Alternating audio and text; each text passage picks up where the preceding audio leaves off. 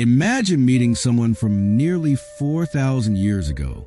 No smartphone, no internet, no banks, no stock market, not even paper money.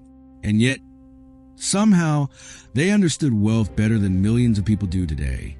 At first, that sounded impossible, until you realize something uncomfortable. Technology has changed. Currencies have changed. Entire civilizations have risen and disappeared.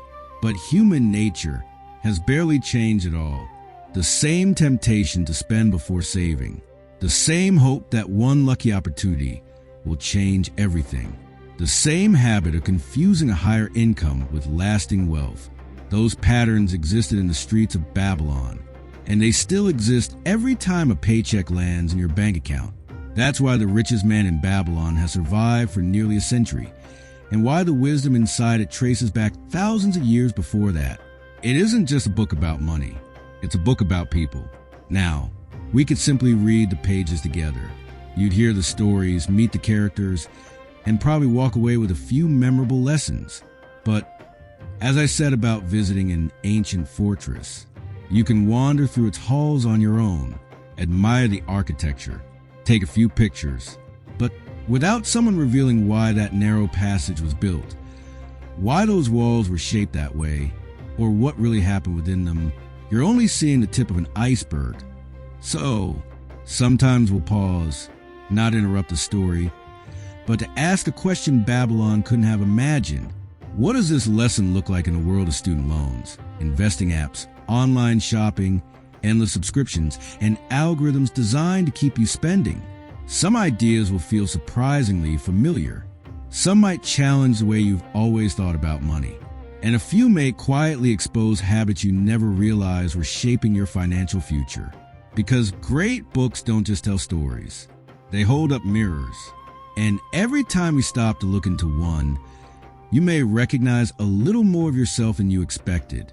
So don't think of this as an audiobook. Think of it as stepping to the gates of one of history's greatest cities, where every street, every conversation, and every lesson carries a question that still matters today. Take your time, leave the modern world behind for a while, and let's begin our journey into Babylon. The easiest way to experience a place is to walk through it. The hardest way is to truly understand it. Think about visiting an ancient castle, a forgotten temple, or the ruins of a civilization you've only seen in documentaries. You can admire the towering walls. You can wander through empty corridors. You can imagine what life might have looked like centuries ago. And when you leave, you'll probably remember that it was beautiful. But beauty isn't the same as understanding. The moment someone begins revealing the stories hidden behind those stones, everything changes. A doorway is no longer just a doorway. It's where a king made a decision that changed history.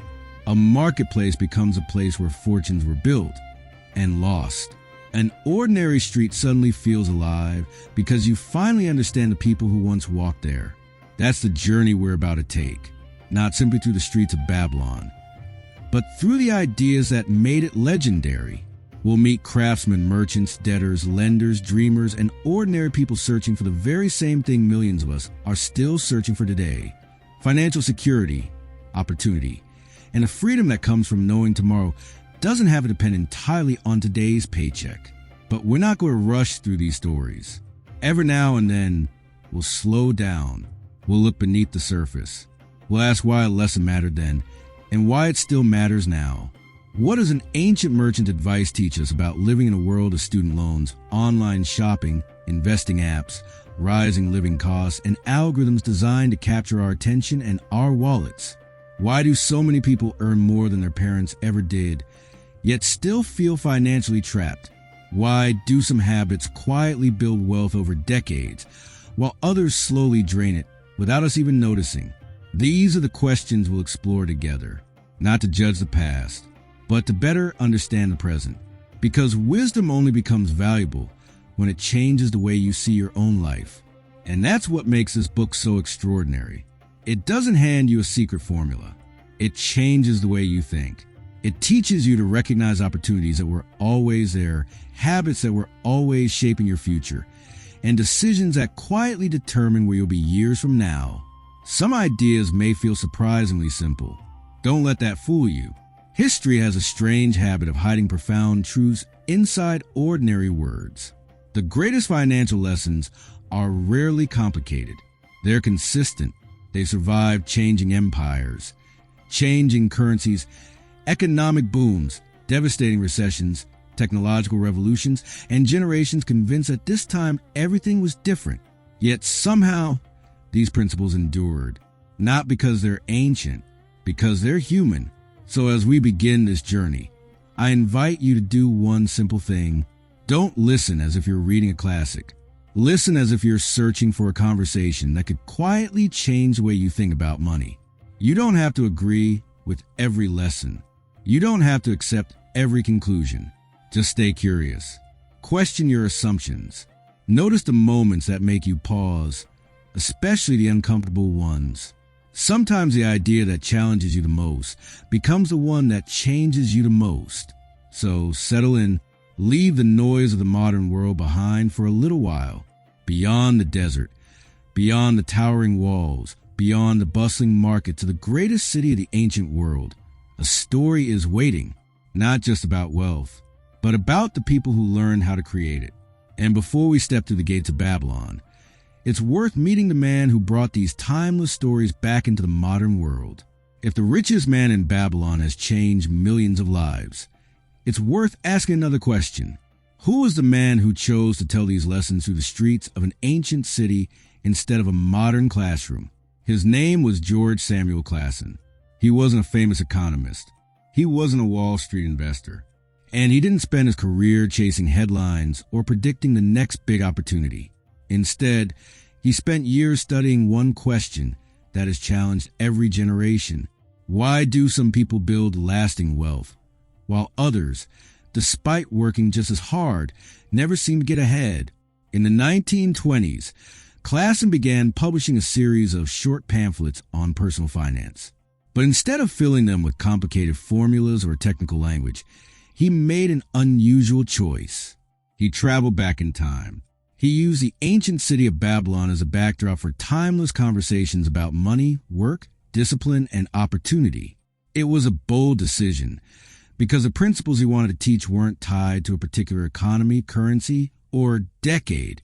They were rooted in something much deeper: human behavior. Those small pamphlets quickly found an audience far beyond what Clason could have imagined. Banks handed them to new customers. Businesses shared them with employees. Teachers recommended them to students. Families passed them from one generation to the next. Eventually, those stories were gathered into the book you're about to experience, a book that has remained in print for nearly a century. That's remarkable when you think about it. Financial advice has a short lifespan. Markets change. Technology changes. Investment trends come and go. The strategy everyone praises today may be forgotten tomorrow, but principles endure. That's why this book has outlived countless financial bestsellers. It doesn't promise shortcuts. It doesn't chase trends. And it doesn't claim there's a secret formula waiting to make you rich overnight. Instead, it quietly asks you to think differently, because George Clason understood something many people still overlook today. Building wealth begins long before you earn your first dollar. It begins with the way you think about money. And once that way of thinking changes, your decisions begin to change with it. That simple idea became the foundation of everything you're about to hear. So before we step into the bustling streets of Babylon and meet the people whose stories have inspired generations, let's first understand philosophy that ties every one of those stories together, and why these ancient lessons continue to speak so clearly to the modern world. Before anyone builds wealth, they build habits. Before habits become actions, they begin as thoughts. And before your thinking changes, something has to change your understanding. That simple idea may be one of the most overlooked truths about money. Most people believe financial success begins with earning more, a better job, a bigger paycheck, a promotion, a successful business, a lucky investment. But what if all of those came second? What if the real starting point wasn't your wallet, but your mind Take a moment and think about it. If someone handed two people the exact same amount of money today, would they both have the same financial future? Probably not. One might slowly turn that opportunity into lasting security. The other could watch it disappear piece by piece, wondering where it all went. The money was the same. The difference was understanding. That's the quiet foundation beneath everything you're about to hear. The Richest Man in Babylon isn't simply a collection of stories about becoming wealthy. It's a guide to financial understanding, because every lasting financial decision begins there. You can't consistently make wise choices about money if you don't first understand what money asks of you. Your actions follow your thinking, and your thinking follows your understanding. Change your understanding, and your decisions begin to change naturally. That's why this journey isn't about memorizing rules. It's about seeing money differently. For generations, people have searched for shortcuts to wealth. They look for the perfect investment, the next booming industry, the secret strategy that promises extraordinary returns with little effort. Every era has its version of that promise. Yet history quietly tells a different story. The people who built wealth that lasted weren't usually the ones chasing the fastest rewards. They were the ones building stronger foundations. They prepared themselves before opportunities arrived. They developed discipline before they possessed abundance. They learned how money worked, long before they had much of it. Preparation has always come before prosperity. That was true in ancient Babylon. It's still true today. This book never promises overnight success, because real wealth has never been created overnight. Instead, it offers something far more valuable, a way of thinking that can influence every financial decision you make for the rest of your life. And perhaps that's why these lessons have survived for so long. Markets have changed. Governments have changed.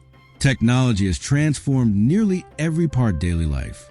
But the need for financial wisdom has never disappeared, because every generation eventually discovers the same truth.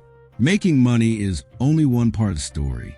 Knowing what to do after you've earned it, that's where lives begin to change. As we continue this journey, you'll notice something remarkable about the people of Babylon. They didn't simply admire wealth from a distance. They treated financial understanding as a skill, one that could be learned, practiced, and passed from one generation to the next. And that shift in thinking, more than gold itself, became the greatest treasure they ever possessed. If there's one lesson that quietly echoes through every story you're about to hear, it's this: wealth isn't measured by how much you earn. It's measured by how much you keep, how wisely you grow it, and how long it continues working after you've earned it. That may sound obvious, but history and everyday life suggest otherwise. Most people spend years learning how to make money. Very few spend time learning how to keep it. And even fewer discover how to make their money begin earning money of its own. That's the difference this book invites you to explore. The citizens of Babylon didn't become the wealthiest people of the ancient world simply because gold flowed through their city. Many prosperous cities handled trade. Many kingdoms possessed natural resources. Many rulers collected enormous fortunes. Babylon became extraordinary because ordinary people learned extraordinary financial discipline. They respected money. They understood that every coin represented time, effort, sacrifice, and opportunity. Instead of allowing wealth to pass carelessly through their hands, they gave every piece of silver, every piece of gold, a purpose. Some of it was used to live, some of it was protected, and some of it was sent out to return with more. That simple cycle, earn, keep, and multiply, became the heartbeat of Babylon prosperity. And perhaps the most remarkable part is this: their goal wasn't merely to become rich. It was to become secure. They wanted a future where their families wouldn't depend solely on tomorrow's labor. They wanted their savings to grow into opportunities. They wanted their wealth to become a faithful servant instead of remaining something they constantly had to chase. In other words, they weren't just working for money. They were teaching money to work for them.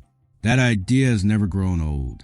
Whether your income arrives from a weekly paycheck, a business you built, investments you've made, or work you're only beginning today, the principle remains exactly the same. Money that sits idle slowly loses its potential. Money guided with wisdom begins creating possibilities that effort alone could never achieve. That's why the lessons in this book continue to resonate nearly 100 years after George Clason first brought them together, and thousands of years after they were inspired by Babylon itself. They're not tied to a particular economy. They're tied to human nature, the desire for security, the hope of providing something better for the people we love. The freedom that comes from knowing tomorrow doesn't depend entirely on today's work. Those desires belong to every generation. And so, do the principles that help make them possible. As you listen to the stories ahead, don't think of them as ancient fables meant only to entertain. Think of them as conversations. Each character you'll meet is struggling with a question that, in one form or another, still exists today. Every success, every mistake, every lesson carries a reflection of choices people continue to make every single day.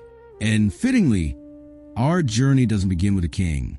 It doesn't begin with the richest man in Babylon.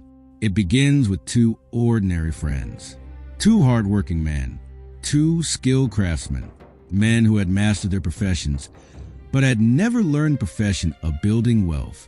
And like so many people throughout history, they were about to discover that those are not the same thing. Their names were Bansir and Kabi, and their story begins on an ordinary morning beneath the towering walls of the greatest city the world had ever known. The story of wealth rarely begins with money. More often, it begins with a question so simple that most people never stop to examine it. Why do two people start in the same place, yet end up living completely different lives? That was the question quietly echoing through the streets of Babylon. Years had passed since Bansir, Kabi, and their friends gathered the courage to seek the wisdom of Arkad. The lessons they learned changed their lives, but they also awakened another curiosity. How had Arkad become the richest man in Babylon in the first place? After all, he hadn't been born into extraordinary privilege. He hadn't inherited a vast fortune. He hadn't been known as the brightest student in his youth. He wasn't stronger than everyone else. Nor had he worked longer hours than the craftsmen, merchants, and laborers who filled Babylon's bustling streets. And yet, there he was, the wealthiest man in the greatest city on earth. One afternoon, a group of those same childhood friends gathered before Arkad. Time had etched lines across their faces. But one thing remained unchanged, the friendship they had shared since they were boys. One of them finally spoke the question they had all carried for years. Arkad, once we stood on equal ground. We studied under the same teachers. We played the same games. We entered adulthood with the same hopes and the same opportunities. Yet somehow, your life took a path ours never did. You were the finest garments. Your table is filled with the rarest foods. Kings seek your counsel, and merchants speak your name with admiration. Meanwhile, many of us still labor simply provide for our families. Then came a question that people have been asking in every generation since. Why you? Why did fortune choose you and not us? It's a question that still echoes today. You hear it whenever someone builds a successful business, whenever an old friend seems to get ahead, whenever an investor multiplies their wealth, whenever someone retires comfortably while others continue working far beyond the age they expected. It's easy to assume they were simply luckier, that they met the right people, that they were born at the right time, that somehow life smiled on them more generously than it smiled on everyone else. Arkad listened patiently. Then, with the calm confidence of someone who had spent years testing his beliefs against reality, he shook his head. No, he said, it wasn't fortune, because fortune, as comforting as it is to believe in, is a poor foundation for building a life. If wealth depended only on luck, then anyone who stumbled upon money would remain wealthy forever. But history tells a different story. Think about the people who receive sudden fortunes. Some inherit large estates. Some win enormous prizes. Some experience unexpected success almost overnight. At first, it seems as though all their financial problems have disappeared. But what often happens a few years later? The money is gone. Sometimes faster than anyone imagined. not because they lacked opportunity, but because they lacked understanding. Without the habits that create wealth, even great wealth has a way of slipping through your fingers. Others go to the opposite extreme. Fear replaces freedom. Instead of using money wisely, they become terrified of losing it. They save without purpose, refuse to invest, distrust every opportunity, and slowly become servants to the very wealth they hoped would set them free. Money becomes something they protect, not something that serves them. Arkad had watched both kinds of people throughout his life, and they taught him the same lesson. Wealth that arrives without wisdom rarely stays for long. Then he looked around at the faces of his old friends. There was no pride in his expression, no desire to boast, only the quiet certainty of a man who had discovered something worth sharing. If your purses remain no fuller today than they were in your youth, he began gently, it isn't because fortune has been unfair to you. It's because wealth follows laws just as surely as the stars follow their paths across the night sky. Learn those laws, and wealth begins to move toward you. Ignore them, and no amount of hard work will ever feel like enough. The courtyard fell silent, because in that single moment, Arkad had shifted the conversation away from luck and toward responsibility. The question was no longer, why did he become rich? The better question had become, what did he understand that everyone else had overlooked? And to answer that, Arkad didn't begin with a success. He began with the day he realized that simply earning a living would never be enough. Arkad paused for a moment, almost as if he were looking back across the years, to a time when he wasn't known as the richest man in Babylon. I wasn't born into wealth, he began. My father was an ordinary merchant, honest but far from rich. I belonged to a large family, and there was no great inheritance waiting for me. Whatever life was going to become, I would have to build it myself. His friends listened carefully, because for the first time, the distance between them and Arkad didn't seem so great. He had started where they had started. He had faced the same limitations, the same uncertainty, the same ordinary beginning. So I began paying attention. Arkad continued. Everywhere I looked, I saw things that made life richer, beautiful homes filled with comfort, magnificent temples built to honor the gods, merchants returning from distant lands with treasures few people had ever seen. I saw families living without constant worry, able to give generously without fearing tomorrow. Then he smiled.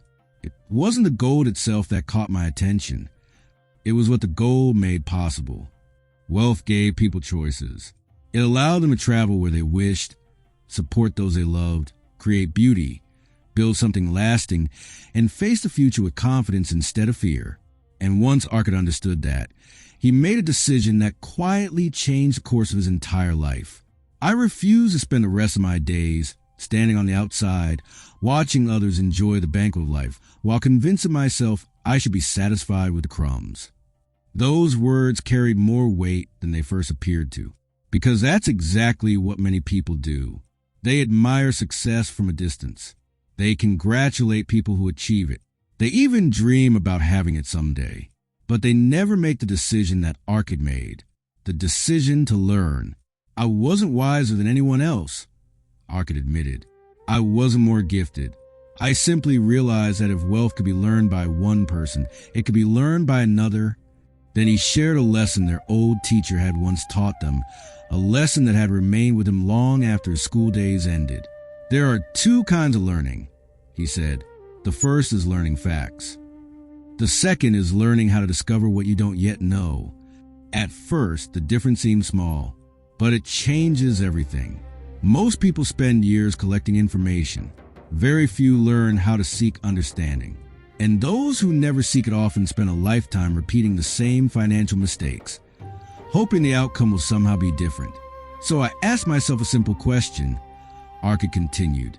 If others know how to build wealth, why shouldn't I learn from them? That question became his turning point. Soon afterward, he found work as a scribe in Babylon's Hall of Records. Day after day, he copied laws onto clay tablets from sunrise until long after the city had grown quiet.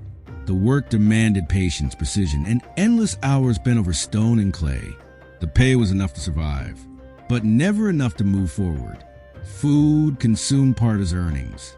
Clothing claimed another. Offerings to the temples, daily necessities, unexpected expenses. By the end of each month, his purse looked exactly as it had at the beginning. Empty. Sound familiar? It's a cycle that has repeated itself across every generation. People assume their income is the problem. Yet often, the real problem isn't what comes in. It's that everything flowing in immediately flows back out. Still, Arkad refused to surrender to that pattern. He believed there had to be another way. Then one ordinary day, opportunity quietly walked through the door. Not dressed like opportunity, usually appears in stories. It arrived as an elderly money lender named Algamish. He entered the Hall of Records carrying a commission. He needed an important legal text copied onto clay tablets, and he wanted it completed within 2 days. If the work was finished on time, he promised Arkad a small payment beyond his usual wages. Arkad accepted without hesitation. He worked relentlessly, hour after hour, but the document was longer than he expected, and when Algamish returned, the tablets were still unfinished. The old money lender wasn't pleased. His patience quickly disappeared. Yet instead of apologizing, Arkad did something that would change his life forever. He looked directly at one of the wealthiest men in Babylon and asked a question no payment could ever equal. If I finish this before sunrise, will you teach me how to become wealthy? Algamish stared at the young scribe for a long moment. Then a slow smile crossed his face. Very well, Algamish said with a quiet smile. Finish the tablets before the sun rises, and I'll tell you what took me a lifetime to learn. For Arkad, that promise became worth more than sleep. He worked through the night. The oil lamp burned lower with every passing hour. His back ached from leaning over the clay. His fingers grew stiff. His eyes struggled to stay open. More than once, he wondered if the effort was worth it, but he didn't stop, because for the first time in his life, he wasn't just working for wages, he was working for wisdom. When the first light of morning reached the Hall of Records, the final tablet was complete. Algamish returned exactly as promised. He examined the work carefully, nodded with approval, and sat beside the young scribe. "You've honored your side of the bargain," he said. "Now I'll honor mine." Then the old money lender grew thoughtful. Youth often believes age has nothing left to teach. It looks forward while age looks backward. And because of that, many spend years learning lessons that could have been understood in a single conversation. He looked directly at Arkad, so listen carefully. The sun that shines today is the same sun that shone when your father was born, and it will still shine long after both of us are gone. Times change. Kingdoms rise and fall. But the principles that govern wealth remain remarkably unchanged. Arkad listened without interrupting. He sensed that what came next would shape the rest of his life.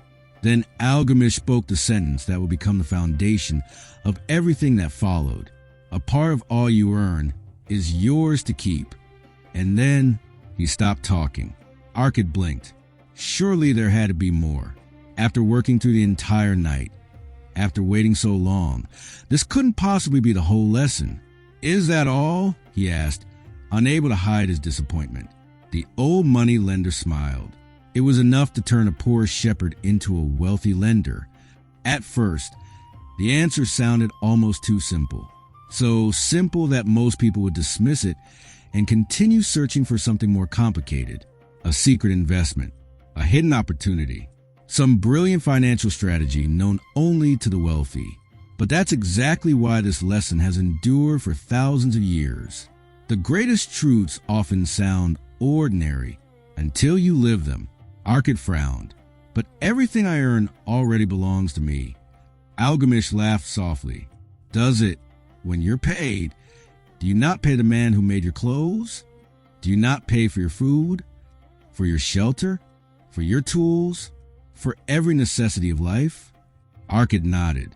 "Then tell me," Algamish continued, "after everyone else has been paid, how much have you paid yourself?" The question landed harder than any lecture ever could, because Arkad suddenly realized something he had never noticed before. Every payday, he faithfully rewarded everyone except the person who had earned the money. The merchants received their share. The craftsmen received theirs. The temples received theirs. Even chance and impulse claimed a portion whenever temptation appeared. But the one man whose labor created every coin received nothing. "You're working tirelessly," Algamish said, "but you're working primarily to enrich other people. As long as every coin immediately leaves your hands, you'll remain a servant to your income, no matter how much you earn." Then he leaned forward. "If you truly wish to become wealthy, begin by making one small change. Before you pay anyone else, pay yourself, not with whatever happens to remain at the end of the month, because experience has already proven what usually remains: nothing. Instead, choose a portion of every payment you receive and declare that it belongs to your future before the rest of the world has a chance to spend it for you. It need not be enormous," Algamish said, "but it must be consistent. Let it be at least one coin from every 10, not because 1/10 possesses magical power, but because the habit of claiming your own future is far more valuable than the amount itself." Then he offered Arkad an image that would stay with him forever. Wealth grows much like a tree. No mighty oak appears overnight. It begins as a tiny seed. Your first saved coin is that seed. Protect it, nurture it, keep planting, and one day you'll sit beneath the shade of something that began with a decision almost too small for anyone else to notice. For the first time, Arkad understood that becoming wealthy wasn't about finding more money. It was about finding the allowance of the money he already earned to remain his. Arkad didn't argue. He didn't search for exceptions. He simply decided to test the advice. If this principle is true, he thought, my life should eventually begin to reflect it. So from that day forward, every time he received payment for his work, he quietly set aside one coin out of every 10. Before food, before clothing, before anything else, that coin belonged to him. At first, almost nothing seemed to change. His meals were the same. His work remained just as demanding. His modest home looked no different than it had the month before. And yet, something inside him had changed. For the first time in his life, his savings were growing instead of disappearing. Slowly, quietly, almost unnoticed. It's remarkable how quickly the human mind adapts. What once felt impossible soon became routine. The coin he set aside no longer felt like a sacrifice. It became something he looked forward to. Each payment was no longer simply income. It was another opportunity to strengthen his future. Months passed, then nearly an entire year. When Algamish returned to Babylon, he sought out the young scribe once again. "Tell me, Arkad," he asked, "have you faithfully kept a portion of everything you've earned?" Arkad smiled with quiet pride. "I have." The old money lender nodded approvingly. "Excellent. And what have you done with your savings?" Arkad's smile widened. "I entrusted them to Asmer, the brickmaker. He's traveling to the Phoenician cities, where he'll purchase rare jewels. When he returns, we'll sell them for a handsome profit and divide the earnings." For a brief moment, Algamish said nothing. Then he let out a deep sigh. "My boy, you've worked hard to grow your first seed, and then you've handed it to someone who has no idea how to care for it." The word stung. "But Asmer is an honest man," Arkad replied. "I never questioned his honesty," Algamish answered. "I questioned his experience." Then he asked a question so simple that Arkad would never forget it. If you wanted to understand precious jewels, would you seek the advice of a brickmaker? Or would you ask the man who spends his life buying and selling jewels? The answer suddenly felt obvious. "Advice is freely given," Algamish continued. "That's why it's one of the easiest things in the world to collect. But not all advice carries the same value. If you ask the wrong person, you may receive exactly the answer they believe is true and still lose your money." It's a lesson that reaches far beyond Babylon. Every generation is surrounded by opinions. friends eager to recommend investments they barely researched, strangers promising effortless wealth, confident voices offering certainty about markets, businesses, and opportunities they've never truly mastered. Confidence is easy to mistake for competence. The two are rarely the same. Before long, the Phoenician traders returned, and so did Asmer. The jewels he'd purchased weren't jewels at all. They were polished pieces of colored glass, worthless imitations sold to an inexperienced buyer who didn't know the difference. Arkad's entire year's savings gone. Imagine how crushing that must have felt. 12 months of discipline, 12 months of patience, erased by a single careless decision. Many people would have reached a familiar conclusion. I tried. It didn't work. Saving is pointless. But that's not what Arkad did, because the most valuable thing he gained during that year wasn't the money. It was the habit, and habit survives setbacks. When Algamish returned again, he expected disappointment. Instead, he found determination. "I've begun saving again," Arkad said. The old money lender smiled. "Good. You lost gold, but you gained judgment. That's an excellent trade." Then he added another lesson. If you seek guidance about investments, seek those whose daily work is investing. If you seek wisdom about business, learn from those who have built businesses. The cost of poor advice is often far greater than the price of good advice. Arkad never forgot those words, because he now understood that protecting wealth required more than discipline. It required discernment. Saving was only the beginning. Knowing where that savings belonged was the next lesson on the road to wealth. This time, Arkad chose differently. He continued setting aside a portion of everything he earned, just as faithfully as before. But when it came time to invest those savings, he sought someone whose knowledge had been earned through experience, not confidence. He entrusted his growing savings to Agar, a respected shield maker who regularly purchased large quantities of bronze for his craft. Because Agar understood his trade, he knew when to buy, where to buy, and how to profit from it. In return for using Arkad's money, he paid him a share of the earnings at regular intervals. Months passed. Then those earnings began producing earnings of their own. For the first time, Arkad witnessed something extraordinary. His money was working while he wasn't.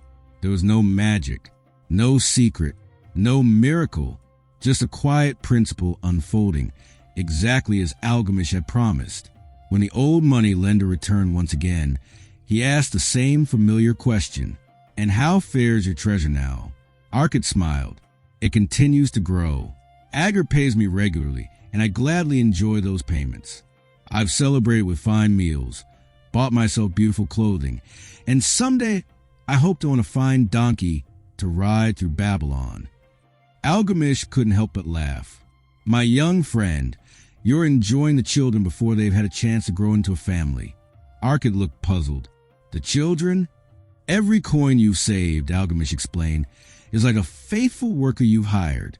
Send that worker into the world wisely, and it returns carrying another worker beside it. Soon, those two return with more. Then those return with even more." He paused, letting the image settle. "But if you spend those new workers as quickly as they arrive, your little army never has a chance to grow." It's one of the most beautiful ideas in this entire book. Money isn't simply money. It's potential. Every dollar you save has the ability to become another dollar. Every dollar that earns another dollar creates a chain reaction that can continue long after you stop working. Today, we call it compound growth. Babylon simply called it making your gold become your servant. Algamish looked proudly at Arkad.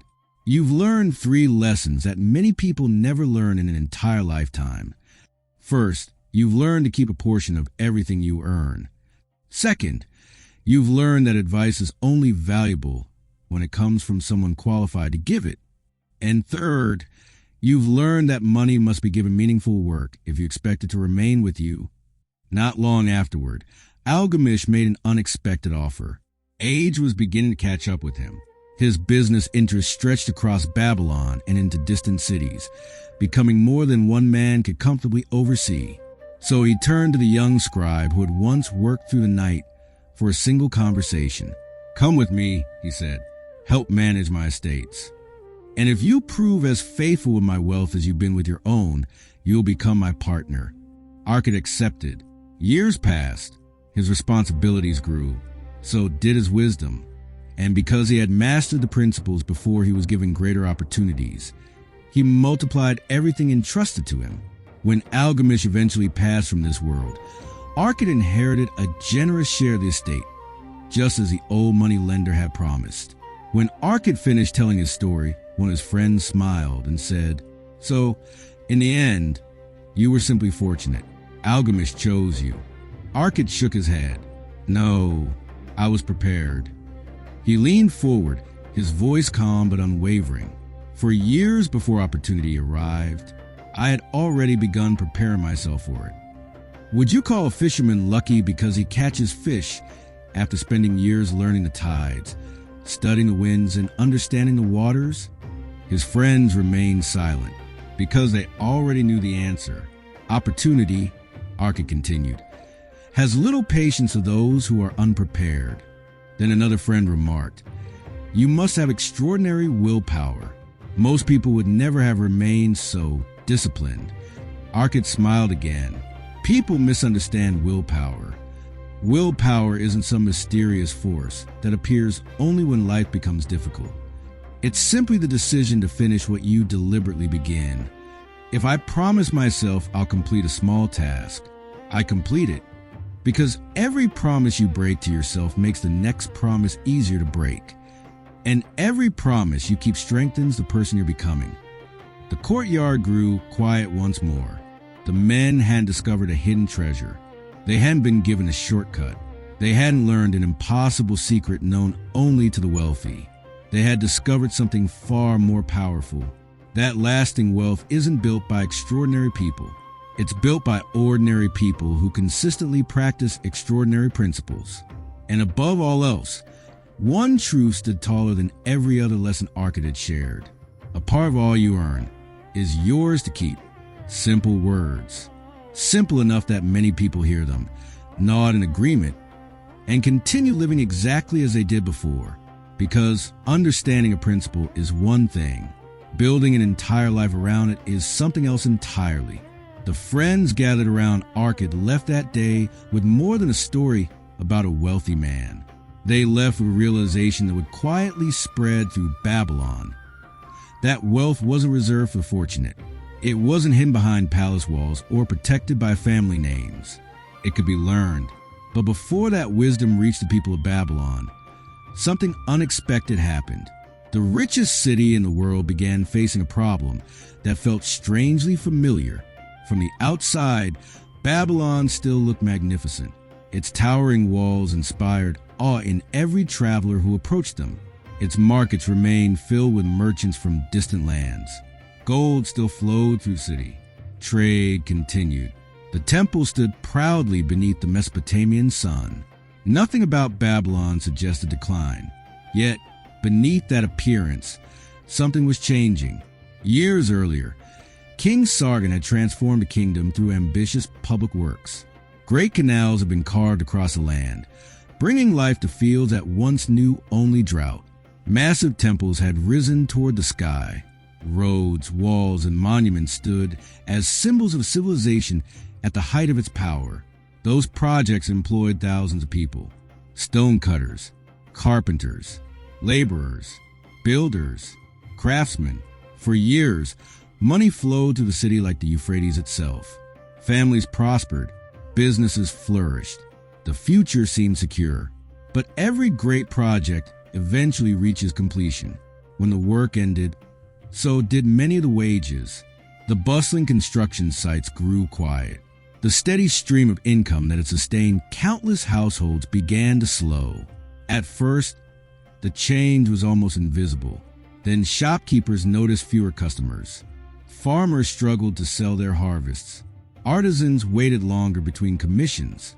Workers who had once earned a dependable living found themselves searching for opportunities that no longer existed. It wasn't that Babylon lacked wealth. It was something far more puzzling. The wealth was still there, it just wasn't moving. If you ever wonder why an economy can appear prosperous while millions of people still feel financially trapped, you're asking the same question Babylon faced thousands of years ago. A nation can report growth. Markets can reach new highs. Luxury can become more visible than ever. And still, ordinary families may feel like they're working harder just to stand still. The numbers tell one story. Daily life tells another. King Sargon sensed this contradiction immediately. He summoned his royal chancellor and asked the question every great leader eventually has to ask. What has become of the wealth we poured into this kingdom? The answer was uncomfortable. The chancellor explained that the gold hadn't disappeared. It had simply gathered. As wages passed from one hand to another, some people spent every coin they received almost as quickly as they earned it. Others understood how to preserve a portion, invest it wisely, and allow it to grow. Over time, those small differences became enormous ones. The stream of gold that flowed through the entire city gradually settled into the purses of a relatively small number of people. The problem wasn't that wealth existed. The problem was that most citizens had never learned how to keep any of it. That observation is just as relevant today as it was in Babylon. Income alone doesn't create prosperity. If it did, every highly paid professional would become wealthy. Every lottery winner would remain rich. Every raise would permanently improve a family's financial future. History and experience tell a different story. The king listened carefully. For a moment, he considered the simplest solution. If only a few possessed the wealth, perhaps it should simply be divided among everyone else. It sounds fair. It sounds compassionate. But the chancellor gently challenged the idea. Taking wealth from those who had learned to build, it would not teach others how to build it themselves. Without understanding, the same pattern would simply repeat. The money would change hands. The habits would not. And eventually, the gold would find its way back to those who understood its nature. That's when the conversation shifted from wealth itself to wisdom. The king asked a different question. Not, who has the most gold? But, who understands gold better than anyone else in Babylon? The answer came without hesitation. One name, Arkad, the man who had once been a poor scribe, who had started with an empty purse, who had proven that wealth could be learned. If one ordinary man had discovered principles capable of changing his own life, perhaps those same principles could change an entire city. And with that single decision, 100 citizens of Babylon were called together, not to receive charity, not to receive gold, but to receive something far more valuable, an education that had the power to outlast both. The Temple of Learning was unusually quiet. 100 men had gathered from every corner of Babylon. They weren't nobles. They weren't chosen because they already possessed wealth. They represented the city itself. Some were merchants. Others worked with stone, wood, leather, or metal. Some kept records on clay tablets. Others sold food in crowded marketplaces. A few had earned comfortable livings. Many had not. Different professions, different incomes. The same question, how do ordinary people become wealthy? When Arkad entered the hall, there was nothing particularly extraordinary about his appearance. He wasn't surrounded by guards or wrapped in displays of luxury. If you had passed him in the marketplace without knowing his name, you might have seen only an elderly man whose greatest strength wasn't visible at all. It was the way he thought. He looked across the room and smiled. Years earlier, he had been exactly where they were now. Curious, hopeful, searching for answers that no school had ever taught him. I wasn't born with advantages you didn't have, he began. The opportunity that changed my life wasn't reserved for the wealthy. It was available to anyone willing to understand it. That statement alone challenged one of the oldest excuses people have ever believed. If only I had started with more. History is full of reasons why wealth seems impossible. The wrong family, the wrong job, the wrong economy, the wrong timing. Sometimes those obstacles are real, but they're rarely the entire story. Because if financial success belonged only to those who began with abundance, no one would ever rise beyond the circumstances they were born into. Arkad wasn't asking his students to ignore hardship. He was asking them a different question. What can you control today?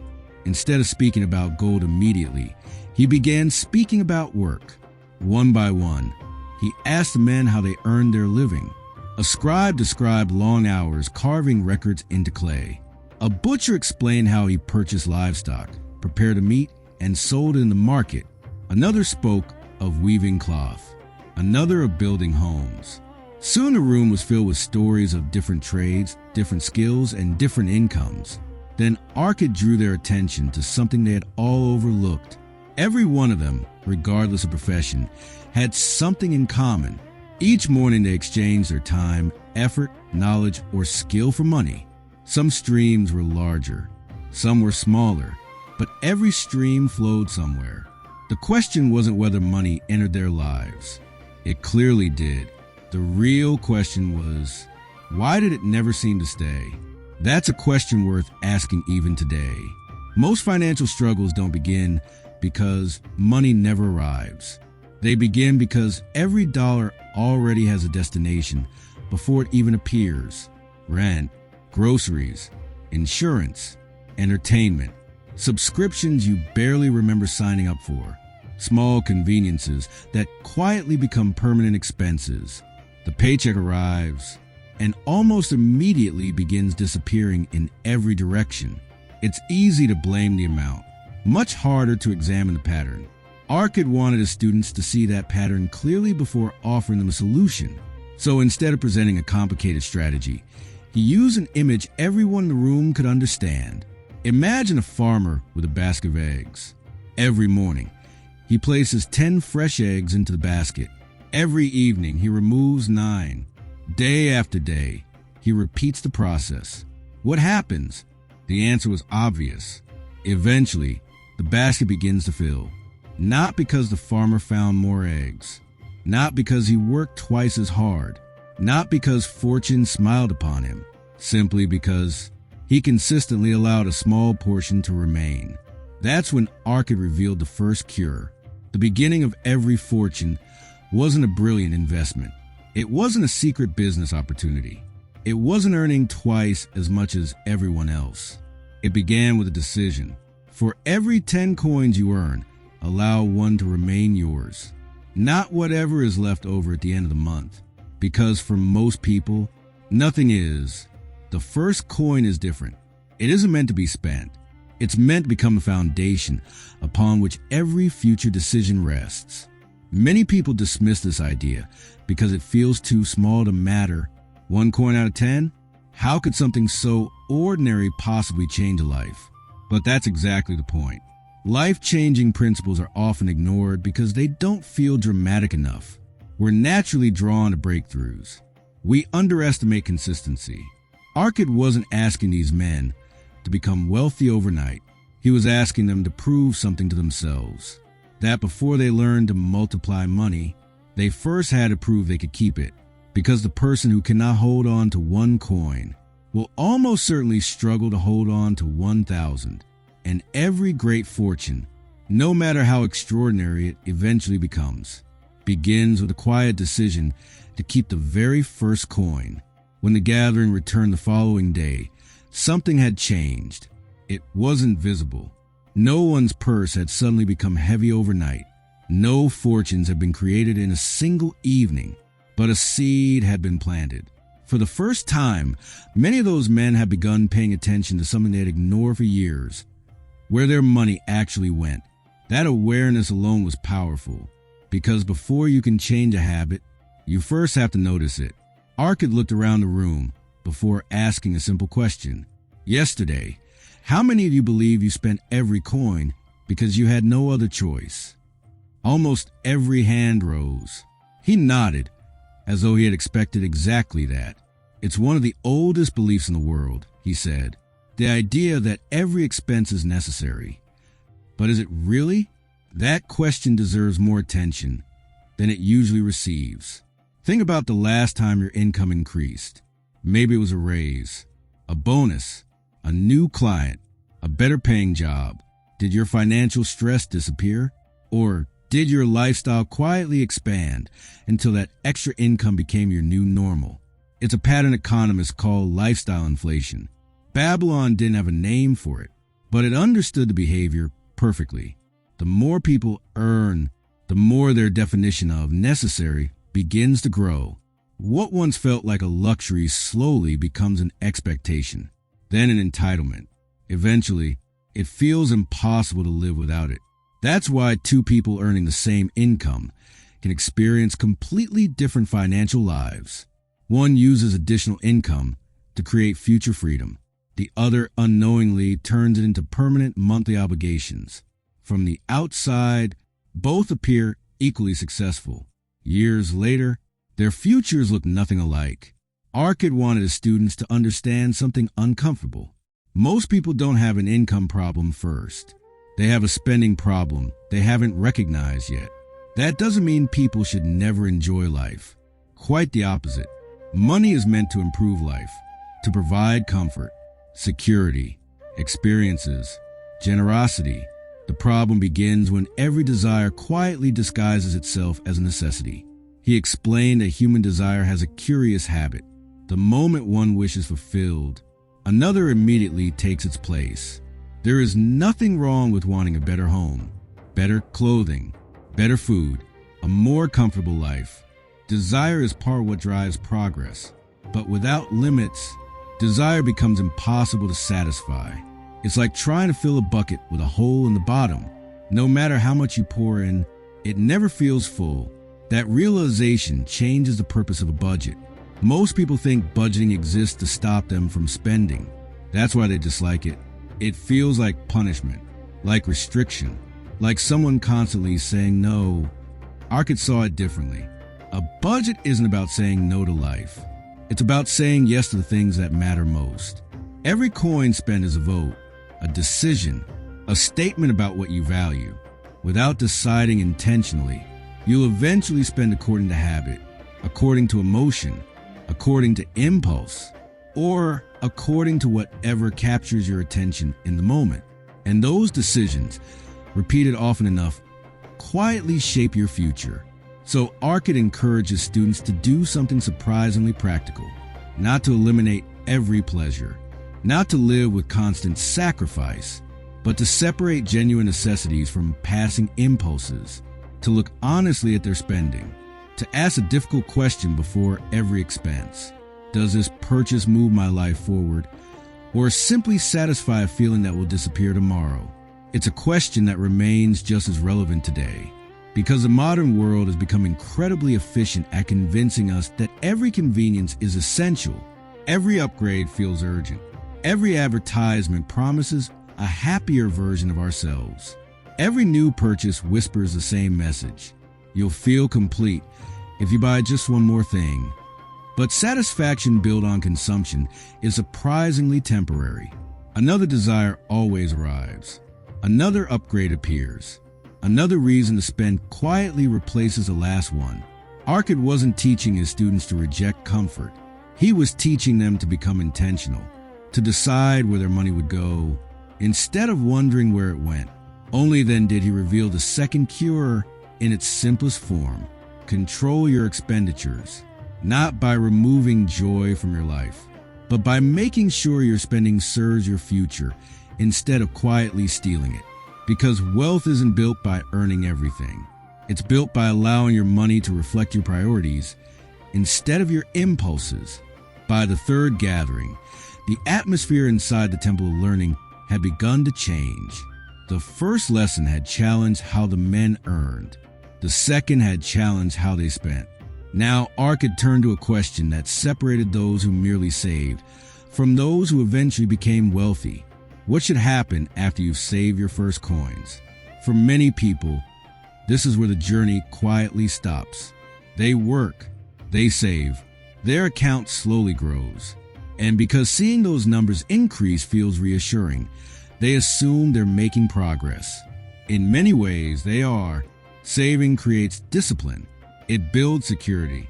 It gives you breathing room when life becomes uncertain. But Arkad wanted his students to understand something that completely changed the way he looked at money. Save money as potential, Invested money has purpose. There's an important difference. Imagine hiring 100 skilled workers and asking every one of them to sit quietly in a room doing absolutely nothing. They're capable, they're available, but they're producing no value. Idle money behaves the same way. It sits patiently. It waits. It protects you from emergencies. But if every coin spends its entire life sitting still, it never gets a chance to build anything beyond itself. Arkad smiled as he looked around the room. When I first began saving, he explained, I thought the hardest part was over. I believed that once my purse had finally begun to grow, wealth would somehow take care of itself. It didn't, because saving is only the beginning. The next challenge is knowing how to give your money meaningful work. That realization didn't come from reading a scroll or listening to another lecture. It came through experience. After learning some painful lessons about trusting the wrong people, Arkad became much more careful about where he places savings. He stopped looking for exciting opportunities and started looking for understandable ones. One opportunity came through a craftsman whose business he genuinely understood. Every year, this man needed additional capital to purchase the raw materials required for his trade. His reputation was solid. His work was consistent. The need was predictable. And because the business produced real value, both men benefited. It wasn't glamorous. It wasn't the kind of opportunity people would gather around to admire. But year after year, it worked. That experience taught Arkad something most people overlook. The best investments often appear surprisingly ordinary. We tend to believe wealth comes from dramatic decisions. The perfect stock, the perfect property, the perfect business, the once-in-a-lifetime opportunity. Reality is usually much quieter. Wealth is more often built through good decisions repeated consistently than through one brilliant decision made once. As the income from those investments returned, Arkad faced another choice. He could spend it, or he could allow it to continue working. He chose the second, and that's when he witnessed one of the most extraordinary forces in finance. Growth, creating more growth. Each coin that earned another coin became capable of earning again. Over time, the growth itself began contributing more than his own savings. Imagine planting a single fruit tree. The first year, it produces only a handful of fruit. If you consume everything it gives you, the tree never grows beyond itself. But if some of those seeds are planted again, eventually one tree becomes an orchard. That's how wealth quietly expands. Not in sudden explosions, but through patient multiplication. Today, we call this compound growth. Albert Einstein is often credited, perhaps apocryphally, with calling compound interest one of the most powerful forces in the world. Whether or not he said those exact words, the principle remains undeniable. Growth becomes exponential when it's given enough time. Babylon discovered that truth long before calculators existed. Arkad simply described it differently. He encouraged his students to think of every saved coin as a loyal worker, sent out wisely, and it returns with another worker beside it. Send those two out, they return with more. Over time, the number of workers grows far beyond what your own hands could ever produce alone. That's the moment when money begins to change roles. It no longer depends entirely on your labor. Your labor created the first coin. Your wisdom teaches the next 1,000 how to serve you. And that's why the third cure isn't merely about investing. It's about changing your relationship with money itself. Instead of seeing it as something to earn and then spend, begin seeing it as something capable of producing value long after you've finished working for the day. That is the third cure for a lean purse. Make your money multiply by putting every saved coin to work, so that one day's effort can continue rewarding you for years to come. By now, the men sitting in the Temple of Learning had begun to notice a pattern. Every lesson built upon the one before it. First, earn, then keep, then grow. It almost sounded as though wealth followed a predictable path. And in many ways, it did. But Arkad wasn't interested in giving his students only half the truth, because every opportunity to grow wealth also creates an opportunity to lose it. The moment your purse begins to grow, something else quietly grows alongside it. Temptation, not the temptation to spend, a far more dangerous one. The temptation to believe you're suddenly smarter than you really are. Success has an interesting effect on people. One or two good financial decisions can quietly convince us that we'll never make a bad one. We begin trusting our instincts more than our preparation. We mistake confidence for competence, and that's often where expensive mistakes begin. Arcad understood this because he had lived it. Looking back, he admitted that one of his greatest teachers wasn't success, it was loss. He reminded the class of the first savings he had worked so patiently to build. A full year of discipline had filled his purse for the first time in his life. Naturally, he wanted those coins to grow as quickly as possible.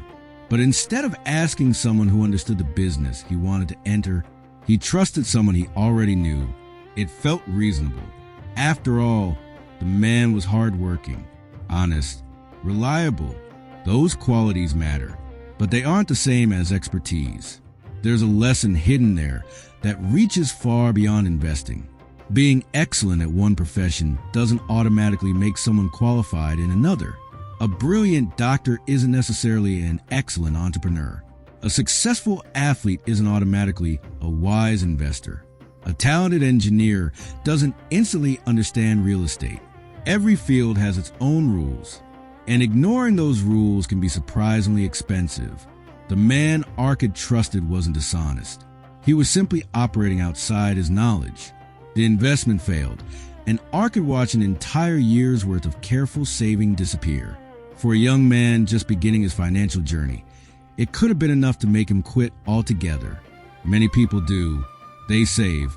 They invest once. Something goes wrong. Then they decide investing itself is dangerous. But Arcad reached a different conclusion. The problem wasn't that investing had failed. The problem was that wisdom had been replaced by assumption. That distinction changed everything. He began asking a different question before every financial decision. Who truly understands this better than I do? It's such a simple question, yet it has protected fortunes throughout history. Every profession has people who have spent decades learning its hidden risks. Their experience often costs far less than learning the same lessons through your own losses. Today, that principle feels more important than ever. Every day we're surrounded by opinions disguised as expertise. A viral social media post, a confident podcast guest, a friend who doubled their money once and suddenly has advice for everyone, a headline promising the next guaranteed opportunity. The louder the promise, the more carefully it deserves to be questioned. Real expertise rarely needs a shout. It usually speaks with patience. It admits uncertainty. It understands risk. And it knows that protecting what you've already built is often more important than chasing extraordinary returns. Arcad wanted his students to understand that losing money isn't always the greatest danger. Losing confidence can be. One careless decision has convinced countless people that wealth building simply isn't for them, when in reality, they weren't defeated by investing. They were defeated by one avoidable mistake. That's why the fourth cure isn't merely about avoiding bad opportunities. It's about respecting your own ignorance. There's wisdom in saying, "I don't know enough about this yet." Those words have saved more fortunes than blind confidence ever has. Only after understanding that lesson did Arcad reveal the next principle. Guard your treasure from loss, not by hiding it, not by fearing every opportunity, but by placing it only where the risks are understood, where your principle is protected as carefully as possible, and where experience, not excitement, guides a decision. Because building wealth takes patience. Losing it can take only a moment, and the person who learns to protect their growing fortune has already traveled farther than most people ever realize. After teaching his students how to earn, protect, and grow their wealth, Arcad turned to something that, at first, seemed unrelated to building a fortune. A home. Some of the men looked puzzled. Surely the richest man in Babylon had more important subjects to discuss than where someone lived. But Arcad wasn't talking about walls. He was talking about foundations. There's something deeply human about wanting a place to call your own, Not because it's luxurious, not because it's impressive, but because it represents stability, a place where your family feels secure, a place where tomorrow doesn't depend entirely on someone else's decision. For many families in Babylon, that wasn't their reality. They lived in cramped rented spaces, paying month after month for shelter they would never own. Their children played in crowded streets, and every payment they made disappeared the moment it left their hands.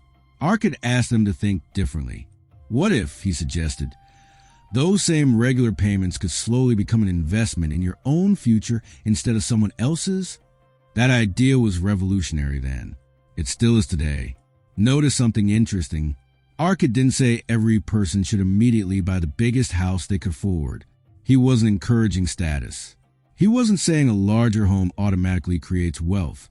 He was teaching something much deeper.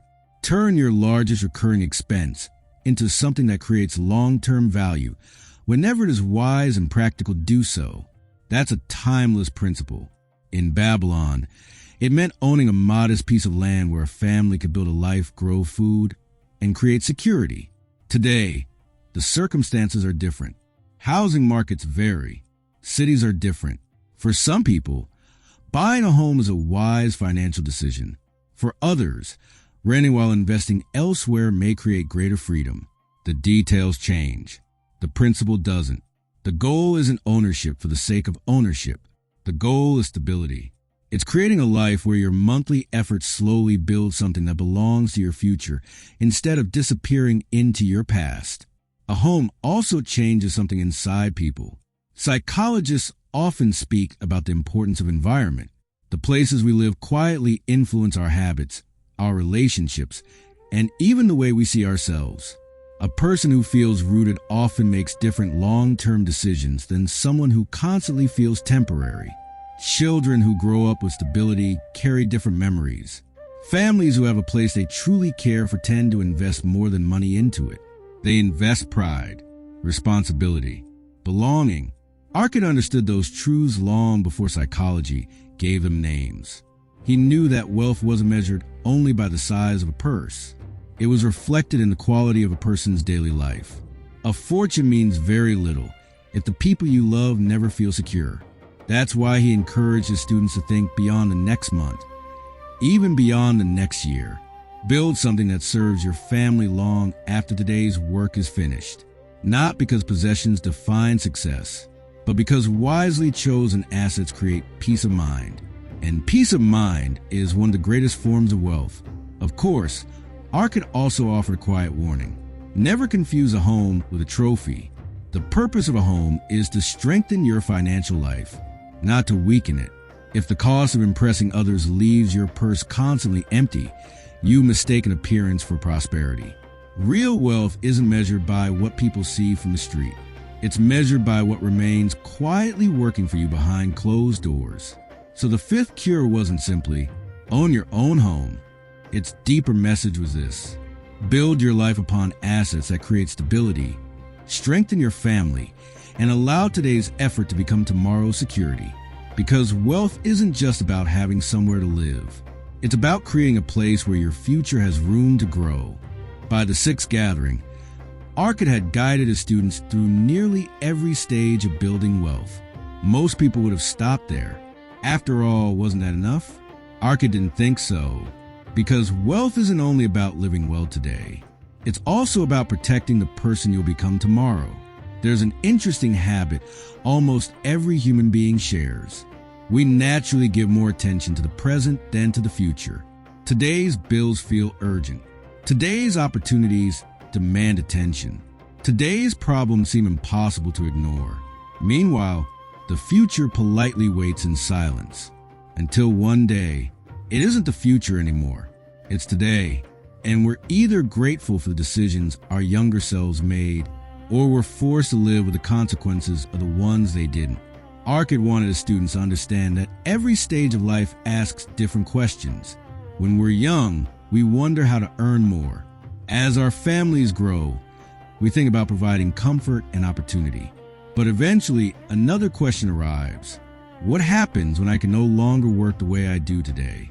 It's a question many people postpone for decades. Not because it's unimportant, but because it feels distant. Retirement seems like someone else's concern. Old age feels too far away to deserve today's attention. Yet time has a remarkable way of moving quietly. Years become decades faster than we expect. Arkad had lived long enough to see that truth unfold again and again.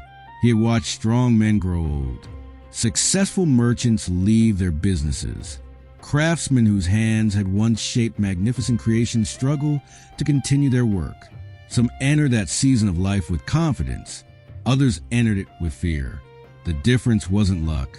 It was preparation. He encouraged his students to think beyond immediate success. Every coin they invested wasn't only working for next year. It was working for a version of themselves they hadn't met yet. The older man, the older woman, the family that might someday depend on them. True wealth creates options. It allows work to become a choice instead of a necessity.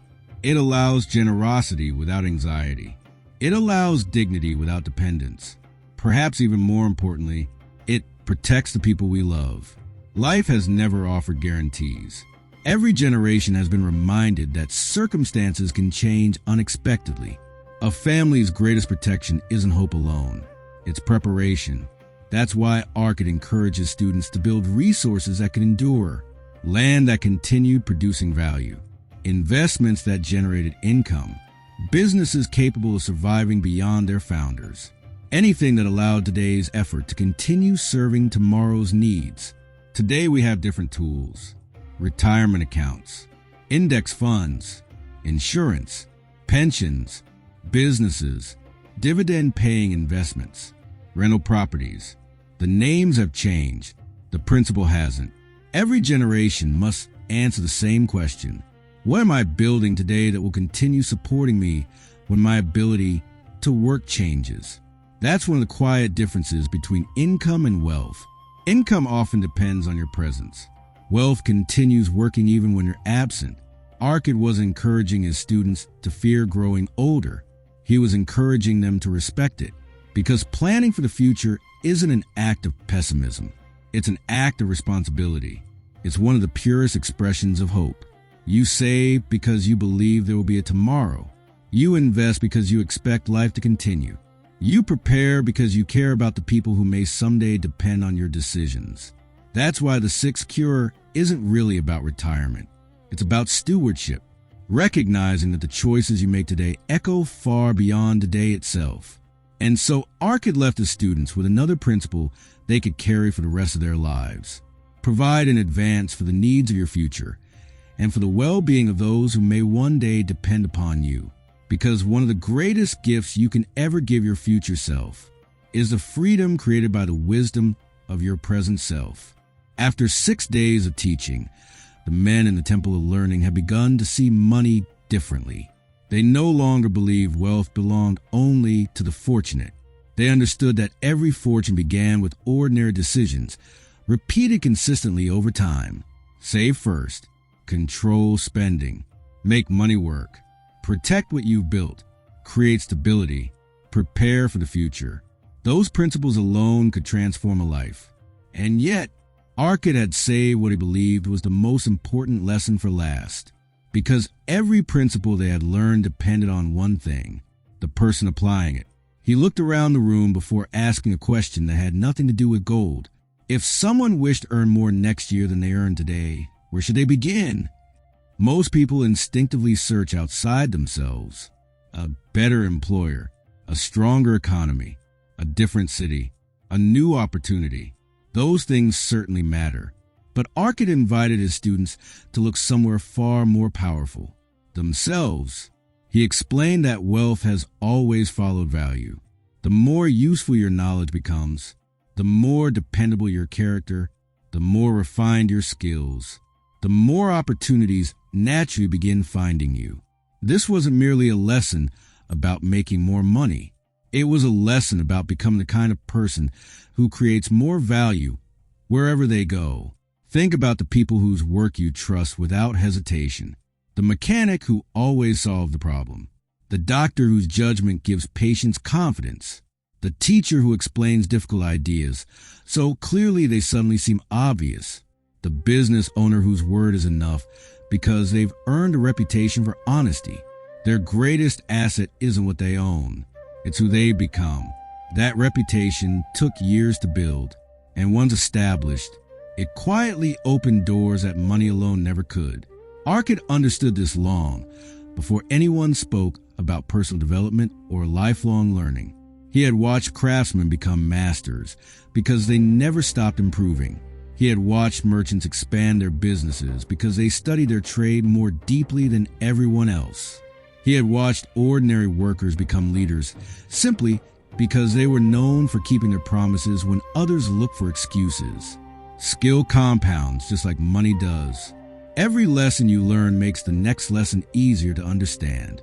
Every improvement increases your ability to create value, and greater value naturally attracts greater rewards. That's why your earning ability is one of the few assets no one can simply take away from you. Markets rise and fall. Businesses succeed and fail. Investments gain and lose value. But knowledge, experience, character, those continue traveling with you wherever life leads. Arcot also spoke about something people rarely connect to wealth: self-respect. Not pride, not arrogance. Self-respect. The quiet confidence that comes from knowing your actions match your values. He encourages students to become people who honor their obligations, cared for their families, acted generously when they were able, continued learning throughout life, and treated their reputation as something more valuable than temporary profit. Because wealth built without character rarely survives. People may trust you with money once. They'll trust you with greater opportunities only after you've earned their confidence. Perhaps that's why the final cure feels different from all the others. The first 6 focus on managing money. The 7th focuses on managing yourself. And in the end, that may be the greater challenge. Because fortunes are rarely destroyed by mathematics. They're far more often shaped by habits, by discipline, by patience, by decisions repeated quietly over years. Arcot allowed his words to settle over the room before offering one final reminder. There is more opportunity in this world than most people ever imagine, not because gold is scarce, but because wisdom is. The person who continues learning continues growing. The person who grows continues creating value, and the person who creates lasting value seldom spends a lifetime chasing wealth. In time, wealth begins chasing them. The hall remained silent, not because the lesson was complicated, but because its simplicity made it impossible to ignore. The 7 cures were never meant to be 7 tricks. They were 7 disciplines, a way of thinking, a way of living, a blueprint that had transformed one poor scribe into the richest man in Babylon, and that now belonged to anyone willing to practice it. The men left the Temple of Learning carrying no bags of gold, yet many of them walked away with something far more valuable: a different relationship with money. Because the greatest fortunes are not built on extraordinary opportunities. They're built on ordinary principles, practiced with extraordinary consistency. And while those 7 cures could fill a lean purse, Babylon still had another lesson waiting. One that answered a question every investor, every entrepreneur, and every dreamer eventually asks. Once you've built wealth, how do you make sure it never slips away? By the time Ark had finished teaching the 7 cures, something remarkable had happened. The people of Babylon no longer looked at wealth as a mystery. They no longer believed riches belonged only to kings, powerful merchants, or those fortunate enough to be born into privilege. They had learned that prosperity wasn't built through a single brilliant decision. It was built through countless ordinary decisions made with extraordinary consistency. Yet even after accepting every lesson Arcot had shared, one question refused to disappear. If discipline creates wealth, then what role does luck play? It's a question that has followed humanity for as long as people have dreamed of a better life. Look around today, and you'll hear it everywhere. She was lucky to start that business at the right time. He got lucky with that investment. They were in the right place at the right time. We often explain other people's success with a single word: luck. It's comforting, Because if success belongs to luck, then failure doesn't require much explanation. But if success follows principles, then we're forced to ask much harder questions about our own decisions. Thousands of years before psychologists studied human behavior, the people of Babylon wrestled with exactly the same idea. One evening, as the heat of the day gave way to the cool desert air, men from every corner of the city gathered at a place unlike any other in the ancient world. It wasn't a palace, it wasn't a marketplace, and it certainly wasn't a school in the way we imagine one today. It was known as the Temple of Learning. Perhaps its greatest achievement wasn't the knowledge shared within its walls, but the people it welcomed. A merchant could sit beside a laborer. A young apprentice could question an experienced elder. Status mattered less than curiosity. Ideas carried more weight than titles. It was a place where important questions were debated openly, not to prove who was right, but to discover what was true. Among the regular voices in those discussions was Arkad. By now, his reputation had spread far beyond Babylon's markets. People knew him as the richest man in the city, but that wasn't why they gathered around him. Gold can attract attention. Wisdom keeps it.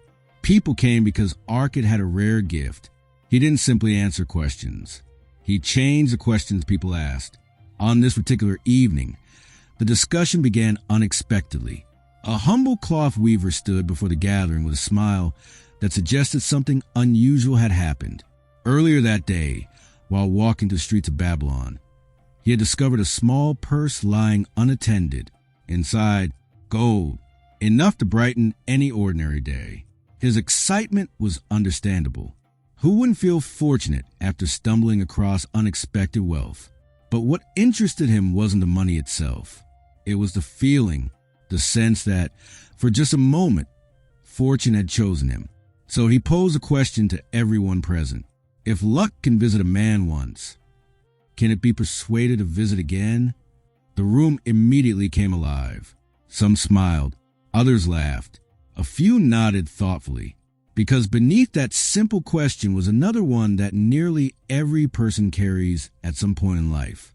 Can good fortune be invited, or must it simply be waited for? It's a fascinating question because our minds naturally search for patterns. When something wonderful happens unexpectedly, we want to believe it happened for a reason. Maybe we're blessed. Maybe we're destined. Maybe fortune has finally turned in our favor. Our brains are remarkably good at creating stories that make random events feel meaningful, but they're just as likely to overlook the quiet choices that actually shape our lives. A single lucky moment captures our attention. Years of consistent preparation rarely do. Arkad listened as a room filled with opinions. Some believed luck was a gift from the gods. Others thought it appeared without warning, impossible to predict or influence. No one seemed entirely certain. Then Arkad stood. He didn't begin by giving an answer. Instead, he smiled and asked a question of his own. What if, he said, we spent our lives looking for luck in all the wrong places? Whenever people begin talking about luck, the conversation almost always drifts toward the same places. Casinos, lotteries, horse races, games of chance. That wasn't unique to our time. It wasn't even unique to Babylon. As the discussion continued inside the Temple of Learning, someone eventually voiced what many others were already thinking. If luck truly exists, one man suggested, surely it reveals itself where fortunes are won in a single moment. Several nodded in agreement. After all, what could look luckier than placing a small wager and walking away with fortune? It's an idea that's remarkably difficult to resist. The possibility of turning a little into a lot has fascinated people for thousands of years. And that's exactly why games of chance have survived for thousands of years too. But instead of dismissing the question, Arkad explored it, because before rejecting an idea, you should first understand why it attracts people in the first place. Think about what gambling really offers. Not money, hope. The hope that tomorrow could be completely different without requiring years of effort. That one fortunate moment could erase years of financial frustration. It's an incredibly seductive promise. Our brains are naturally drawn to dramatic outcomes. Winning a fortune overnight feels far more exciting than building one patiently over decades. One makes headlines. The other quietly changes lives. Arkad invited everyone to look beyond the excitement and examine something far less emotional. The numbers. Every game, he explained, is designed with a simple purpose, not to make the players wealthy, but to ensure the person running the game remains profitable over time. If that weren't true, the games wouldn't exist. Imagine opening a business where your customers consistently earn more than you did. How long would that business survive? Not very long. The same principle applied in Babylon. Whether it was dice, wagers, or chariot races, the rules were never created to reward the crowd consistently. They were created so the organizer would eventually come out ahead. Sometimes players won. They had to. Those occasional victories kept everyone believing the next one might be theirs. But taking over hundreds or thousands of wagers, the outcome became predictable, not for the player, for the house. That's one of the oldest business models in history, and perhaps one of the most misunderstood. People remember the extraordinary winner. They rarely notice the thousands who quietly paid for that victory. Psychologists today call the survivorship bias. We notice the one success story because it's memorable. The countless failures disappear into the background. A man wins a fortune. His story spreads throughout the city. The hundreds who lost their savings receive no attention at all. Our minds mistake visibility for probability. Arkad had watched this happen for years. He knew people who could recount every lucky throw of the dice they'd ever experienced. Yet they conveniently forgot the dozens that emptied their purses. Hope has an extraordinary ability to edit memory. That's why gambling often feels more successful than it truly is. Arkad wasn't arguing that no one ever wins. Of course some do. The real question was different. Can a person build a lasting life by depending on something designed to work against them? The answer was obvious. Fortunes built on chance usually disappear with chance. Fortunes built on understanding have far stronger foundations. Then Arkad gently redirected the conversation. If luck isn't waiting at the gaming table, where should we look? The room fell quiet again. Because for the first time, everyone realized they had been searching in the wrong direction. Perhaps luck wasn't hiding inside unpredictable moments at all. Perhaps it appeared somewhere much less exciting and much more ordinary, in the work people did each day, in the opportunities they almost overlooked, in the decisions they nearly postponed. That possibility would soon become the heart of the entire discussion, because the greatest opportunities in life rarely announce themselves with excitement. Most arrive looking surprisingly ordinary. Once the excitement surrounding games of chance had faded, the conversation became noticeably quieter. The room was no longer debating how people occasionally became lucky. Instead, everyone was wondering whether they had misunderstood luck altogether. If fortune wasn't hiding inside dice or horse races, then where did it actually appear? For several moments, no one spoke. Then an older merchant slowly rose to his feet. "I don't have a story about finding gold," he began. "I have a story about almost finding it."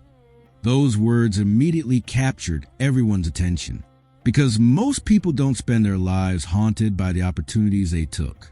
They're haunted by the ones they almost took. The merchant explained that many years earlier, when he was just beginning his career, his father had approached him with unusual excitement.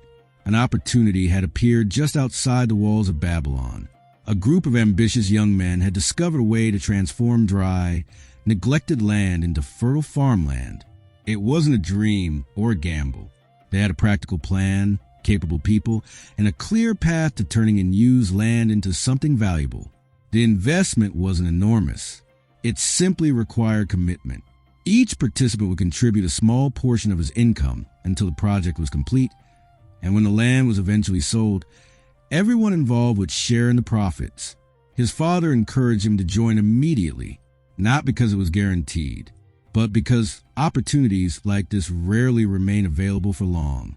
Looking back years later, the merchant admitted something many of us have experienced. It wasn't that I rejected the idea. I simply believed I had more time. At the time, life felt full of immediate priorities. There were household expenses, things he wanted to buy, small comforts that seemed impossible to postpone. He convinced himself the opportunity would still be waiting next week or next month. After all, what difference could a little delay make? As it turned out, everything. By the time he finally decided to act, the opportunity had already passed. Others had recognized its value. Others had committed. Years later, the project became far more successful than anyone had expected. The land that once seemed ordinary became immensely valuable. The men who acted early built fortunes. The merchant built something else. Regret. Notice something important about this story. The decision wasn't driven by fear. It wasn't caused by lack of intelligence. It wasn't even caused by lack of money. It was caused by something far more common. The belief that important decisions can always wait until tomorrow. Psychologists call this present bias. We naturally give greater importance to immediate comfort than to future rewards. Not because we're irrational, because our brains are wired to solve today's problems before tomorrow's possibilities. That's why saving for retirement feels difficult. Why starting a business gets postponed. Why learning new skills often waits for the right time. The future always feels like it can wait until suddenly it can't. Arkad listened carefully before offering his own observation. He wasn't interested in criticizing the merchant. He wanted everyone else to recognize themselves in the story, because almost every missed opportunity begins with the same sentence. I'll do it later. Rarely does life announce. This opportunity expires tonight. Most opportunities leave quietly, without drama, without warning, without giving us the satisfaction of realizing what we've lost until years later. That's what makes them so dangerous. People often imagine opportunity arriving with fanfare, a perfect moment, complete certainty, a clear sign from the universe. Reality is usually much less dramatic. Opportunity often arrives disguised as ordinary work, an introduction, a conversation, a book, a mentor, a small investment, a difficult decision, something so ordinary that most people walk straight past it. Then, years later, they look back and call someone else lucky. Perhaps the difference was never luck at all. Perhaps one person simply recognized what everyone else overlooked. And perhaps the greatest opportunities in life don't ask whether we're intelligent.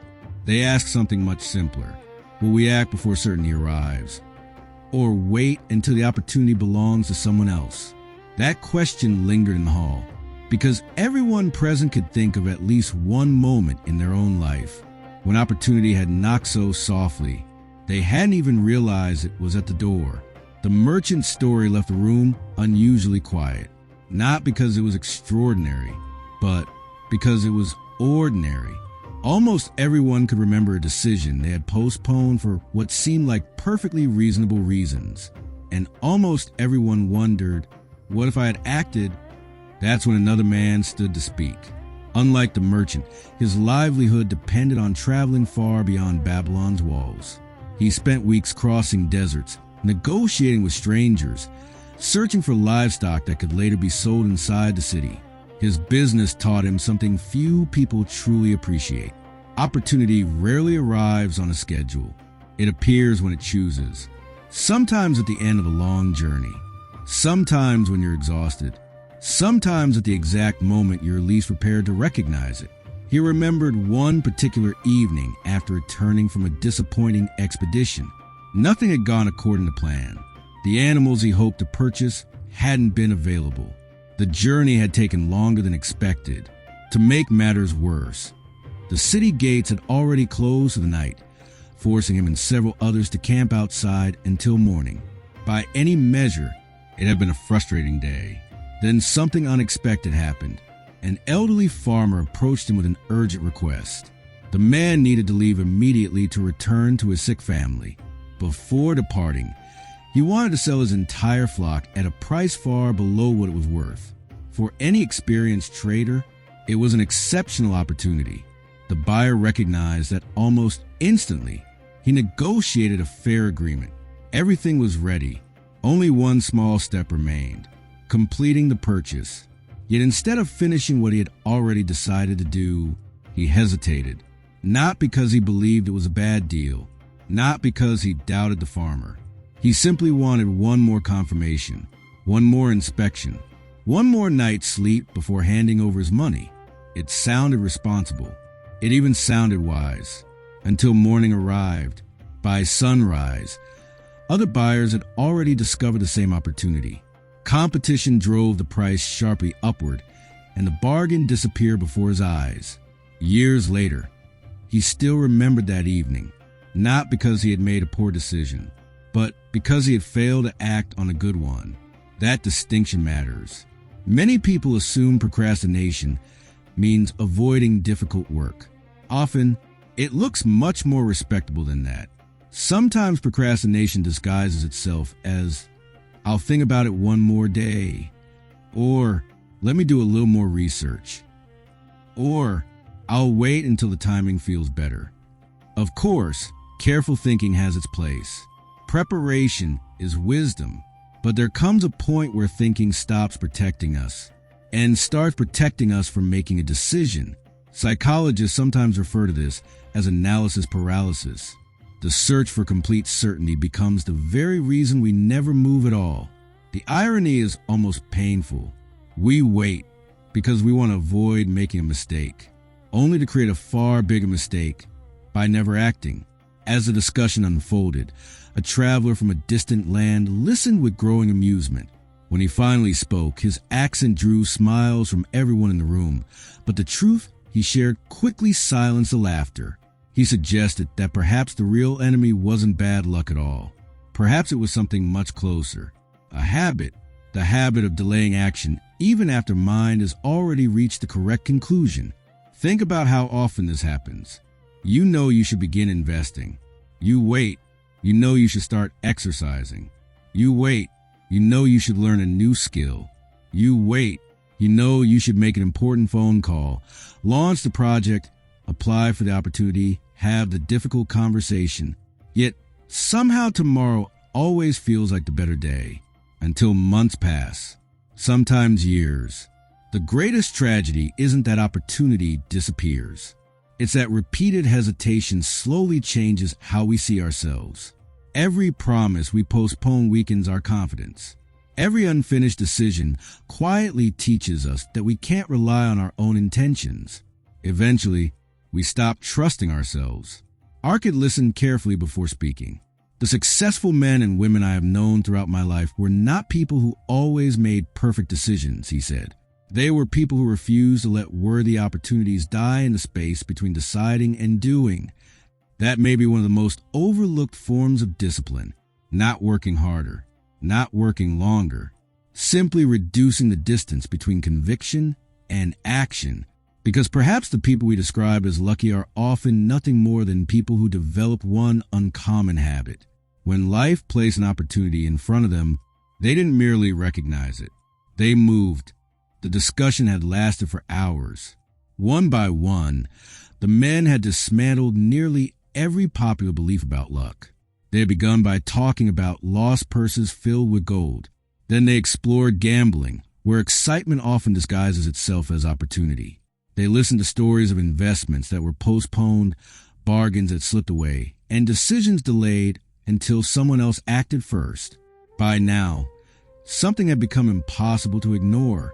None of the stories were really about luck. They were about choices. Arkad looked around the Temple of Learning. Faces that had arrived expecting a shortcut now carried a different expression.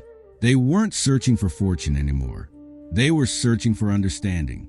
So, Arkad said, "What have we actually discovered?" No one answered immediately. Not because they didn't know, but because they wanted to be certain. Finally, the cloth weaver, the man whose unexpected discovery had started the entire discussion, rose once more. "When I arrived tonight," he admitted, "I believed luck was something that simply happened to people. I thought some were chosen, while others were overlooked." He paused. "I don't believe that anymore. I still think unexpected blessings exist, but I'm beginning to see they aren't what changes a person's life. That observation struck at the heart of the evening's conversation. Finding a purse filled with gold is memorable. Building wealth over 20 years isn't. One becomes a story people love to tell. The other becomes a life people quietly admire. Our minds naturally gravitate toward dramatic moments because they're easy to remember. Yet history is rarely changed by dramatic moments alone.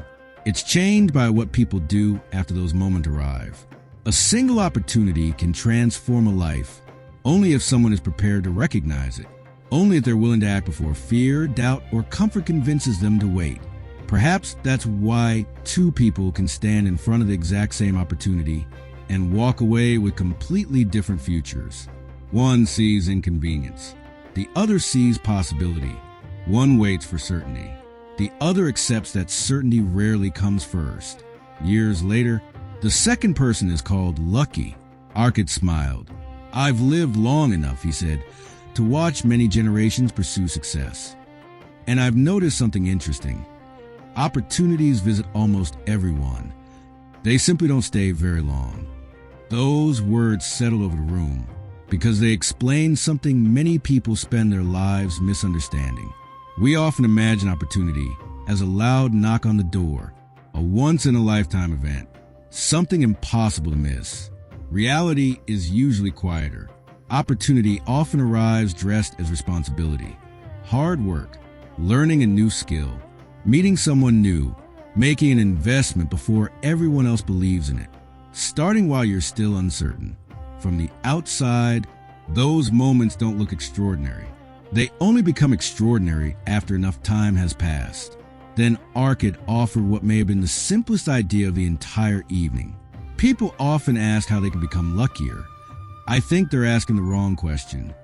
The better question is, how can I become the kind of person who recognizes opportunity and acts before it disappears? Because that answer is actually within your control. You cannot control the economy. You cannot control timing. You cannot control whether life presents unexpected challenges. But you can control whether you prepare, whether you continue learning, whether you keep your finances healthy enough to seize opportunities when they appear, whether you act while others hesitate. Maybe that's what the ancients were trying to express when they spoke about the goddess of good luck. Not that some invisible force randomly rewards a fortunate few, but that life has a curious tendency to reward people who are ready when opportunity arrives. Preparation doesn't guarantee success. Action doesn't guarantee every decision will work. But together, they dramatically increase the number of opportunities that could become success. And when enough years pass, the world looks at the result and says, what a lucky person. The truth is usually much less mysterious. Luck often leaves footprints. And if you follow those footprints carefully enough, they almost always lead back to preparation, courage, and decisive action. The men left the temple of learning with no magical formula for attracting fortune. Instead, they carried something far more valuable, a new definition of luck, not as something to wait for, but as something to be ready for. Because the people who seem luckiest in life often share one quiet habit. When opportunity whispers, they answer. And with that lesson, Babylon turned from the question of finding opportunity to an even greater challenge. Once opportunity appears and wealth begins to grow, how do you protect it from the mistakes that can destroy it? There comes a point in every financial journey when learning how to make money is no longer enough. The real question becomes, can you keep it? Because history is filled with people who earned fortunes they couldn't hold on to. Athletes who made millions and later declared bankruptcy. Lottery winners who became poorer than they were before they won. Entrepreneurs who built successful companies, only to lose everything chasing the next opportunity. And on the other side, there are people who started with almost nothing, stumbled repeatedly, made painful mistakes, and yet somehow continued building wealth until it became impossible to ignore. What's the difference? It isn't intelligence. It isn't education. And it certainly isn't luck. It's understanding. Babylon had already taught us how wealth begins. Save first. Spend with intention. Make your money work. Protect it. Recognize opportunity. Take action before hesitation steals it. But those lessons naturally lead to another question. If someone handed you a fortune today, would you still have it 10 years from now? It's an uncomfortable question because most of us instinctively answer, of course I would. But confidence is easy when it hasn't been tested. The ancient merchants of Babylon understood something fascinating. Money doesn't change people. It reveals them. It amplifies whatever habits already exist. Someone who manages a small amount wisely will usually manage a large amount wisely. Someone who wastes a little often wastes a lot. That's why one evening, as a merchant caravan rested beneath an endless blanket of stars, an old trader decided to share a story with the younger men traveling beside him. The day's journey had been long. The camels rested quietly after crossing miles of desert. Small fires flickered against the cool night air, while conversations drifted from one group to another. Many of the younger men were excited. Their journey was almost over. By the following day, they would reach Babylon, receive payment for months of difficult work, and return home with more money than most of them had ever held at one time.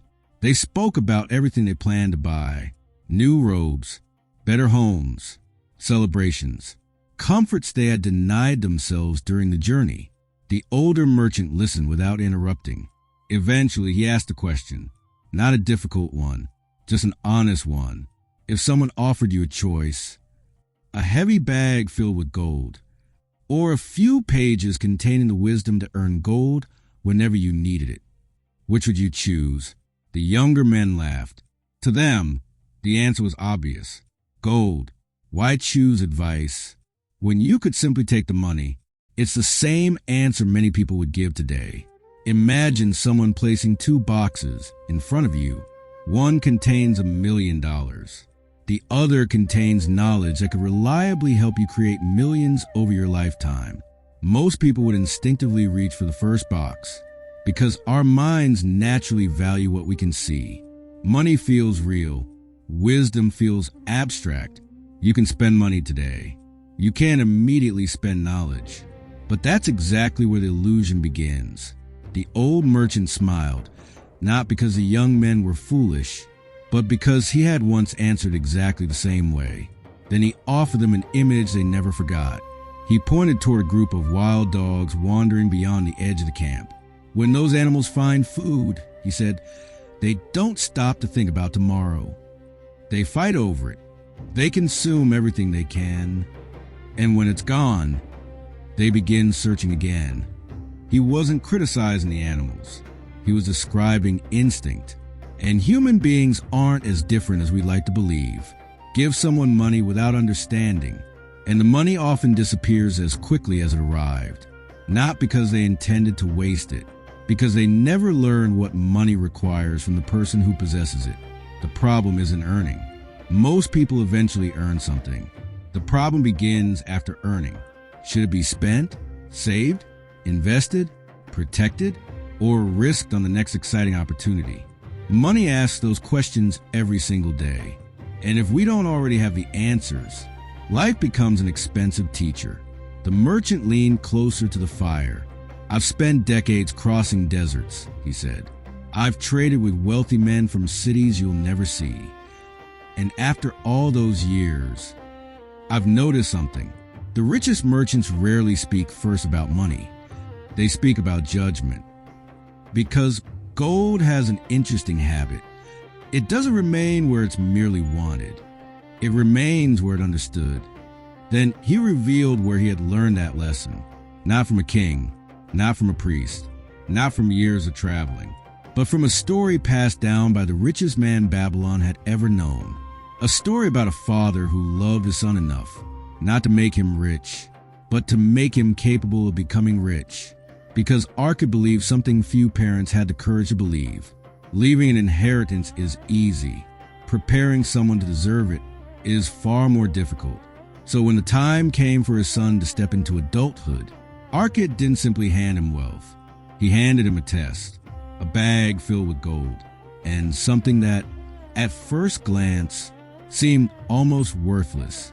A small clay tablet, covered not with treasure, but with 5 simple laws that would eventually prove far more valuable than the gold itself.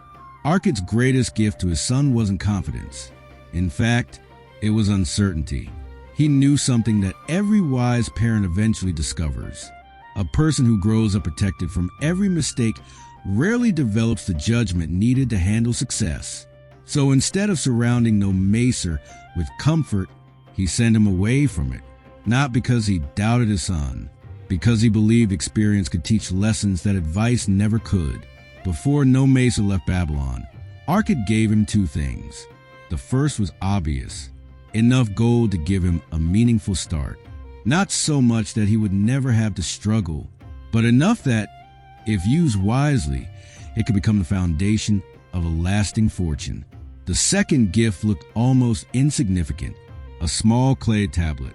On it were carved 5 principles that Arkad considered more valuable than the gold itself. He gave his son a simple challenge. Go into the world. Build something of your own. Return after 10 years. And show me not how much money you still possess, but who you've become. Think about that for a moment. Most parents measure success by outcomes. Arkad measured it by capability. He wasn't asking, can you protect what I built? He was asking, can you build it yourself? There's a profound difference, because borrowed wealth and earned wealth create 2 very different people. No Macer left Babylon full of confidence. Perhaps too much confidence. Youth has a wonderful quality. It makes us believe intelligence alone is enough. That if we're clever, ambitious, and optimistic, the world will naturally reward us. Experience has a gentler way of teaching otherwise. Not long into his journey, No Macer met 2 travelers who seemed remarkably knowledgeable. They spoke with certainty. They sounded successful. And before long, they shared what appeared to be an extraordinary opportunity. They claimed to know of a wealthy man who was so overconfident in his prized racehorse that he accepted enormous wagers against it. According to these new companions, they possessed information no one else had, a faster horse, an almost guaranteed victory, the kind of opportunity that sounded too good to ignore. Notice how these stories always begin, not with facts, with exclusivity. Very few people know this. You've been invited. This opportunity won't last. The language changes.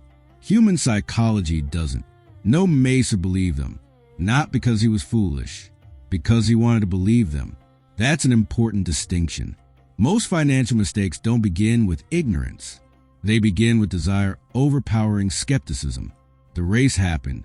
The result was immediate. The horse lost badly. The opportunity had been nothing more than an elaborate trap designed to separate inexperienced travelers from their money. It wasn't a bad investment. It wasn't an unlucky break. It was manipulation. And No Macer had walked straight into it. Today the setting looks different. Instead of horse races, it might be someone promising guaranteed returns. A social media personality claiming they've discovered a secret investment. A message saying, get in now before everyone else does. Different century, same strategy. The scam succeeds because it doesn't attack your intelligence. It attacks your emotions, greed, urgency, exclusivity, fear of missing out. Those emotions have emptied more wallets than recessions ever have. You might think that painful lesson would have been enough. It wasn't, because people rarely learn every financial lesson after making one mistake. Soon afterward, another opportunity appeared. This one seemed far more respectable. A young businessman proposed a partnership. Together they would purchase an existing business at what appeared to be a bargain price. It sounded practical. No gambling. No outrageous promises. Just 2 ambitious young men building something together. No Macer agreed. Once again, the decision wasn't completely irrational. His partner seemed trustworthy, enthusiastic, confident. But confidence isn't character, and enthusiasm isn't competence. The business slowly unraveled. Poor decisions replaced careful planning. Money left faster than it arrived. Inventory couldn't be sold. Expenses continued growing. Eventually, there was little left to save. By then, no Macer had lost nearly everything his father had entrusted to him. Imagine what that must have felt like. Not just losing money, but losing the opportunity to prove yourself. Many people would have returned home, blamed bad luck, blamed dishonest people, blamed circumstances. After all, every excuse was available. But standing in the middle of failure, with almost nothing remaining except the clothes he wore, no Macer remembered something he hadn't truly valued before. The gold was gone, but the clay tablet was still with him. And for the first time since leaving Babylon, he decided to read it as though his future depended on it, because now it did. Failure has a strange way of changing how we listen. The advice we once ignored suddenly becomes the only thing that matters. When no Macer first left Babylon, the clay tablet his father had given felt almost like an afterthought compared to a bag full of gold. It seemed insignificant. One was immediate, the other demanded patience. Only after the gold disappeared did he realize which gift had been the valuable one. There's a pattern you'll notice throughout this entire book. People rarely seek wisdom at the beginning of success. They seek it after pain, not because they're unwilling to learn, but because success often convinces us we already know enough. Failure has a way of humbling the mind. It strips away certainty and replaces it with curiosity. For the first time, no Macer wasn't looking for another opportunity. He wasn't searching for another shortcut. He was searching for understanding. He unfolded the clay tablet and began reading each law carefully, not as advice from a wealthy father, but as instructions from someone who had already walked the road he was trying to travel. That small shift changed everything. Knowledge becomes powerful only when your pride stops arguing with it. One of the biggest misconceptions about wealthy people is that they're always chasing the next opportunity. Many aren't. They're refining their judgment, because opportunities come and go. Judgment stays with you. No Macer realized his greatest loss hadn't been the gold. It had been believing he could succeed without first developing the wisdom to protect it. That realization became the beginning of his second journey, not across kingdoms, but within himself. He stopped asking, "How do I get rich?" Instead, he began asking, "What kind of person naturally becomes wealthy?" Those questions lead to completely different lives. The first searches for money. The second builds a character capable of keeping it. Without money, no Macer had no choice but to work. He accepted a modest position supervising laborers involved in building the city's outer defenses. It wasn't glamorous work. No one admired it. There were no exciting promises of overnight wealth. But something unexpected happened there. For the first time since leaving Babylon, he stopped trying to become rich quickly. He focused instead on becoming useful. That's another lesson history repeats endlessly. People often underestimate ordinary work because its rewards arrive slowly. Yet those slow years frequently become the foundation for extraordinary lives. Day after day, no Macer earned modest wages. And remembering his father's first principle, he resisted the temptation to think, "I'll start saving when I earn more," because he'd already learned something painful. Income doesn't create the habit. The habit shapes what eventually happens to your income. So regardless of how small his earnings were, he paid himself first. Not because the amount would transform his life overnight, because the identity would. Every small decision was a vote for the kind of person he wanted to become. Someone who planned, someone who exercised patience, someone who respected money instead of reacting emotionally to it. Weeks became months. Months became years. His savings grew quietly, not dramatically, just steadily. And then something remarkable happened. Not because luck returned, because preparation finally met opportunity. One day, an experienced supervisor approached him with an investment proposal. Unlike the exciting schemes that had emptied his purse before, this opportunity was almost boring. There were no promises of impossible returns, no secret information, no urgency, A group of experienced merchants planned to finance the purchase of metals needed for a major construction project. They understood the business. They understood the risks. They had done similar ventures before. The opportunity itself wasn't what mattered most. The people were. Years earlier, no Mesa would have focused only on how much money he might make. Now, he asked a different question. Who already understands this better than I do? That single question protected him more than any contract ever could. He joined them. He listened more than he spoke. He observed how experienced investors thought. They weren't driven by excitement. They challenged assumptions. They questioned risks. They cared far more about protecting what they already had than chasing what they didn't. That may be one of the greatest differences between amateurs and professionals. Amateurs become excited by potential profits. Professionals become interested in the quality of the decision. Eventually, the investment succeeded. Not spectacularly, not overnight, but exactly as expected. His savings grew. Then those savings created more savings. Slowly, the life he thought he had lost forever began rebuilding itself. This time, however, it rested on something much stronger than confidence. It rested on understanding. And only now, after earning back his future instead of expecting it, did no Macer truly understand why his father had called those 5 laws more valuable than a bag of gold. By now, no Macer no longer believed wealth was built through cleverness. He had watched clever people lose fortunes. He had watched ordinary people quietly build them. The difference wasn't talent. It was principles. That's why, years later, when he stood before his father to explain everything he had learned, he didn't begin by talking about the money he had made. He began with the lessons that made the money possible. Because money can be taken away, understanding cannot. The first law, he explained, had transformed everything. Not because saving 1/10 was some magical number, but because it forced him to answer a question most people never ask. After everyone else has been paid, will I have paid myself? Think about how unusual that idea is. We're taught to honor every financial obligation. Rent, loans, taxes, bills. But the one obligation most people postpone indefinitely is investing in their own future. They tell themselves they'll save when life becomes easier, when expenses decrease, when income increases. But if you've listened closely throughout this journey, you've probably noticed a pattern. Life rarely becomes less expensive. As income grows, expectations usually grow with it. That's why the habit matters more than the amount. A person who cannot consistently save a small percentage rarely begins saving a large one simply because they earn more.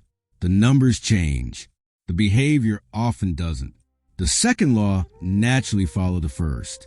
Saving money isn't the destination. It's the beginning. Because money that sits still forever slowly loses its purpose. Imagine hiring the most talented employee you could find, then asking them to spend every day sitting in an empty room. Eventually you begin wondering, why did I hire them at all? Money works the same way. Its greatest value isn't simply that it exists. Its value comes from what it produces. This is where many people unknowingly slow their own financial progress. They become excellent savers, but hesitant investors. Their money is safe, yet it never truly begins contributing to their future. Our kid often believe gold should behave like another member of the household. Every coin should have a responsibility. Every investment should perform useful work, not reckless work, not desperate work, useful work. Because over time, something extraordinary begins to happen. The income created by your investments starts producing income of its own. Eventually, part of your financial progress comes from yesterday's decisions instead of today's effort. That's when wealth begins changing shape. You stop depending entirely on hours worked. Some of your past decisions quietly continue rewarding you while you focus on building the future. Then came what no Macer considered the law that had saved him from repeating his earlier mistakes. The third law: seek guidance from people who have already earned the right to give it. At first glance, that sounds obvious, but look around today. Never before in history has advice been so abundant.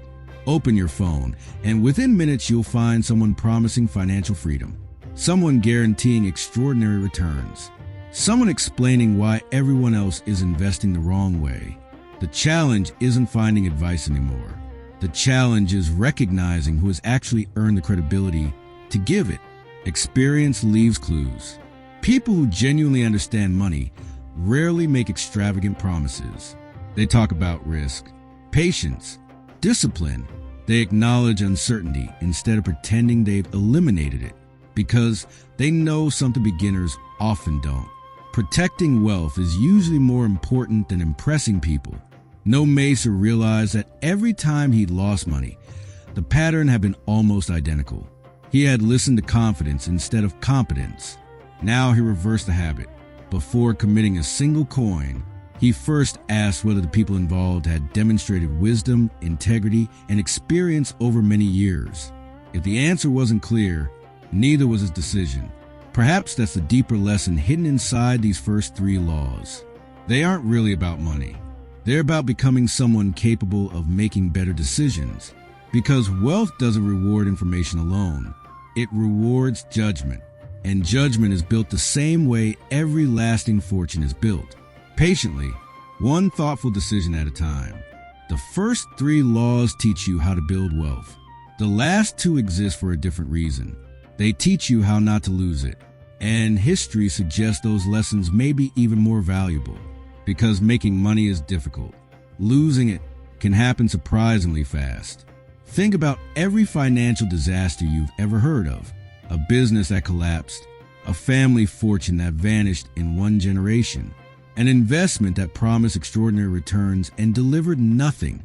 When you look closely, most of those stories don't begin with bad luck.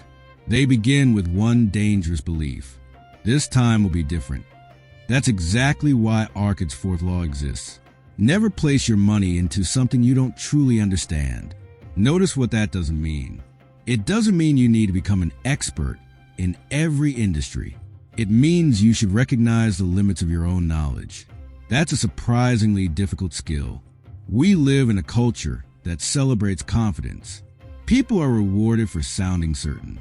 Very few are rewarded for saying, "I don't know enough yet."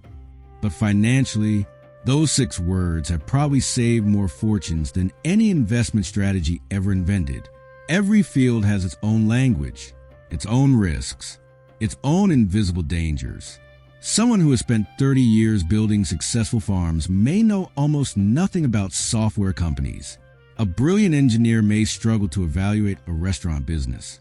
An experienced stock investor may completely misunderstand real estate. Expertise doesn't automatically transfer, and yet people invest outside their understanding every day, not because they've done careful research, because someone they trust sounded convincing, or because everyone else appeared to be making money. That's another trap human psychology sets for us. When enough people believe something, we begin assuming it must be true, but popularity has never guaranteed wisdom. History has seen tulip manias, railway bubbles, housing bubbles, dot-com bubbles, speculative frenzies around technologies, currencies, and countless once-in-a-lifetime opportunities. Different centuries, different assets, the same emotions. Excitement spreads faster than caution. That's why Arkad wanted No Macer to understand something simple. If you cannot clearly explain how an investment creates value, you probably shouldn't place your savings into it. Confusion is not a strategy. Hope is not due diligence. Then came the 5th law, perhaps the most timeless of them all. Human beings have always wanted extraordinary returns, not good returns, impossible ones. We dream of doubling our money overnight, turning a small investment into unimaginable wealth, finding the opportunity no one else has discovered. It's an old dream, and because it's so old, there have always been people willing to sell it. The details change. The promise never does. Guaranteed profits. No risk. Only a few people have access. You have to decide today. Those promises existed in Babylon. They exist today. And they'll probably exist 100 years from now. Because every generation produces two kinds of people, those searching for easy wealth and those willing to profit from that search. Arkad never suggested avoiding ambition. He encouraged exactly the opposite. Dream boldly, build patiently, but remain deeply suspicious of anything that asks you to suspend common sense. Real wealth is rarely exciting while it's being built. It's repetitive, disciplined, sometimes even boring. And perhaps that's why so few people stick with it. We're drawn towards stories of sudden success. We overlook the quiet years that actually created it. No Macer finally understood that his greatest losses hadn't happened because he lacked intelligence. They happened because he abandoned principles in moments of excitement. Excitement had convinced him to ignore questions he normally would have asked. Who benefits if I'm wrong? Do I truly understand this? Am I investing? Or am I hoping? Those questions became permanent companions, not because they guaranteed every decision would succeed, but because they prevented emotions from making decisions wisdom should have made. And that's the hidden purpose of the final two laws. They're not there to make you rich faster. They're there to make sure that, once wealth arrives, it has a reason to stay. 10 years passed, long enough for mistakes to become lessons, long enough for disappointment to become wisdom, and long enough for a young man who had once mistaken confidence for competence to become someone entirely different. When No Macer finally returned to Babylon, it wasn't the same journey he had imagined a decade earlier. The first time he left, he carried his father's gold. This time, he carried something his father valued even more. Proof, not proof that he'd never failed. Proof that he had learned from failure. Friends, relatives, and respected merchants gathered to witness his return. They expected to hear whether Arkad's son had succeeded or squandered the opportunity he had been given. The answer, however, wasn't as simple as anyone expected. No Macer stood before his father and spoke honestly. He didn't hide his mistakes. He didn't rewrite his story to make himself appear wiser than he had been. He admitted that he had trusted the wrong people. He admitted that excitement had clouded his judgment. He admitted that the bag of gold his father had placed in his hands had disappeared because he wasn't yet the man capable of protecting it. There's something deeply admirable about that. Most people think success requires looking flawless. Real maturity begins when a person stops protecting their image and starts protecting the truth, because only the truth can teach you. Only the truth can change you. Then No Macer said something remarkable. Losing the gold had been painful, but losing it quickly had forced him to discover something priceless. The principles his father had written on that small clay tablet weren't simply instructions for becoming wealthy. They were instructions for becoming worthy of wealth. Everything changed the moment he stopped asking, "How can I make money?" and began asking, "How can I become the kind of person money can trust?" That's a completely different pursuit. One chases results. The other builds capability. And capability keeps producing results long after luck has disappeared. Then, before everyone gathered in the hall, No Macer presented 3 heavy bags of gold. The first bag he placed before his father. "This," he explained, "represents the gold you originally entrusted to me. It took me years, but I earned it back." Then he placed the second bag beside it. "And this, I earned because your wisdom taught me how to rebuild after failure." A third bag followed. "And this exists for the very same reason." Imagine that moment. Arkad hadn't given his son 3 bags of gold. He had given him 1. The other 2 were created by judgment. That's the return wisdom earns. Not 10%, not 20%. Sometimes an entirely different life. The room grew quiet because everyone present understood what had actually happened. The greatest inheritance Arkad left his son wasn't money. Money can be spent, stolen, lost, inflated away, transferred from one hand to another. Wisdom behaves differently. Once it becomes part of your character, it continues creating value everywhere you go. That's why 2 people can inherit the exact same fortune and arrive at completely different destinations. One inherits money, The other inherits the ability to create it. Only one of those lasts. Arkad looked at his son with the satisfaction every teacher hopes to experience. Not because no macer had become wealthy, but because wealth no longer controlled him. He had learned patience, discipline, discernment, humility. He no longer chased money emotionally. He directed it intentionally. And perhaps that's the true purpose of every lesson we've explored so far. Not simply to help you earn more, but to help you become someone who naturally makes wiser financial decisions. Because wealth is rarely a destination. It's a reflection. It reflects your habits, your discipline, your emotional control, your judgment. Change those, and your relationship with money begins changing almost automatically.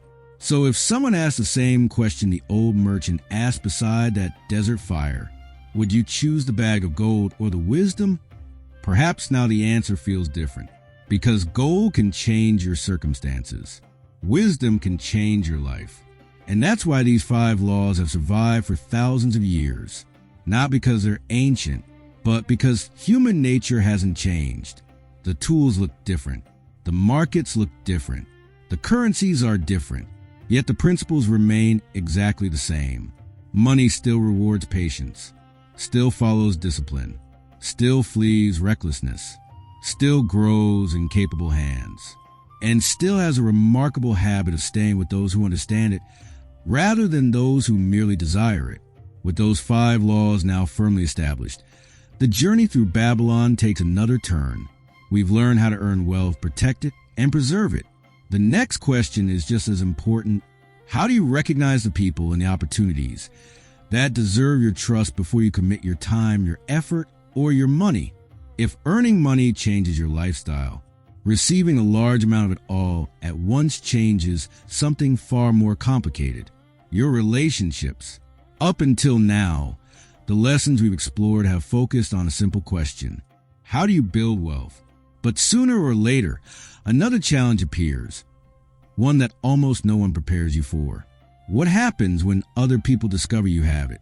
It sounds like a fortunate problem to have, and in many ways it is, but it also reveals a side of human nature that few people expect. Think about someone who suddenly becomes successful. Perhaps they sell a company, receive a large bonus, inherit money, win a prize, or simply spend years quietly building wealth until it becomes visible. Something curious begins to happen. The money belongs to them, yet almost immediately, other people begin making plans for it. Advice starts arriving without being requested. Investment opportunities suddenly appear. Old acquaintances reconnect. Family members begin sharing dreams they never mentioned before. People who never noticed your financial decisions suddenly become deeply interested in them.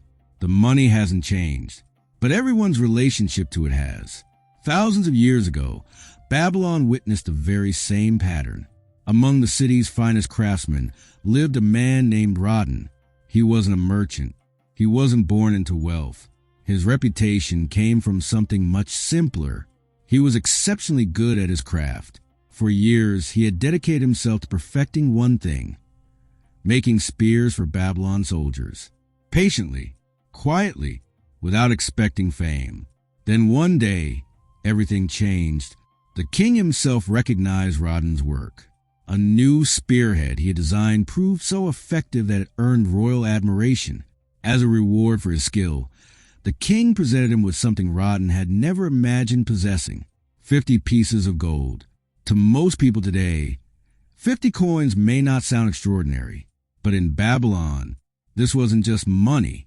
It represented years of disciplined labor, a fortune capable of changing the course of a man's life. As Rodden walked home, he could hear the coins gently striking one another inside the pouch hanging from his belt. Every step reminded him of the opportunity now resting in his hands. For the first time in his life, possibility felt heavy. His imagination immediately began racing ahead. A larger home, land of his own, better tools, comfort, freedom from worrying about tomorrow. It wasn't greed, it was possibility. Money has always carried that remarkable quality. Before it's spent, It can become almost anything. But something else happened. News travels quickly when good fortune arrives. Within days, people around Rodden began approaching him, not to congratulate him, to advise him. Some had business ideas. Others had investment suggestions. A few simply believed they knew the best use for his reward. Then came the most difficult request of all. His own sister asked for help, not for herself, for her husband. She believed he possessed the talent to become a successful merchant, if only someone would give him the opportunity. And who better than family? It's a situation that feels timeless because it is. Many of the hardest financial decisions have very little to do with numbers. They involve people we love. How do you say no to someone whose happiness genuinely matters to you?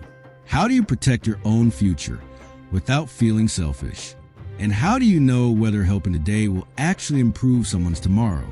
Those questions don't come with easy answers, because generosity is a beautiful quality, but generosity without wisdom can quietly become something else. Responsibility for problems that were never yours to solve. Rodden found himself caught between two powerful emotions.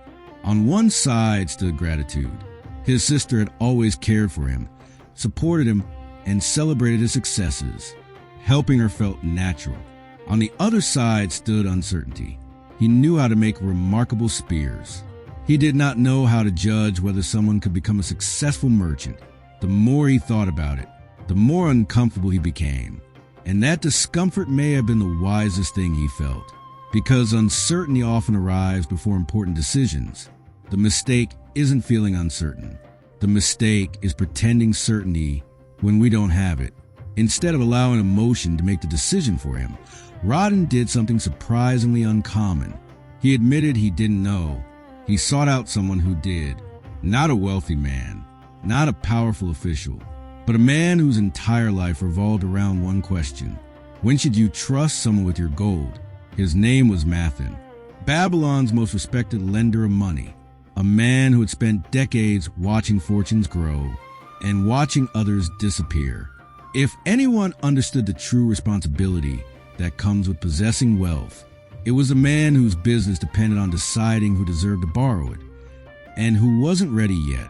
Rodden thought he was going to ask a simple question about lending 50 pieces of gold. He had no idea he was about to receive one of the most profound lessons in human nature ever taught in Babylon. Mathen's home didn't resemble the grand residences of Babylon's richest merchants. There were no towering gates designed to impress visitors, no unnecessary displays of luxury. If anything, it reflected the personality of the man who lived there. Everything had a purpose. Nothing existed simply to create the appearance of wealth. Perhaps that another characteristic successful people often share. Once they've achieved genuine prosperity, they stop feeling the need to advertise it. When Rodden arrived, Mathen welcomed him warmly, not because he expected business, but because he appreciated something far rarer: curiosity. Most people visited the gold lender for one reason: they wanted money. Very few came asking how to make wiser decisions. As Rodden explained the situation, Mathen listened without interrupting. He didn't rush to give advice. He didn't immediately tell Rodden what he should do. Instead, he observed something that completely reframed the conversation. When a man receives wealth, he said, he doesn't simply gain gold. He inherits responsibility. That sentence deserves a moment of reflection. Most of us imagine money solving problems, and often it does, but every solution creates a new set of decisions. Before wealth arrives, your choices are limited by what you can afford. After wealth arrives, your choices are limited only by your judgment. That's a far greater responsibility. Mathen explained that gold has a peculiar effect on people. It awakens hope. Sometimes that's wonderful. Sometimes it's dangerous. The moment others discover you possess resources they don't have, they naturally begin imagining what those resources could do for them. Some dreams are thoughtful, others are impulsive, but nearly all of them feel completely reasonable to the person asking. That's why saying no becomes emotionally difficult, not because the request lacks sincerity, but because the person making often believes in it with all their heart. And belief is not the same thing as ability. Rodden nodded quietly. That was exactly his struggle. His sister wasn't trying to deceive him. She genuinely believed her husband could become a successful merchant if only someone trusted him enough to provide the capital. Mathen smiled gently. Good intentions, he said, have persuaded more people to make poor financial decisions than bad intentions ever have. That's a difficult truth to accept. We often imagine our biggest mistakes will come from obvious fraud or dishonest people. More often, they come wrapped in affection, friendship, family, loyalty, the desire to help. Because when emotions become involved, our standards quietly begin to change. Questions we would normally ask disappear. Would we lend this money to a stranger? Would we make this investment if a family member hadn't suggested it? Would this opportunity still seem attractive if emotion weren't part of the equation? Those questions become surprisingly hard to answer honestly. Instead of giving Rodden a direct answer, Mathen chose to tell him a story. Not because stories entertain, because they allow us to recognize ourselves without feeling attacked. It was a story about two animals who spent every day working for the same farmer. One carried burdens. The other pulled the plow. At first, it seemed like nothing more than a simple tale. By the time it ended, Rodden would realize it explained one of the greatest mistakes generous people make. Not because they lack kindness, because they confuse kindness with taking responsibility for someone else's life. Sometimes, the difference between helping and harming is much smaller than it first appears. And that distinction, Mathen believed, was worth far more than 50 pieces of gold. Mathen waited until the evening meal had been served before beginning his story. It wasn't because the tale required perfect timing. It was because wisdom is often received differently when people stop rushing. For a few moments, the room was quiet. Then Mathen spoke. Imagine, he said, a farmer who owned two faithful animals. One was an ox, the other a donkey. Every morning, before the sun had fully risen, the ox would be led into the fields. Hour after hour, it pulled the heavy plow through stubborn earth. Its days were predictable, demanding, relentless. Meanwhile, the donkey lived a noticeably easier life. It carried its owner through the city when needed. The rest of the day it wandered, rested, and grazed peacefully. Watching this every day, the donkey began feeling sorry for the ox. It seemed unfair. One worked endlessly. The other enjoyed comfort. Eventually, sympathy turned into advice. The donkey suggested that the next morning, the ox should simply refuse to work, pretend to be ill, lie down. Surely the farmer would allow it a day of rest. The plan sounded clever. The ox agreed. The following morning, everything unfolded exactly as expected. The farmer saw the exhausted animal lying on the ground and assumed it was too sick to pull the plow. So he made another decision, one that neither animal had considered. He harnessed the donkey instead. By sunset, the donkey understood something it had completely overlooked. In trying to remove another creature's burden, it had unknowingly placed that burden upon itself. Mathen paused. The story was simple, almost childlike, yet Rodden immediately sensed there was something much deeper beneath it, because this wasn't really a story about animals. It was about people, about what happens when compassion acts without wisdom. There's a tendency many generous people share.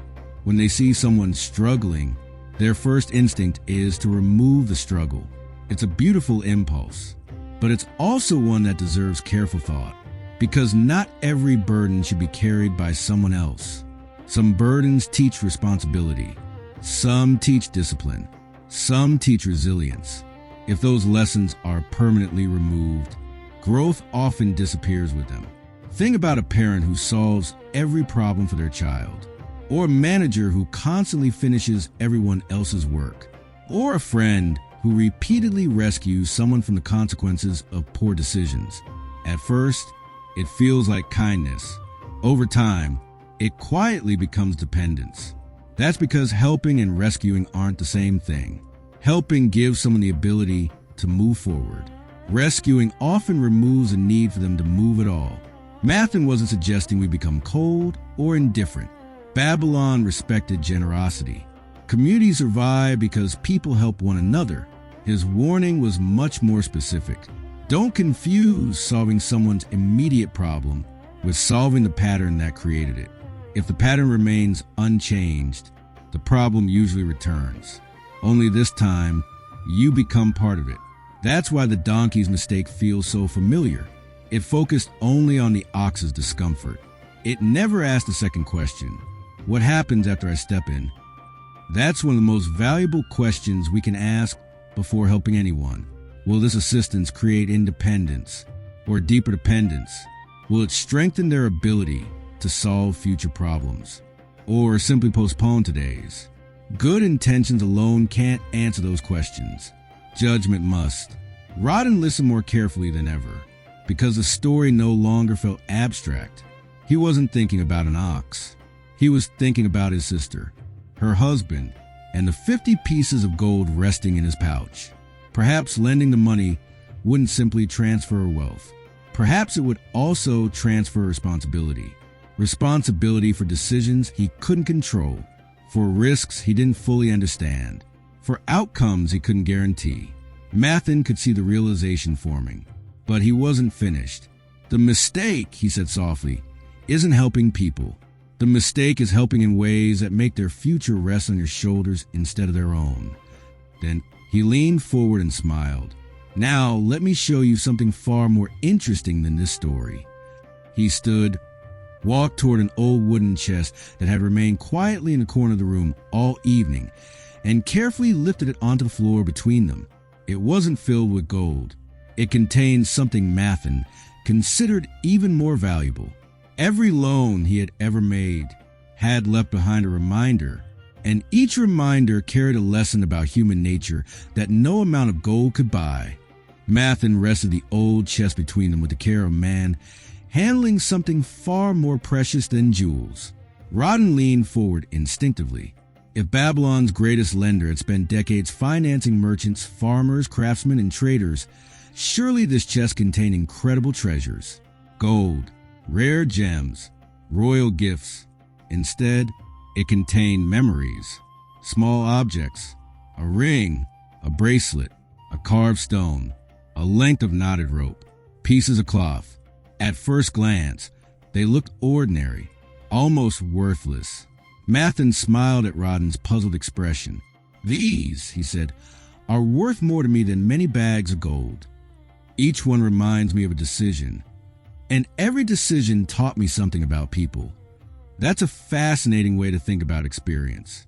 Most people collect possessions. Wise people collect lessons. The objects themselves meant very little. What mattered were the stories attached to them. Every token represented a loan. Every loan represented a judgment. Some judgments proved wise. Others became expensive reminders of what happens when emotion replaces careful thinking. Mathen picked up the first token. It belonged to a farmer, not a wealthy man, not an influential one, simply a hardworking man whose family had woven rugs for years. One season, disaster struck. His crops failed. Food became scarce. He needed help. Mathen lent him the money, not because he felt sorry for him, because he understood the man. The farmer wasn't asking for money to avoid work. He was asking for the chance to continue working. There's an important difference. Some people borrow to escape responsibility.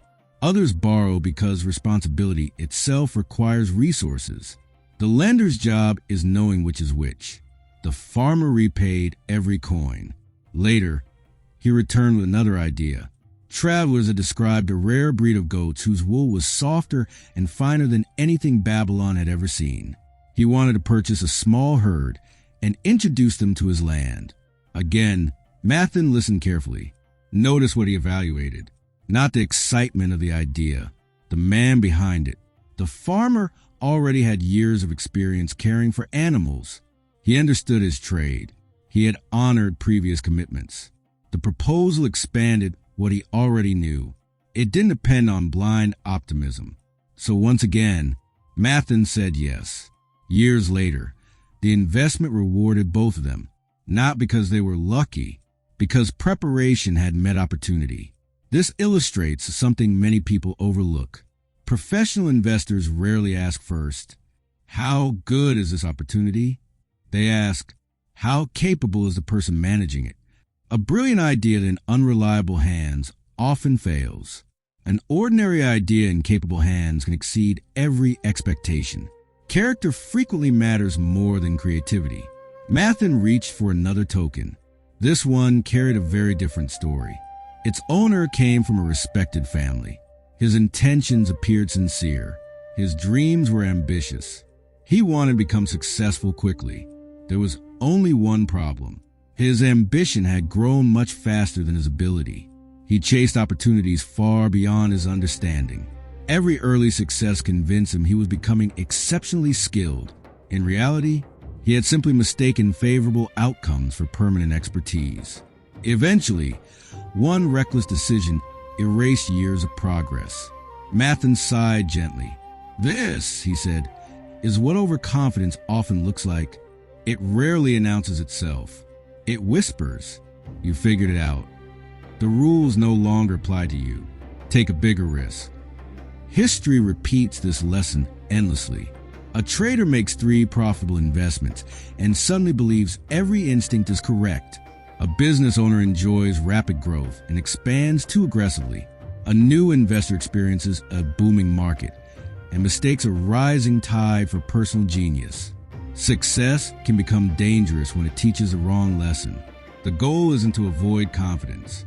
The goal is to keep confidence connected to competence.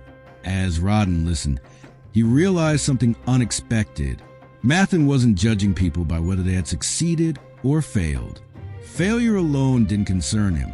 What interested him was something deeper. Could this person learn? Did they keep their promises? Had they demonstrated discipline? Were they growing wiser? Or simply repeating the same mistakes? Because those answers told him far more about the safety alone than someone's dreams ever could. One by one, the tokens revealed the same truth. Gold should never be entrusted to hope alone. Hope inspires action. Character determines outcomes. Finally, Mathen closed the chest. You see now, he said, why never lend money based only on a person's enthusiasm? Enthusiasm fades. Plans change. Markets change. But a person's habits, they usually travel wherever that person goes. Rodden looked down at the pouch of gold resting beside him. For the first time, he wasn't wondering whether his sister's husband wanted to become a merchant. He was beginning to ask a far more important question. Was he already become the kind of man a wise lender could confidently trust? By now, Rodden understood something he hadn't realized when he first walked into Mathen's home. This conversation had never really been about 50 pieces of gold.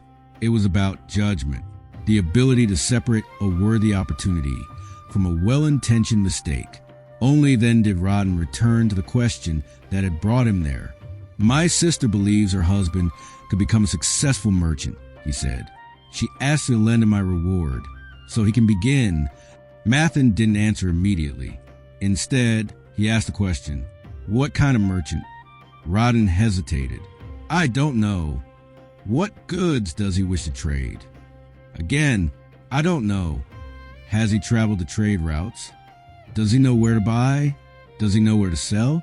Has he worked under experienced merchants? Each question was followed by the same response. Silence. Mathen wasn't trying to embarrass Rodden. He was exposing something far more important. Most people don't evaluate an opportunity. They evaluate the enthusiasm of the person presenting it. And enthusiasm can be incredibly persuasive. A person speaks passionately enough, and we begin believing passion itself is evidence. It isn't. Passion explains why someone wants to succeed. It tells us almost nothing about whether they're prepared to succeed. That's a distinction our modern world still struggles to make. Someone dreams of opening a restaurant. Have they ever managed one? Someone wants to launch a technology company. Have they solved a problem people are willing to pay for? Someone wants to become a real estate investor. Have they spent time understanding markets, financing, maintenance, and risk? Ambition deserves respect. But ambition is not a business plan. Mathen leaned back and smiled.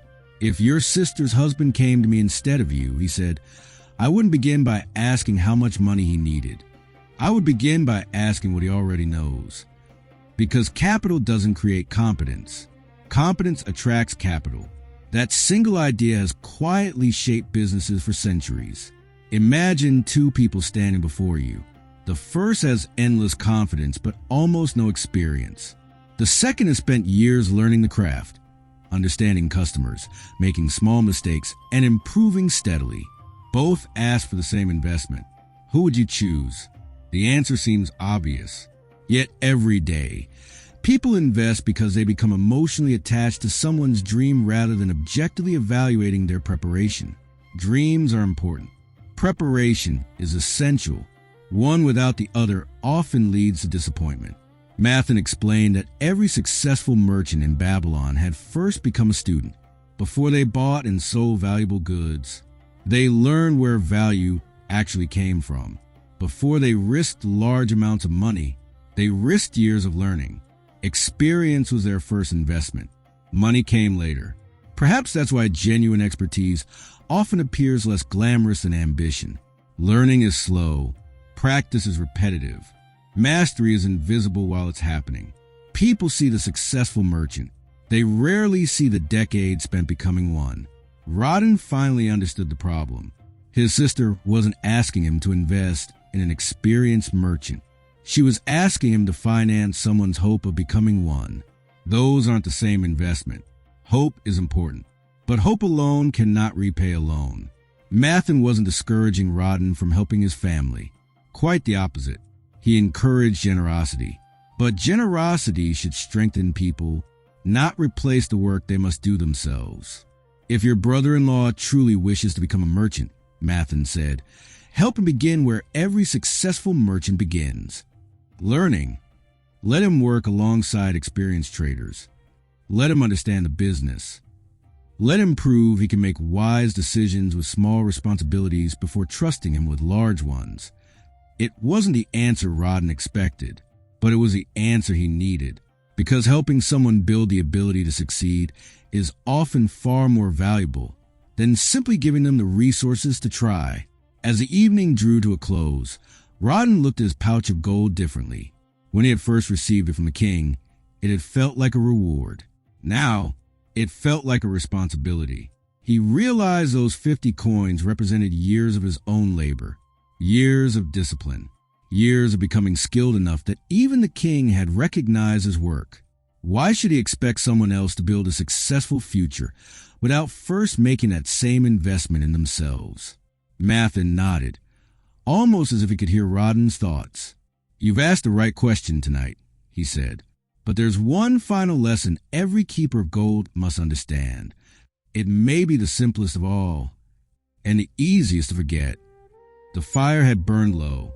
The stories had been told. The questions had been answered. Yet Rodden felt as though the most important lesson of the evening had nothing to do with lending money. It had everything to do with protecting what years of hard work had finally placed in his hands. Mathen looked toward the pouch of gold resting beside Rodden. When you first arrived, he said, you believe your greatest challenge was deciding whether to lend these coins. But that was never the real challenge. The real challenge is becoming the kind of person who knows when not to. That's a form of wisdom that rarely receives attention. We're taught how to earn. Sometimes we're taught how to invest. But very few people teach us how to refuse opportunities that sound attractive but quietly threaten everything we built. And those decisions often determine far more of our financial future than the investments we choose. Because every coin you own represents something far greater than money. It represents hours of your life. Think about that. Those 50 pieces of gold hadn't appeared by accident. They were reward for years spent mastering craft. Long days, countless mistakes, patient improvement. Every coin represented time Rodden would never get back. That's why losing money hurts so much.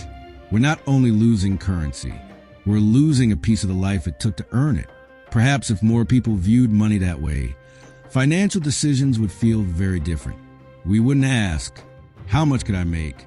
We would first ask, is this worth risking months or years of my life? That single shift in perspective has protected countless fortunes. Mathen believed that gold should never remain idle forever. Money that never leaves your hands never has the opportunity to grow. But he believed something else just as strongly. Growth should never come at the expense of wisdom. The temptation to earn extraordinary returns has existed for as long as money itself. Every generation believes it has discovered a shortcut, a secret, a once-in-a-lifetime opportunity. Every generation eventually discovers the same truth. The laws governing wealth are remarkably patient. They refuse to be rushed. Slow progress often feels disappointing while you're living through it. But look back over 20 years, and it becomes astonishing. Fast wealth feels exciting in the beginning. Look back over 20 years, and it has often disappeared without leaving much behind. The difference isn't speed, it's foundation. Strong foundations are built so gradually that they almost seem invisible until the storms arrive. Then suddenly, they're the only thing keeping everything standing. Mathen stood and slowly closed the lid of his token chest. Across its underside, he had carved a short message, not because it sounded impressive, because experience had taught him its truth. He told Rodden that after a lifetime of lending gold, watching businesses rise and fall, seeing dreams fulfilled and fortune squandered, he had learned that one habit separated those who built lasting prosperity from those who carried lifelong regret. It wasn't brilliance. It wasn't courage. It wasn't even opportunity. It was the willingness to pause, to question, to think carefully before allowing hard-earned wealth to leave their hands. One thoughtful decision made at the right moment could prevent years of unnecessary suffering. Rodden sat quietly. His question had been answered long before the evening ended. He now knew what he would tell his sister. He wouldn't refuse to help. But neither would he finance a dream that hadn't yet been supported by preparation. Instead, he would encourage her husband to gain experience, to learn the trade, to prove his judgment through smaller responsibilities. And when that foundation existed, helping would become an investment instead of a gamble. That's a distinction worth remembering in every area of life. Whether you're lending money, choosing a business partner, hiring an employee, or even trusting someone with your time, good intentions matter. Character matters more. Potential matters. Preparation matters even more. As Rodden stepped into the quiet streets of Babylon, the pouch at his side hadn't become any heavier, yet it somehow felt far more valuable. Because earlier that evening, he believed he possessed 50 pieces of gold. Now he understood he possessed something much greater, the responsibility to make sure those 50 pieces of gold continued serving him instead of becoming another story inside someone else's token chest. Perhaps that's why the greatest investors, lenders, and builders throughout history have all shared one quiet habit. They never allowed emotion to make decisions that wisdom hadn't already approved, because wealth is difficult to build, remarkably easy to lose, and often preserved not by making brilliant decisions, but by avoiding unnecessary ones. That may not sound exciting, but neither does laying the foundation of a great building, until one day, everyone admires what was built upon it. And with that, Babylon leaves us with another timeless reminder. Not every request deserves a yes. Not every opportunity deserves your money. And not every act of generosity requires you to carry someone else's burden. Sometimes the wisest decision isn't the one that feels kindest in the moment. It's the one that protects both your future and the other person's opportunity to grow.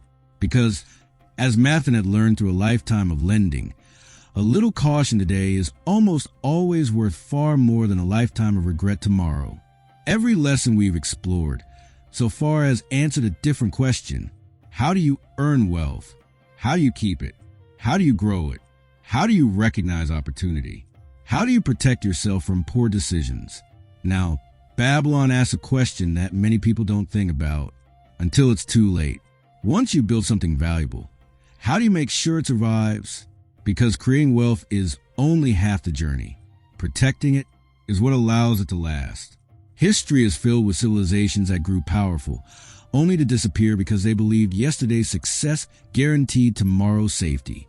Businesses have collapsed for the same reason. Families have lost fortunes the same way. Individuals, too, often spend years building stability, only to watch it disappear because they assumed preparation was no longer necessary. Babylon understood a truth that every generation eventually rediscovers.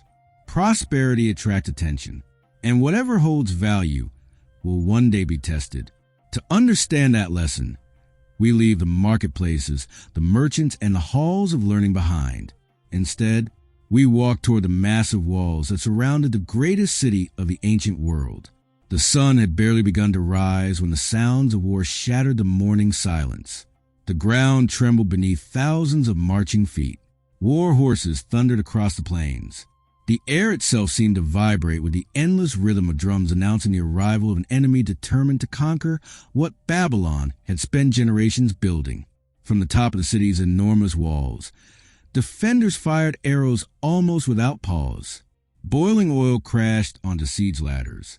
Spears met every soldier who managed to climb within reach. Below them, battering rams pounded relentlessly against the great bronze gates. Each impact echoed through the city like distant thunder. Behind those gates, everything waited. Merchants, families, children, craftsmen, generations of ordinary people who had never held a sword, yet whose entire future depended upon those standing on the walls above. Among the guards was an old warrior named Banzer. His hair had turned gray long ago. His face carried the marks of countless campaigns. He had seen victories. He had seen defeats. He had watched kingdoms rise and kingdoms vanish. Age had taken some of his strength, but it had sharpened something even more valuable: perspective. While younger soldiers rushed toward the fiercest fighting, Banzer remained stationed near one of the main gateways leading to the top of the walls. From there, he watched an endless stream of exhausted defenders climbing upward to replace the wounded. Moments later, others returned, some supporting injured comrades, some carrying those who would never fight again. The battle never truly paused. Hour after hour, day after day, the city held its breath. But perhaps the greatest struggle wasn't taking place on the battlefield. It was unfolding behind the walls. Inside the city, fear spread faster than any invading army ever could. People gathered near the gate, desperate for news. Every face carried the same silent question: will the walls hold?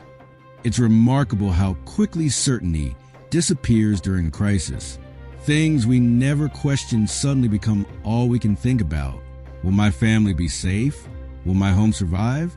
Will everything I've spent my life building still exist tomorrow? Notice something interesting. Almost no one spends peaceful days admiring protective walls. People admire palaces, gardens, markets, temples. The walls often fade into the background. They're quiet, unremarkable, easy to forget, until the day they're needed. Then suddenly, nothing matters more. Human nature hasn't changed very much since Babylon. We rarely celebrate the things quietly protecting us every day. The emergency savings account sitting untouched. The insurance policy we hope never to use. The habits that keep us healthy. The investments patiently growing over decades. Because protection feels invisible.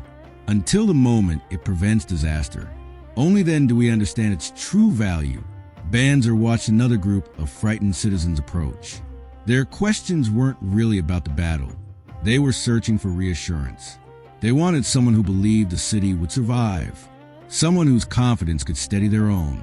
The old soldier looked toward the towering walls, stretching far into the distance. Stone upon stone. Built years before this battle had ever begun. Built by people who would never know the names of those they were protecting today.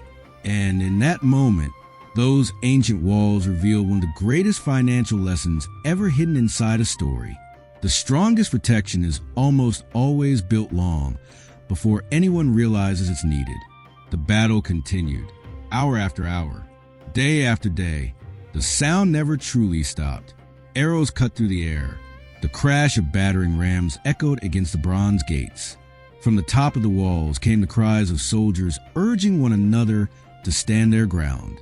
And below, an entire city waited, not with weapons, with hope.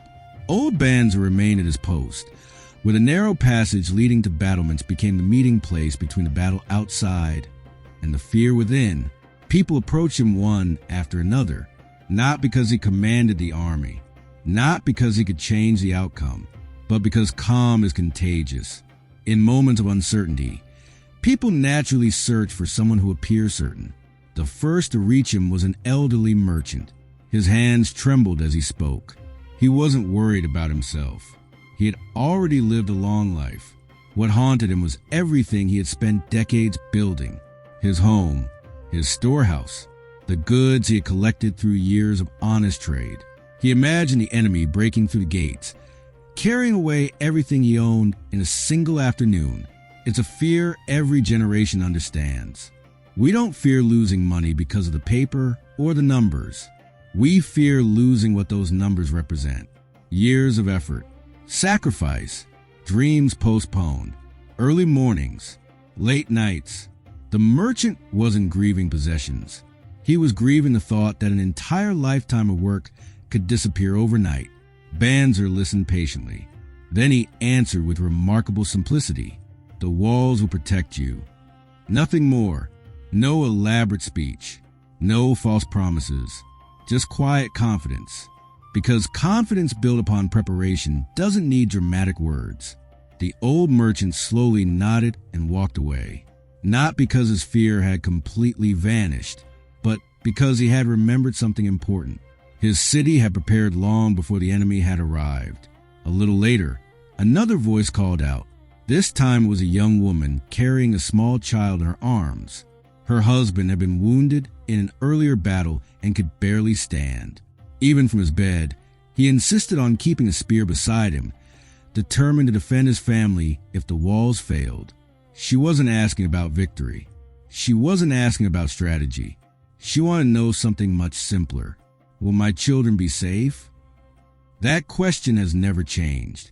Whether it's Babylon or the modern world, almost every financial decision eventually becomes a family decision.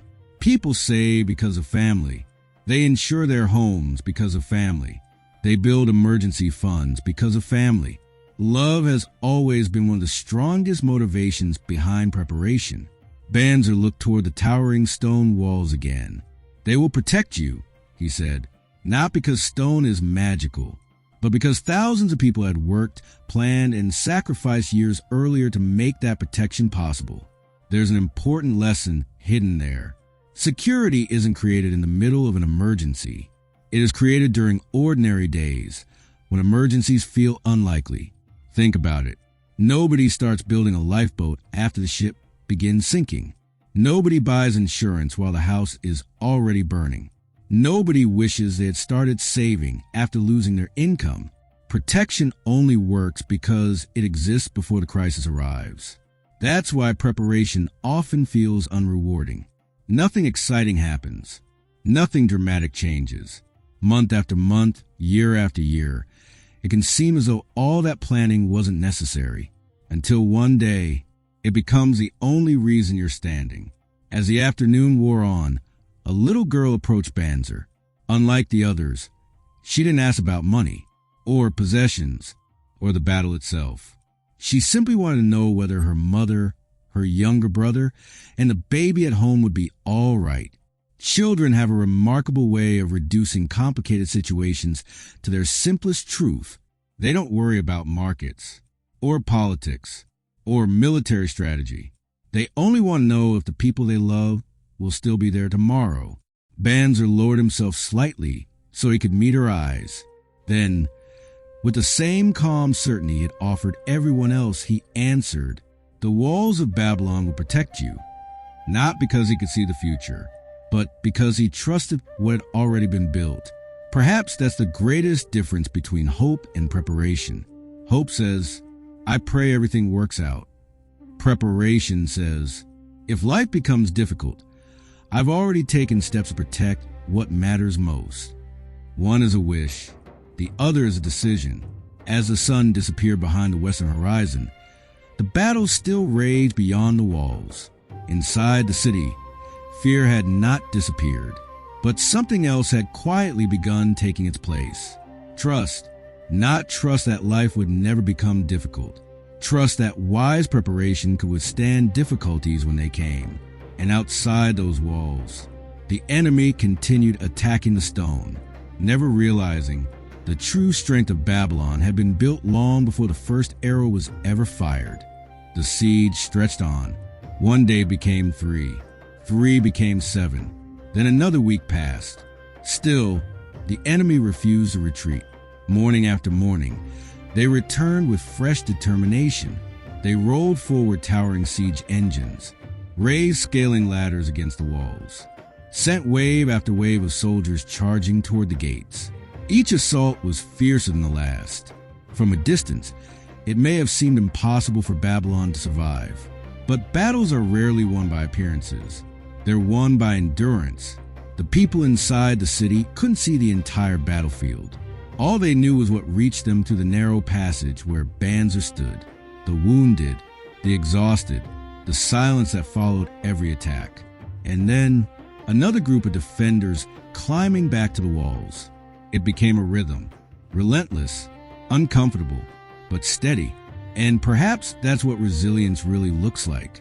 Not dramatic heroism, not fearless confidence, just the quiet decision to hold your position one more day.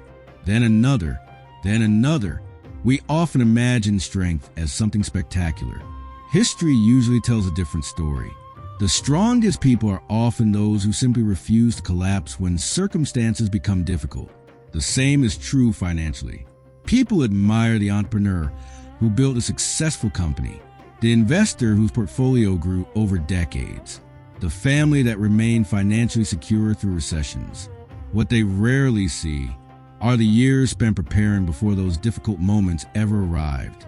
The emergency fund no one celebrated. The unnecessary purchases quietly declined. The insurance premiums that felt like wasted money during peaceful years. The investments that seemed painfully slow while everyone else chased quick profits. Preparation rarely looks impressive until the day it becomes essential. Imagine two families facing the exact same financial crisis. Both lose their primary source of income. The first has no savings.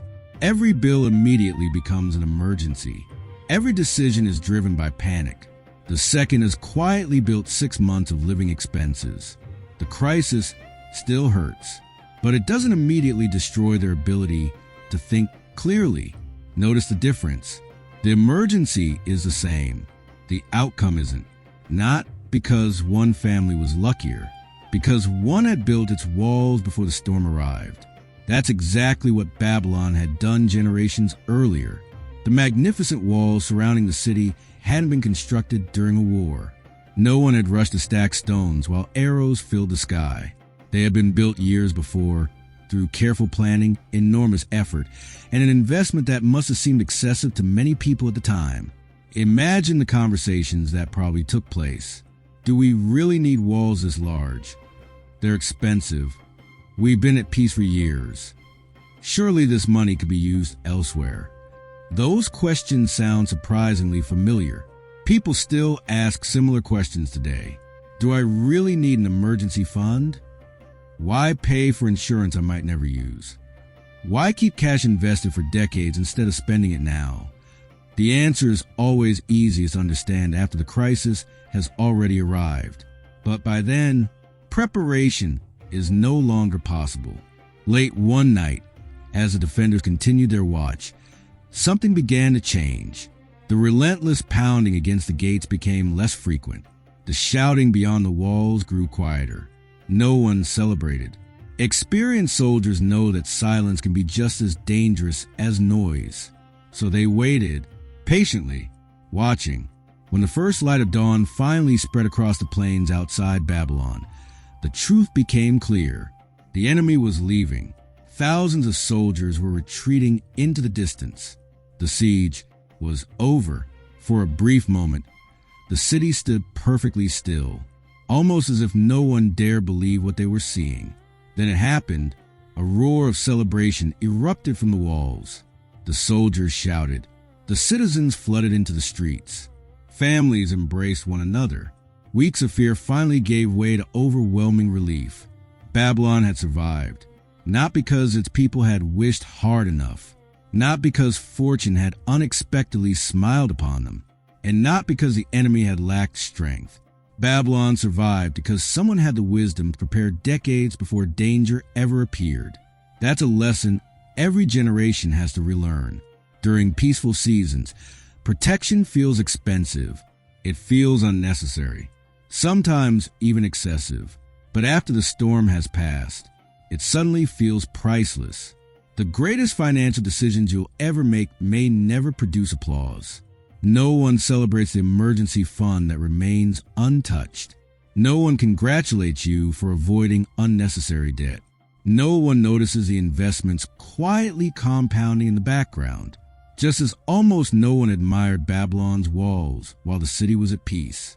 Until one day, those ordinary walls became the only reason the city still stood. And perhaps the same is true of every wise financial habit. Its greatest achievement isn't helping you build wealth. It's making sure that when life inevitably tests what you've built, there's still something left standing. The battle was over. The enemy had disappeared beyond the horizon.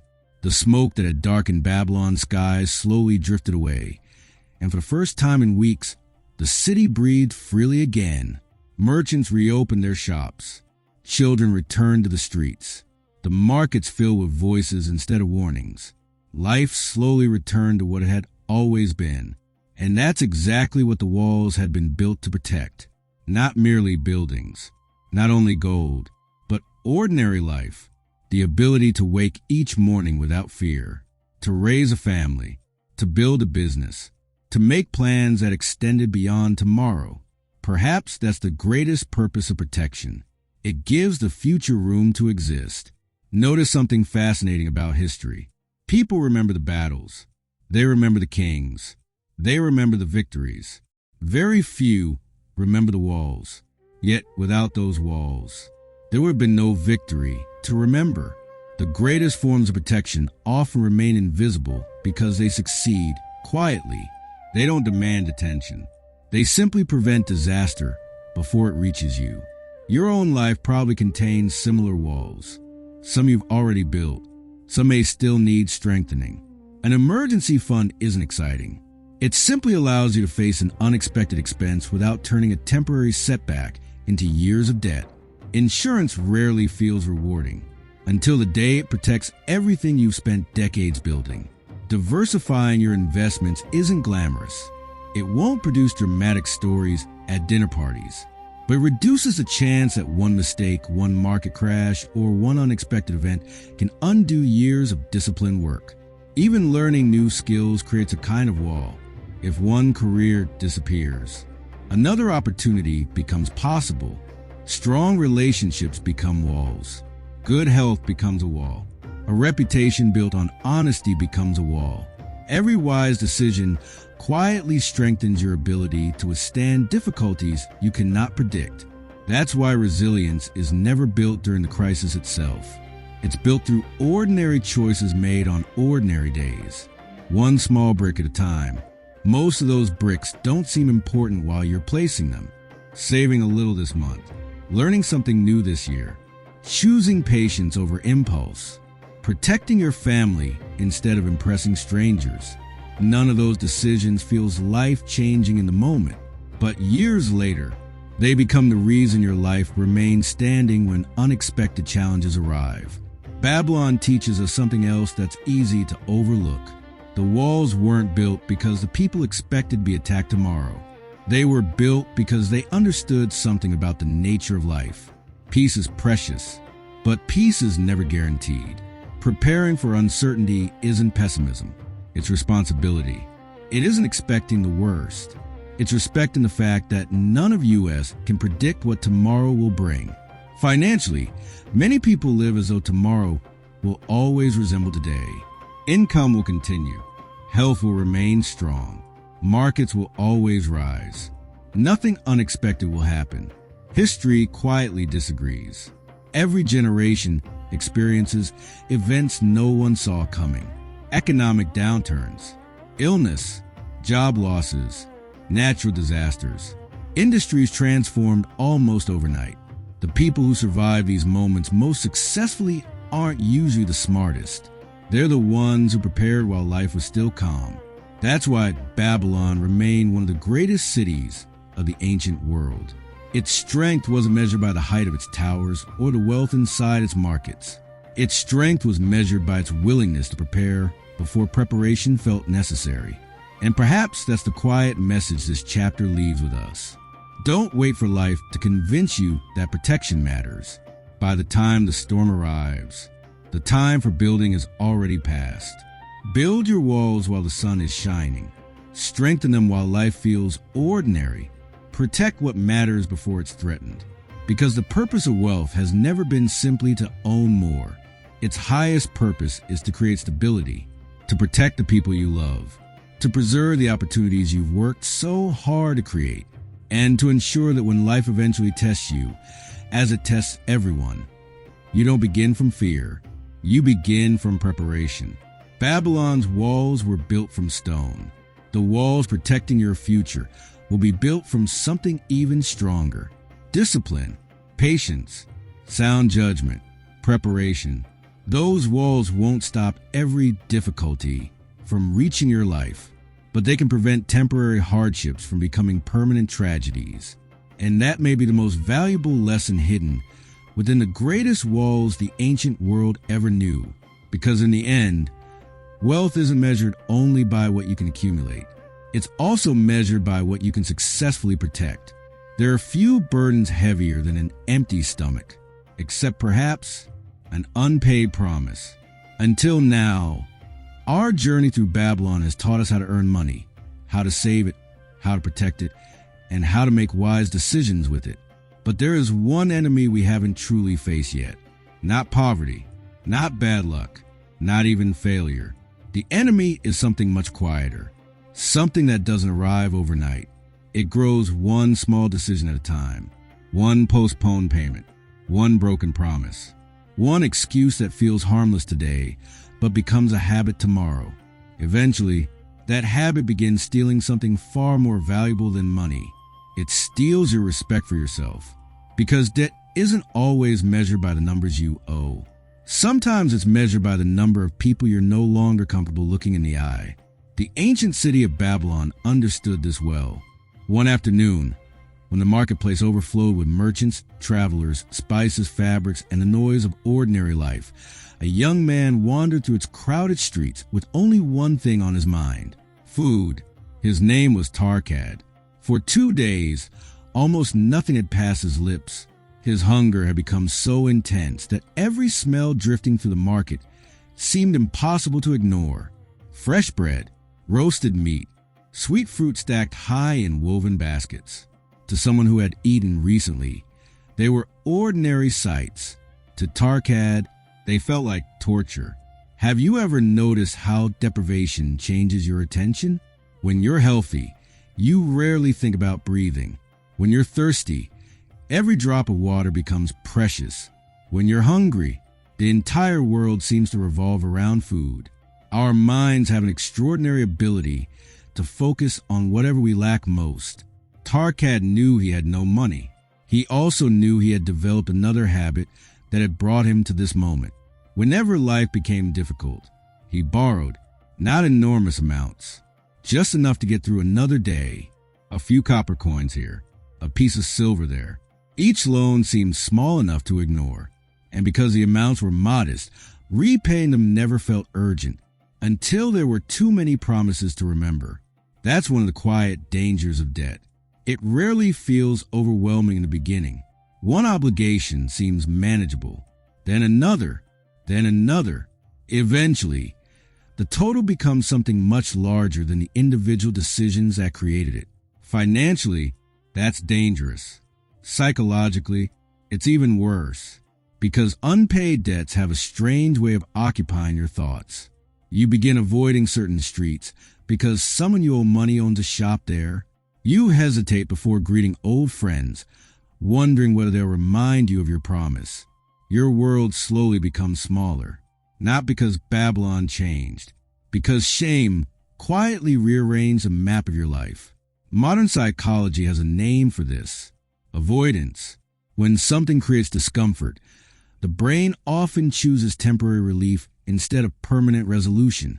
Ignore the bill, delay the conversation. Promise yourself you'll deal with it next month. It feels easier, but every delay quietly strengthens the problem. Avoidance doesn't reduce anxiety. It usually feeds it. Tarkat experienced this without ever knowing the psychology behind it. He simply knew there were certain people he hoped not to meet. So as he wandered past an eating house, he wasn't only searching for food. He was searching for someone willing to lend him yet another small coin. Just one more. Enough for a meal. Enough to postpone hunger. Enough to postpone responsibility. Isn't that how many financial problems begin? Not with one disastrous decision, but with the belief that one more delay won't really matter. Then fate, or perhaps life, placed a very person he least wanted to see directly in his path. A tall, weathered man with the confident stride of someone accustomed to crossing deserts. His name was Dabasir, one of Babylon's most respected camel traders. The moment their eyes met, Tarkat felt a sinking sensation that only guilty people truly understand.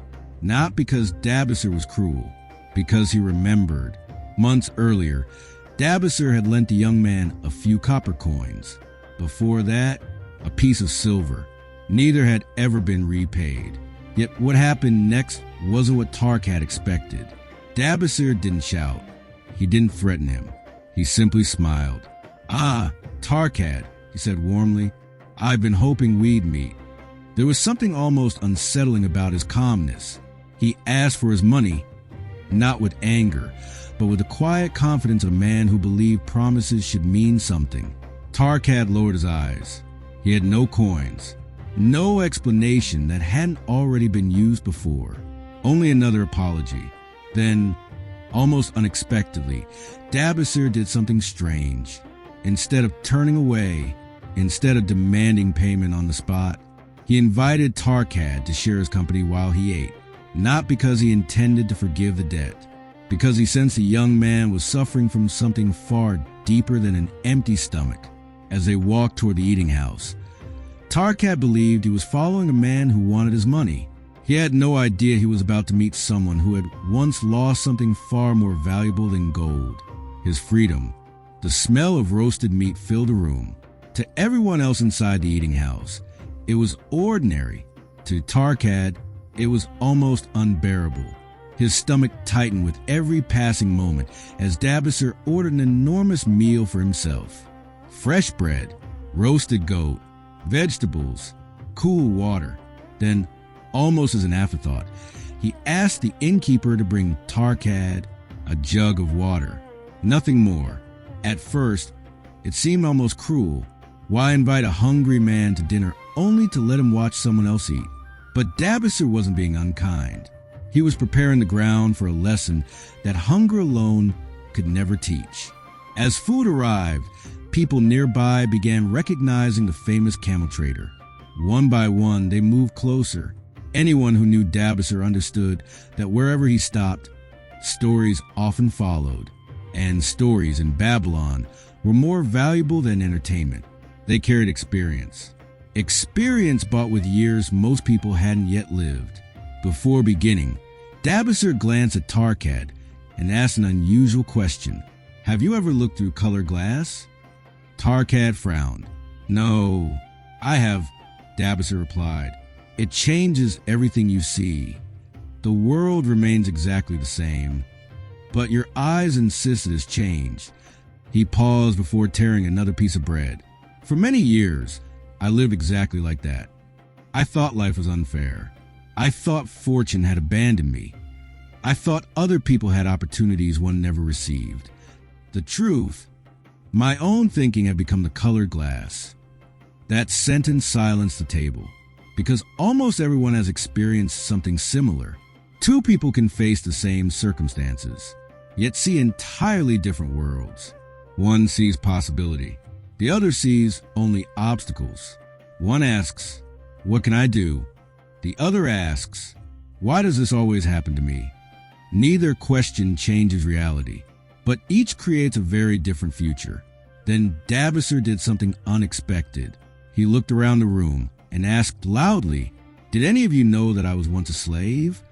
Several men stopped eating. Someone laughed, assuming it was a joke. Another looked genuinely confused.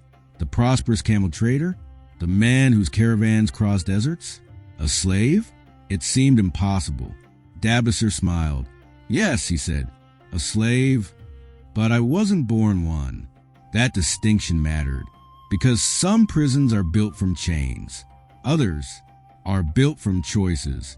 Long before he became one of Babylon's most respected traders, Dabasser had lived a very different life. His father had been an honest craftsman. From him, Dabasser learned a respectable trade. He married young, worked diligently, earned enough to provide a modest but comfortable life. There was nothing extraordinary about it, until desire quietly began outgrowing income. It never happened all at once. That's rarely how financial trouble begins. It started with small luxuries, a finer robe than he truly needed, a decorative piece for the home, a gift for his wife that exceeded what his earnings could comfortably support. Each purchase seemed harmless. Each merchant happily agreed, "Pay me later." That phrase sounded generous, almost friendly, and at first, it truly felt like freedom. Why wait until next month? Why postpone enjoyment when payment could always come later? But later has an interesting habit. Eventually, it becomes now. The payments arrived. The income didn't grow quickly enough. So Dabasser borrowed to cover old debts, then borrowed again. The pattern probably sounds familiar, not because it belongs only to ancient Babylon, because human behavior hasn't changed. Many people don't fall into financial hardship through one terrible decision. They drift into it through dozens of reasonable ones. One monthly payment, another subscription, a slightly larger house, a slightly nicer car. One purchase justified because I deserve it. None feels dangerous alone. Together, they quietly reshape an entire life. Soon, Dabasser found himself trapped. His earnings disappeared almost as soon as they arrived. Creditors began visiting. Conversations became uncomfortable. Promises multiplied. Sleep became difficult. He wasn't merely running out of money. He was running out of dignity. Eventually, something even more painful happened. His wife returned to live with her father, not because she stopped loving him, but because the life they had built together had become impossible to sustain. Imagine that moment. Not losing wealth, losing the future you believed you were creating. Many people would have stopped there and accepted responsibility. Dabasser didn't. Instead, he chose a path countless people still choose today. He ran. He convinced himself the problem wasn't his decisions. The problem was Babylon. Surely another city would offer better opportunities. Surely a fresh start would erase old mistakes. It's a comforting illusion, because changing your location is much easier than changing yourself. Wherever you go, your habits quietly travel with you. For a while, Dabasser wandered from caravan to caravan, taking whatever work he could find. But avoiding responsibility rarely creates wisdom. It often weakens it. One poor decision led naturally to another. Eventually, he found himself traveling with men who promised quick riches. They weren't merchants. They weren't traders. They were thieves. At first, he justified it. Just until I get back on my feet. Just one successful raid. Then I'll start over honestly. Human beings are remarkably creative when it comes to justifying choices they already know are wrong. The first robbery succeeded. The stolen goods were quickly spent. The second never reached its end. Their group was ambushed. Some were killed. The survivors were captured, stripped of everything, sold like property. And in a single afternoon, the son of an honorable Babylonian craftsman became a slave in a foreign land. Dabasser looked directly at Tarkad. "Do you know," he asked quietly, "when I truly became a slave? It wasn't the day they sold me. It happened long before that. It began the moment I believed running away was easier than facing the life I created." The room fell silent because everyone understood. Slavery isn't always something another person imposes upon you. Sometimes it begins the day you surrender responsibility for your own choices. When Dabasser finished speaking, no one reached for their food. The room had become unusually quiet, not because the story was over, because everyone sensed it had only just begun. Becoming a slave was tragic. Remaining one, that was a choice. Dabasser continued. After being captured, he was taken across the desert and sold to a wealthy Syrian chieftain. Until that day, slavery had always been an idea, something that happened to other people. Now, it had become his reality. His fine clothes were gone. His possessions were gone. Even his name seemed to matter less than the price someone had paid for him. It's astonishing how quickly the world can strip away the identities we build around ourselves. Profession, status, money, titles, all of them can disappear. The question that remains is much deeper. Who are you when everything else has been taken away?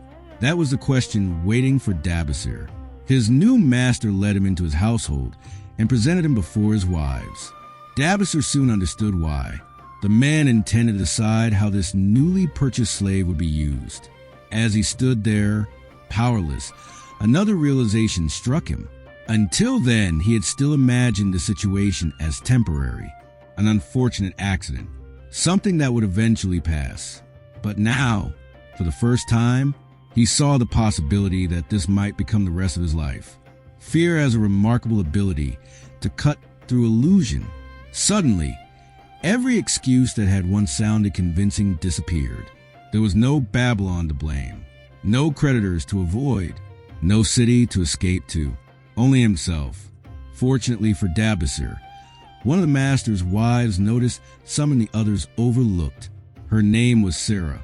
Instead of assigning him to household duties, she asked a simple question. "Do you know camels?"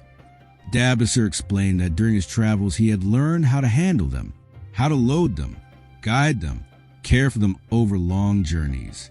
Those ordinary skills he had never considered particularly valuable, unexpectedly changed his future. Think about that for a moment. Sometimes the abilities that rescue us aren't the spectacular ones.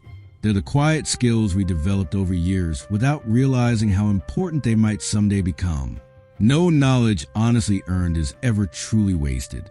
Sarah requested that Dabasser become her camel attendant. His life had been spared from an even darker fate, but he was still a slave. Days turned into weeks. Weeks became months.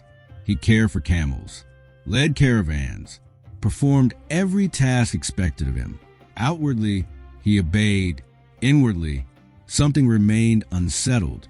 One afternoon, while leading Sarah's camel across the desert to visit her sick mother, Dabasser finally thanked her. "You saved my life," he said. "I wasn't born a slave. I am the son of an honest saddle maker from Babylon." Then, almost without thinking, he told her everything. His debts, his mistakes, his flight from Babylon, his capture, his shame.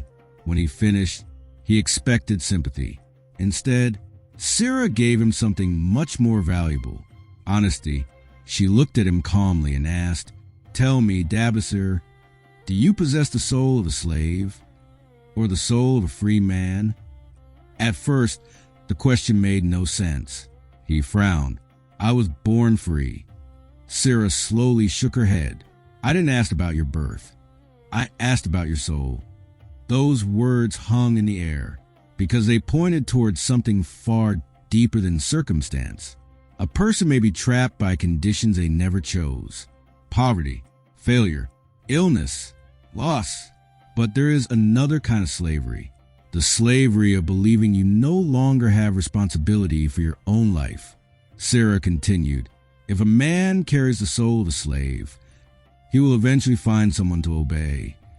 If a man carries the soul of a free person, He will keep searching until he finds a way to stand again. Notice what she wasn't saying. She wasn't claiming that positive thinking solves every problem. She wasn't denying hardship. She was challenging something much more fundamental: identity. Modern psychology calls this an internal locus of control. Some people believe life happens to them. Others believe that while they cannot control every circumstance, they remain responsible for how they respond. Those two beliefs produce completely different lives. Dabisser wanted to argue. He wanted to explain that none of this had been his fault, that circumstances had overwhelmed him, that anyone would have struggled. But deep inside, he already knew why her words hurt, because they were true. Sarah asked him one final question.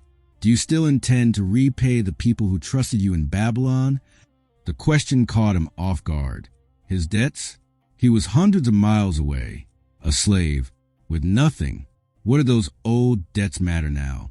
I would like to, he answered quietly, but I have no way. Sarah looked directly into his eyes. If you truly have no way, then I understand. But if you've simply stopped looking, then perhaps you've already decided what kind of soul you possess. That night, Dabisser barely slept, not because of fear, because for the first time in years, he stopped thinking about what had happened to him and began asking what had happened within him. That single shift will become the beginning of everything that followed, because every lasting transformation begins long before circumstances change. It begins the moment a person refuses to let their identity be defined by their situation.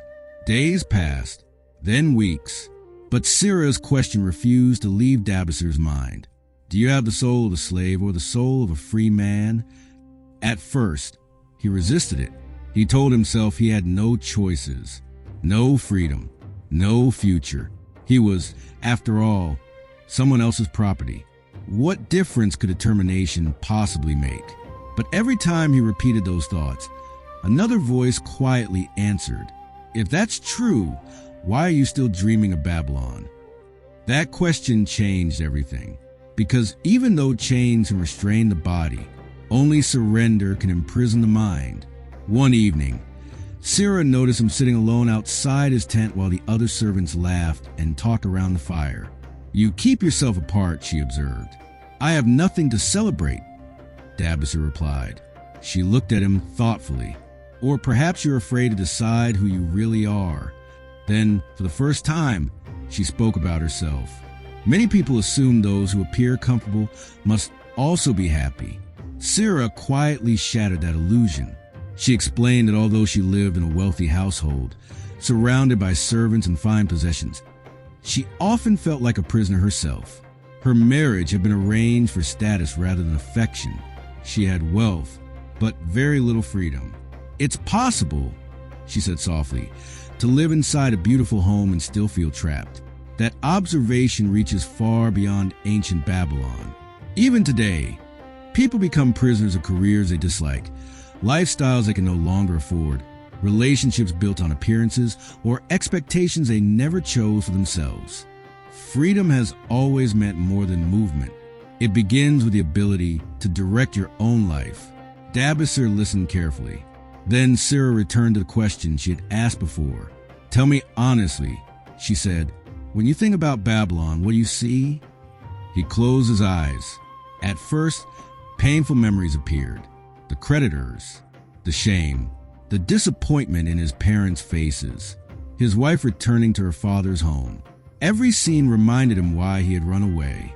Then unexpectedly, another image appeared, his father's workshop, the smell of fresh leather, the pride of honest work, the home he had once dreamed of building.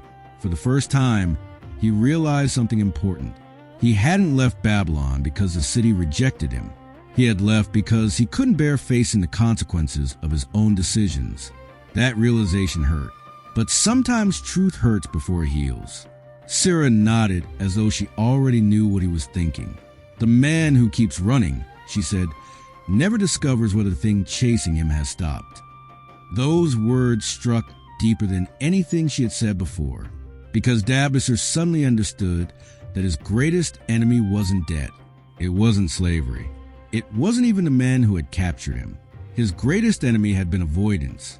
Every difficult conversation he avoided, every unpaid promise he postponed, every uncomfortable responsibility he escaped.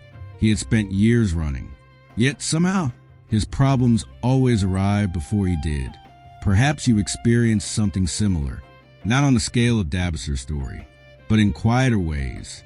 Putting off an important conversation, ignoring a growing financial problem, delaying a health check, avoiding a decision because it feels overwhelming.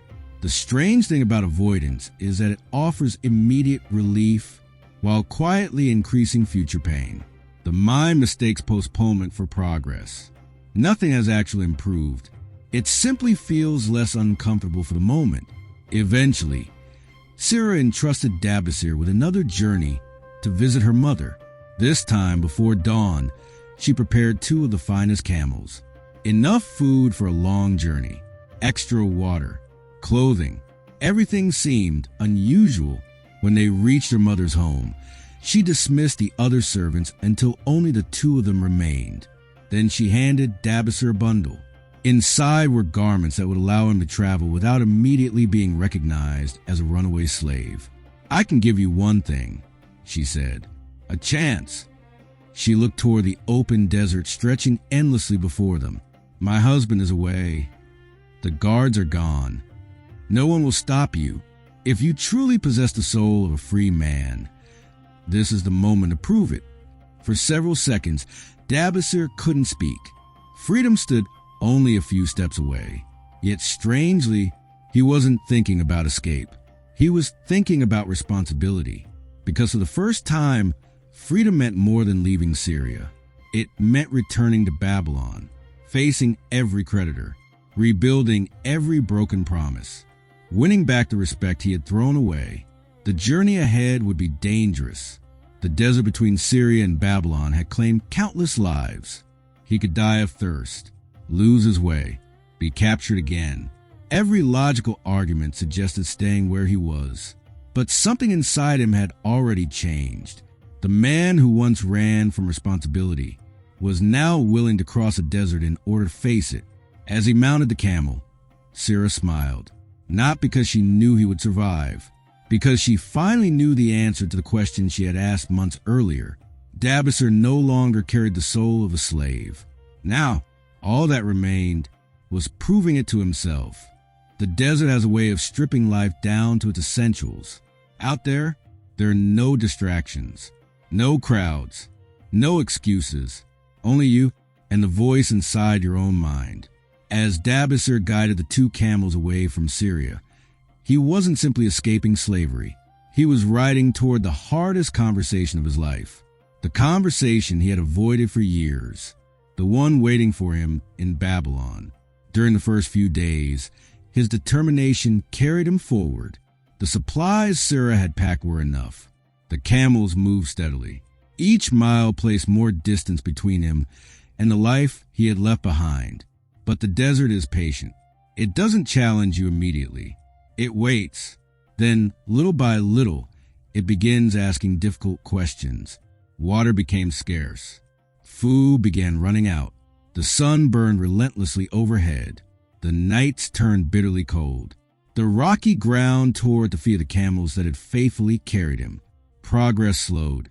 Every step demanded more effort than the last. And then came the moment every difficult journey eventually reaches, the point where quitting seems reasonable.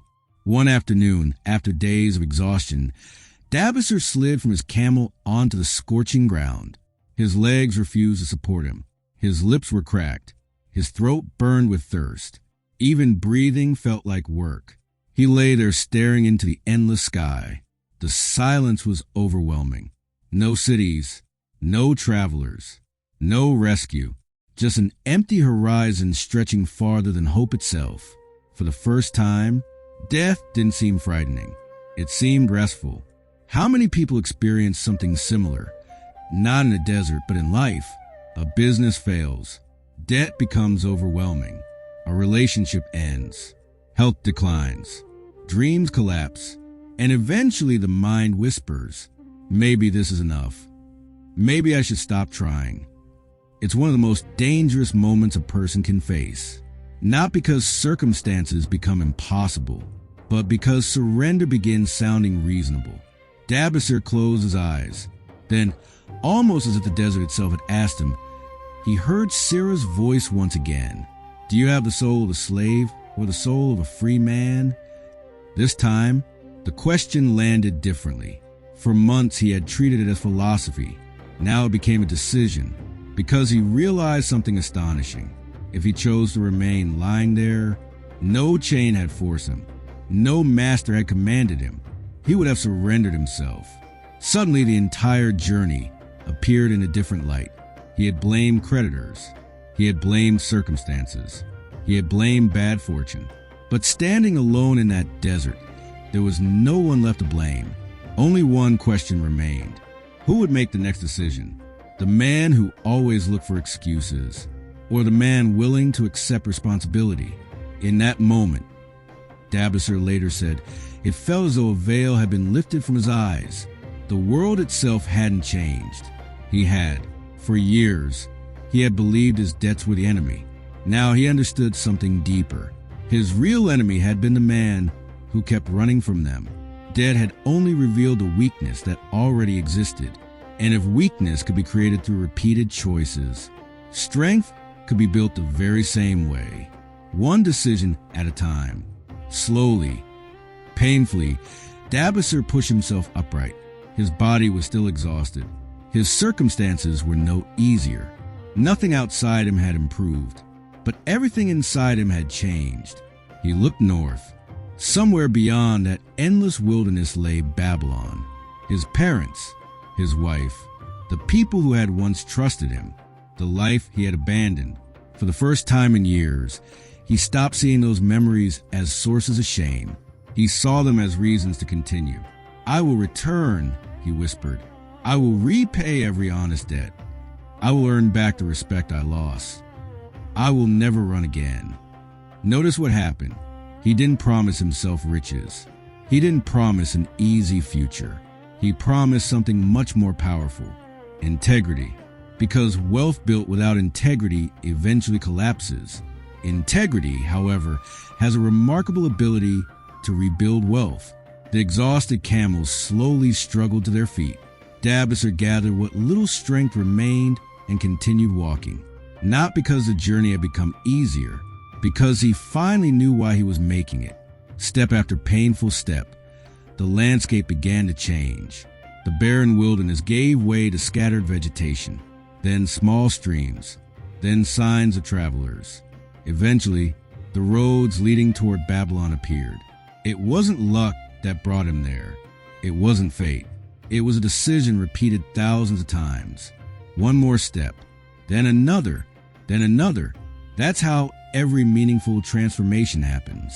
Not in one dramatic moment, but in the quiet choice to continue when stopping feels easier. Years later, people would admire Dabasir for becoming one of Babylon's most successful camel traders. Few would realize that his greatest victory had happened long before he ever earned another coin.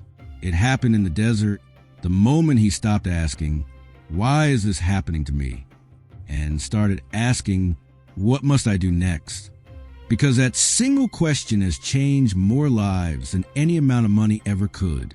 By the time Dabasir finished his story, the room had fallen completely silent. Even the men who had gathered only to enjoy their meals had forgotten the food before them, because they realized they hadn't been listening to a story about a camel trader. They had been listening to the story of a man who rebuilt himself. Dabasir turned toward Tarkad. Until now, he hadn't mentioned the young man's debt again. There was no need. The real lesson had already been delivered. Tarkad, he said quietly, tell me honestly, what kind of man do you wish to become? The young man lowered his eyes. Only a short while earlier, he had believed hunger was his greatest problem. Now, he understood it wasn't. His empty stomach could be filled before sunset. His empty character, that would require something much more difficult. Responsibility. That's one of the most profound ideas hidden in this entire chapter. Our greatest problems are often not the ones causing today's discomfort. They're the habits quietly creating tomorrow's. Dabasser continued, "When I returned to Babylon, I owned almost nothing. No house, no business, no reputation. Only one thing remained. My decision. And sometimes that's enough. Many people imagine that rebuilding begins with opportunity. A better job, more money, a lucky break. Dabasser discovered the opposite. Rebuilding begins with a decision long before opportunity arrives. Because opportunity rarely trusts someone who hasn't first become trustworthy. The first thing he did upon returning wasn't searching for wealth. It was searching for the people he owed. Imagine how difficult that must have been, walking toward the very people he had spent years avoiding, knocking on doors he once crossed the street to escape, looking into the eyes of men whose trust he had broken. Every conversation required humility. There were no excuses left, no elaborate explanations, only honesty. He told each creditor the same thing. I have returned. I cannot repay everything today, but I will repay every honest debt. Give me time. Some believed him immediately. Others laughed. A few spoke harshly. Can you blame them? From their perspective, they had already heard promises before. Trust isn't rebuilt through speeches. It's rebuilt through consistency. Fortunately, one man chose to believe him. Mathan, the very gold lender whose wisdom had helped Rodden. Mathan looked past Dabasser's past and focused instead on something far more important, his present character. He saw determination where others still saw failure, and because of that, he gave Dabasser something priceless. Not money, an opportunity to work. He introduced him to an experienced camel merchant who needed someone knowledgeable, disciplined, and willing to learn. Notice how different this opportunity was from the shortcuts Dabasser had once chased. No quick fortune, no overnight success, just honest work, steady progress, a chance to earn trust one day at a time. And that's exactly what he did. Every payment he received, he divided carefully, some for living, some for the future, and some for the promises he had made. Little by little, one debt disappeared. Then another. Months became years. Eventually, there came a day when Dabasser crossed the final name from his list. Every person who had trusted him had been repaid, not because life had suddenly become easy, because he had refused to abandon the commitment he had made in the desert. Think about how powerful that is. The amount of money mattered, but the greater victory wasn't financial. It was personal. Years earlier, debt had controlled his life. Now, his decisions controlled his life. That is freedom, not the absence of problems. The ability to face them without running. Dabasser smiled warmly at Tarkad. You came here today hoping someone would lend you another coin. But another coin wouldn't solve your problem. It would simply postpone it. What you truly need is a decision I once needed. The decision to become the kind of man who keeps his word. The young man felt something he hadn't experienced in a long time. Not shame, resolve. There's a crucial difference. Shame says, I am the problem. Resolve says, I have a problem and I will solve it. One destroys identity. The other transforms it. Tarkad rose to his feet. His hunger hadn't disappeared. His debts hadn't vanished. Nothing around him had changed. Yet somehow, everything had. Because he no longer saw himself as someone waiting for fortune to rescue him. He saw himself as someone capable of rebuilding, one promise at a time, one payment at a time, one honest day's work at a time. As the evening came to an end, Dabasser finally asked the innkeeper to bring Tarkad a generous meal. This time, it wasn't charity. It was encouragement. Because now the food would nourish a man who had decided to change, not someone hoping postpone change. And perhaps that's why Dabasser's story has survived for thousands of years. Not because every one of us will become wealthy camel traders, but because every one of us will eventually face a moment when life asks the same question Cyril once asked him. Do you have the soul of someone who waits for circumstances to improve, or the soul of someone who improves, regardless of circumstances? Everything we've learned in Babylon points toward the same answer. Wealth begins with saving. It grows through wisdom. It survives through protection.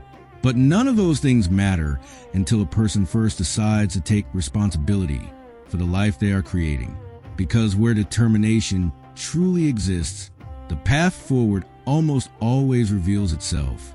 And that timeless truth carries us to the next lesson, where Babylon turns its attention from rebuilding a single life to understanding how an entire city's prosperity was created, and why true wealth is always built through value, never by chance.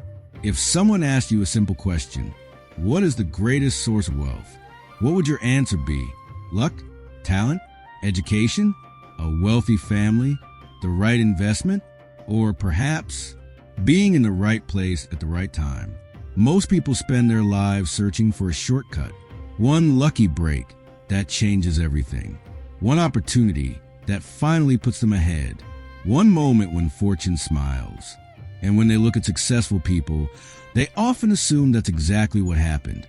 He got lucky. She met the right people. They were born into better circumstances. It's comforting to believe that, because if success belongs mostly to luck, then failure isn't really our responsibility. But Babylon asks us to challenge that idea. What if the people we call lucky simply spent years becoming the kind of people opportunities naturally seek? What if luck isn't the beginning of success, but its reward? To explore that question, we're introduced to one of Babylon's most respected merchants. His name was Sharonada. By every outward measure, he had everything people admired. His caravans stretched across kingdoms. His warehouses overflowed with valuable goods. Kings respected him. Merchants trusted him. His wealth had reached a level where few questioned how it had been built. They simply assumed he had always been fortunate. It's fascinating how quickly success erases people's memory of struggle. When someone finally reaches the top, we notice the destination, rarely the climb. We admire the flourishing tree. Almost no one wonders how many years its roots spent growing beneath the surface before anyone noticed it.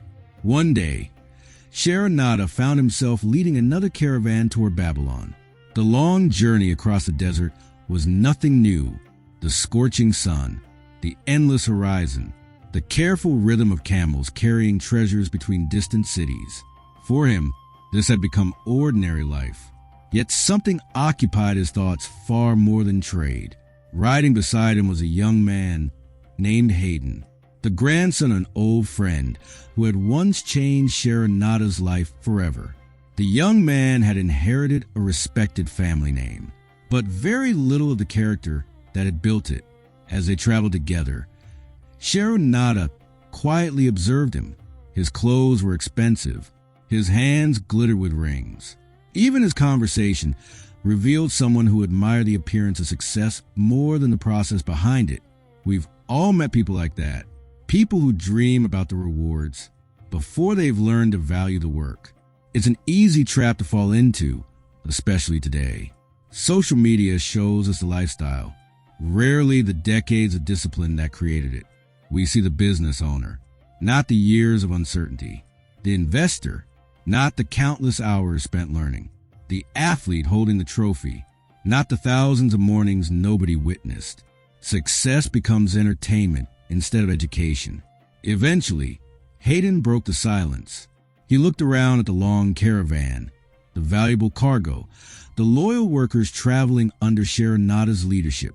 Then he asked a question that sounded innocent enough. Why do you still work so hard?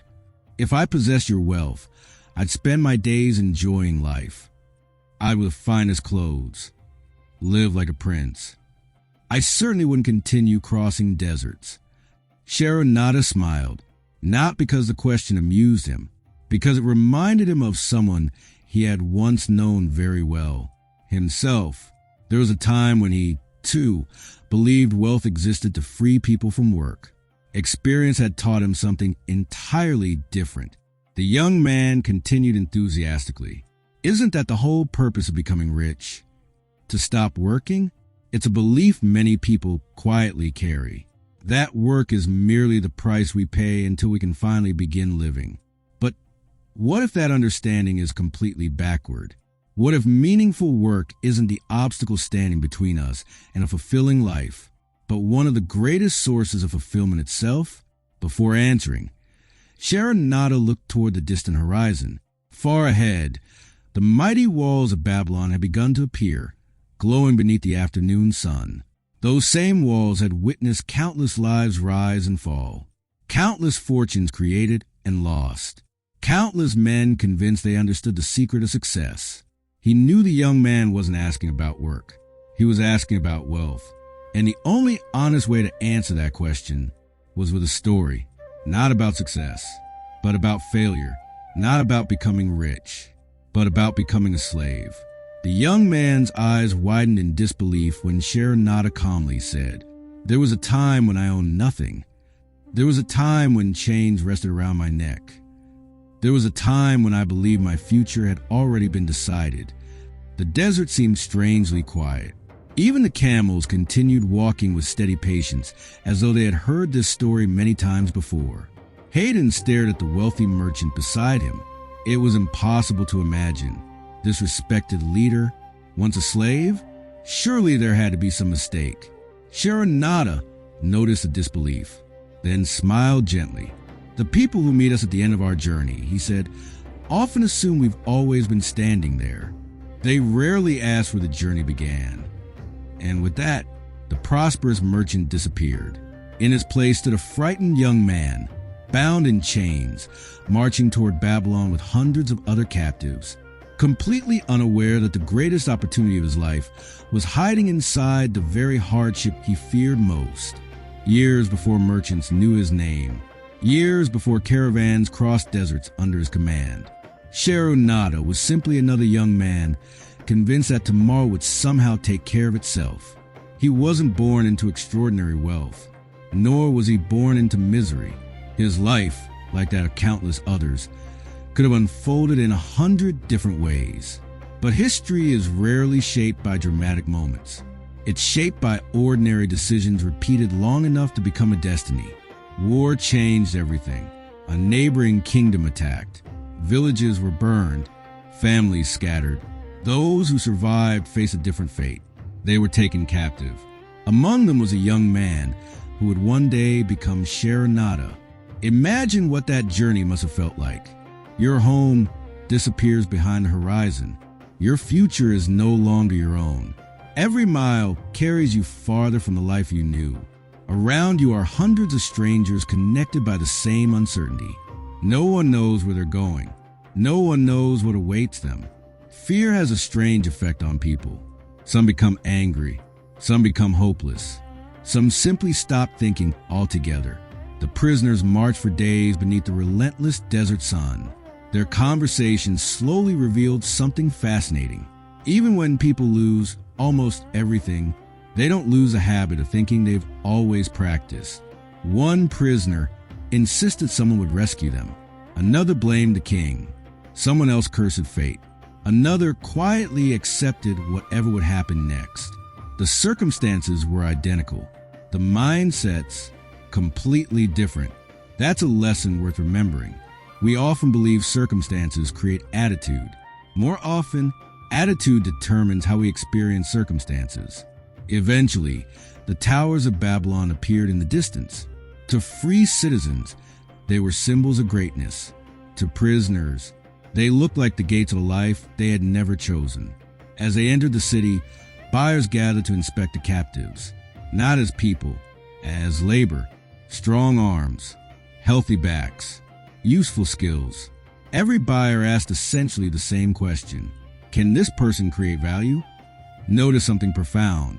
Even as slaves, their value depended on what they could contribute, not what they wished for, not what they deserved, not what they dreamed about. Contribution. That principle has never changed. The modern world may no longer hold public slave markets, but opportunity still asks the same question. Can you solve problems? Can you create value? Can people trust your work? Your income almost always follows your usefulness. As the prisoners waited to be purchased, many tried desperately to appear invisible. Some feared hard work. Others feared cruel masters. Some hoped that by looking weak, they might avoid difficult labor. It's an understandable reaction, but it also revealed something important.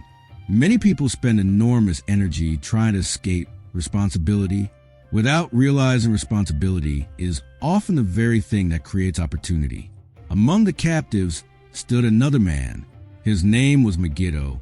Unlike the others, he didn't lower his eyes. He didn't complain. He didn't bargain with fate. Instead, he carefully observed every potential buyer, almost as if he were interviewing them. That confidence puzzled the younger prisoner beside him. "Why aren't you afraid?" he asked. Megiddo smiled. "I am, but fear has never completed a day's work." Then he added something Sharonada would remember for the rest of his life. "If I must belong to someone, I hope I belong to a man who values good work." The statement sounded almost absurd. Who hoped for work? Most people hope to avoid it, but Megiddo viewed work differently. He didn't see it as punishment. He saw it as a chance to demonstrate his worth.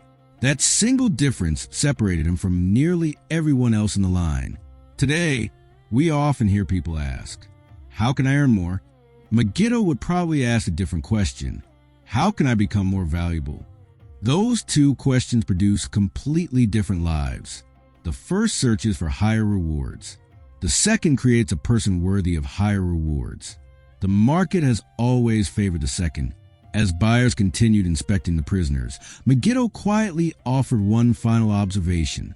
"The man who eagerly does excellent work," he said, "rarely remains unnoticed for long." Think about that. Not because the world is perfectly fair. It isn't. Not because every employer rewards effort. Some don't, but because skill, reliability, and initiative have an extraordinary habit of creating opportunities that average effort never even sees. Years later, people would call Sharonada the luckiest man in Babylon. Standing there in chains, watching Megiddo calmly prepare for a future no one else could imagine, luck was the last thing on his mind. What he was about to witness would completely redefine the meaning of that word. The marketplace where slaves were sold wasn't filled with shouting alone. It was filled with judgment. Every buyer walked slowly down the line, studying faces, shoulders, hands, posture, and expressions. Some prisoners tried to appear stronger than they were. Others deliberately looked weak, hoping difficult labor would pass them by. Almost everyone was trying to influence the outcome. Megiddo did something different. He simply stood with quiet confidence. Not arrogance, not pride, just the calm certainty of a man who knew something the others didn't. Sharonada couldn't understand it. "How can you be so composed?" he whispered. "We're about to be sold." Megiddo smiled. "Perhaps. But whether I become valuable or remain miserable, that decision still belongs to me." Imagine hearing those words while standing in chains. Most people would have called them foolish. Yet history has repeatedly shown that our greatest freedom often survives in the one place no one else can control: our attitude. There's an important distinction here. Optimism isn't pretending difficult situations don't exist. Megiddo wasn't pretending slavery was pleasant. He simply refused to let circumstances decide the quality of his character. That mindset changes everything. Modern psychologists often talk about ownership. People with an ownership mindset constantly ask, what part of the situation is still within my control? Others ask, who can I blame? The first question creates progress. The second creates helplessness. The situation may be identical. The future rarely is. As buyers moved closer, Megiddo leaned toward Sharonada. "If a good master examines us," he said quietly, "help me convince him to choose us." The young prisoner stared at him. "Choose us? Why would anyone want that?" Megiddo laughed softly. "Because every man must work. The only real question is whether work becomes your enemy or your ally." Those words sounded strange. Nearly everyone dreams about escaping work. Megiddo spoke as though work itself possessed hidden value. Perhaps that's because he understood something most people overlook. Work isn't merely something we give. It's something that shapes us while we're doing it. A careless worker slowly becomes a careless person. A dependable worker gradually becomes dependable in every area of life. Long before work changes your income, it changes your identity. Eventually, a wealthy baker approached a line of prisoners. Unlike many buyers, he wasn't searching for the youngest or strongest man. He asked questions. Who had experience? Who understood responsibility? Who wasn't afraid of difficult labor? Most prisoners remained silent. Some exaggerated their abilities. Megiddo stepped forward, not aggressively. Respectfully, he introduced himself, explained his experience, then said something remarkable. If you choose me, you'll never regret the decision. There was no begging, no desperation, only confidence supported by willingness. That's a powerful combination. Notice what he didn't say. He didn't promise perfection. He promised effort. Today, employers still search for the same quality. Businesses change. Technology changes. Industries change. But reliable people remain surprisingly rare. Someone who consistently does excellent work without constant supervision quickly becomes difficult to replace. The baker studied Megiddo carefully. Then his attention shifted toward the young man standing beside him. Sharonada, and what about you? The question caught him completely off guard. Until now, he had simply been waiting for fate to decide his future. Megiddo gave him a subtle glance, a silent reminder. This moment mattered. Sharonada straightened his shoulders. I may not know as much as this man, he admitted honestly, but I will work. I will learn, and I won't disappoint you. Sometimes honesty creates more trust than confidence ever could. The baker nodded thoughtfully. Moments later, both men were purchased together. As they walked away from the slave market, Megiddo smiled. You see, Sharonada frowned. What? We weren't chosen because we were lucky. We were chosen because we gave someone a reason to choose us. That sentence quietly dismantles one of the biggest myths about success. From a distance, opportunities often look like luck. Up close, they usually look like preparation, meeting the right moment. Think about the people you've admired throughout your own life. The colleague who received the promotion, the entrepreneur whose business suddenly grew, the artist who finally gained recognition, the athlete who earned a place on the team. To everyone watching, it appeared to happen overnight. But overnight success almost always has a very long morning. What people call luck is often years of invisible preparation finally becoming visible. As the two prisoners followed their new master through the crowded streets of Babylon, Sharonada had no idea that he had just taken the first real step toward becoming one of the wealthiest merchants the city would ever know. Not because someone had rescued him, not because fortune had smiled upon him, but because, for the first time in his life, he had begun walking beside a man who understood that the surest path to opportunity wasn't searching for easier work. It was becoming impossible to ignore through the quality of your work. The baker's home stood on one of Babylon's busy streets, where the aroma of fresh bread drifted to the air long before sunrise. For most people, bread simply appeared in the marketplace each morning. Few ever thought about the work that began while the city still slept. That was about to become Sharonada's new life. Before dawn, while much of Babylon remained quiet, the ovens were already burning. Grain was being ground. Dough was being kneaded. What was being carried. Every task depended on another. There was no room for laziness. No space for excuses. The first morning exhausted him. The second felt even harder. By the end of the week, every muscle in his body ached.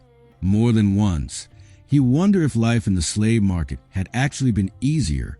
At least there, no one expected anything from him. Work has an interesting way of revealing who we really are. At first, enthusiasm carries us. Then discomfort arrives. Eventually, only discipline remains. That's why so many people begin ambitious projects but never finish them. The excitement fades long before the rewards appear. Megiddo, however, never seemed discouraged. He worked with the same care whether someone was watching or not. If a sack of grain needed carrying, he carried it well. If the ovens required cleaning, he cleaned them thoroughly. If the day's work ended, he searched for something else that needed doing. Sharonada couldn't understand it. One evening, after an especially exhausting day, he finally asked, "Why do you work harder than anyone else?" "We're slaves. No matter how much we accomplish, we're still slaves." Megiddo smiled. Today we're slaves. But tell me, do you believe today's circumstances must become tomorrow's? Sharonada didn't answer, because deep inside, he wasn't sure. Megiddo brushed the flour from his hands before continuing. "I don't work because I'm a slave. I work because that's the kind of man I've chosen to become." That single sentence changes the entire meaning of work. Most people allow circumstances to determine their effort. I'll work harder when I'm paid more. I'll care more when I'm appreciated. I'll give my best after someone gives me an opportunity. Megiddo reversed that equation completely. He believed effort came first. Opportunity followed. It's a principle that still governs the modern world. Many people wait for promotion before acting like leaders. The people who eventually become leaders usually begin acting like one long before the title arrives. Others wait for a better job before developing better habits. Yet employers almost always notice those habits before offering better opportunities. Value is rarely rewarded before it's demonstrated. It is rewarded because it's demonstrated. Day after day, Sharonada watched something remarkable happen. Whenever unexpected problems appeared, the baker instinctively called for Megiddo, not because he was the strongest, not because he had worked there longest, because he could be trusted. Trust is one of the most valuable forms of wealth a person can possess. Unlike money, it cannot be inherited. Unlike luck, it cannot be manufactured overnight. It grows quietly through hundreds of small moments where your actions consistently match your words. Eventually, people stop wondering whether they can depend on you. They simply assume they can. That's exactly what happened. The baker began asking Megiddo's opinion, then entrusted him with larger responsibilities. Soon he wasn't merely completing tasks. He was improving the business itself. Notice the progression. Excellent work created trust. Trust created responsibility. Responsibility created opportunity. Most people try to begin at the last step. They want opportunity immediately, but opportunity almost always travels the other direction. It starts with how you handle the work already in front of you. One afternoon, after the day's bread had been delivered throughout the city, the baker approached Megiddo with an unexpected offer. "You've served me faithfully," he said. "You've worked as though this bakery belonged to you. I believe a man like you deserves something more than chains." With those words, he offered Megiddo the chance to purchase his freedom over time through his work. Sharonada watched the conversation unfold with amazement. No miracle had happened. No wealthy relative had appeared. No stroke of luck had changed everything. One man's attitude toward ordinary work had slowly transformed his future. That realization settled deeply into Sharonada's mind. For the first time, he understood that work wasn't simply something you exchange for food or wages. Done with excellence, work became a reputation. And reputation had an extraordinary habit of opening doors that effort alone never could. As he watched Megiddo accept the offer with quiet gratitude, another thought entered his mind. If work could change one man's future, perhaps it could change his as well. From that day forward, Sharonada stopped looking at work the way he once had. It was no longer something to survive. It became something to master. The bakery itself hadn't changed. The hours were still long. The ovens were still unbearably hot. Before sunrise, flour still covered the floor of the tables, and often the workers themselves. Yet, somehow, the same work began feeling different, because purpose changes how we experience effort. Think about two people carrying identical stones. One believes he's doing meaningless labor. The other believes he's helping build a cathedral. Their muscles become equally tired, but their minds tell completely different stories. Meaning changes endurance. That's why the most successful people often appear to possess extraordinary discipline. In reality, many of them simply found meaning where others saw only inconvenience. Sharonada began paying closer attention to Megiddo, not just to how hard he worked, but to how he thought. Whenever something went wrong, Megiddo never asked, "Who caused this?" He asked, "How do we fix it?" When supplies arrived late, he adapted. When the ovens needed repair, he helped. When another worker failed to finish a task, he quietly completed it without announcing his sacrifice. That mindset is surprisingly rare. Most people want ownership of success. Very few willingly accept ownership of problems. Yet the people who rise in every profession almost always share one habit. They become problem solvers. The larger the problem they're trusted to solve, the more valuable they become. It's one of the simplest economic principles in existence. Income often follows responsibility. Responsibility follows trust. And trust follows consistent action. One afternoon, while deliveries were being prepared, Megiddo handed Sharonada a basket of bread. "Come with me." Together, they walked through the busy streets of Babylon. The city was alive with merchants opening their stalls, craftsmen beginning their work, and customers filling the markets. To Sharonada, it looked like ordinary commerce. To Megiddo, it looked like opportunity. As they delivered bread from house to house, Megiddo greeted everyone by name. He thanked customers, asked about their families, remembered small details from previous conversations. Sharonada noticed something remarkable. People weren't merely buying bread. They were happy to see him. When they returned, the young man finally asked, "How do you remember so many people?" Megiddo smiled, "Because I don't see customers. I see relationships." That simple difference transforms every business. People rarely remain loyal because a product is slightly cheaper. They remain loyal because they feel valued.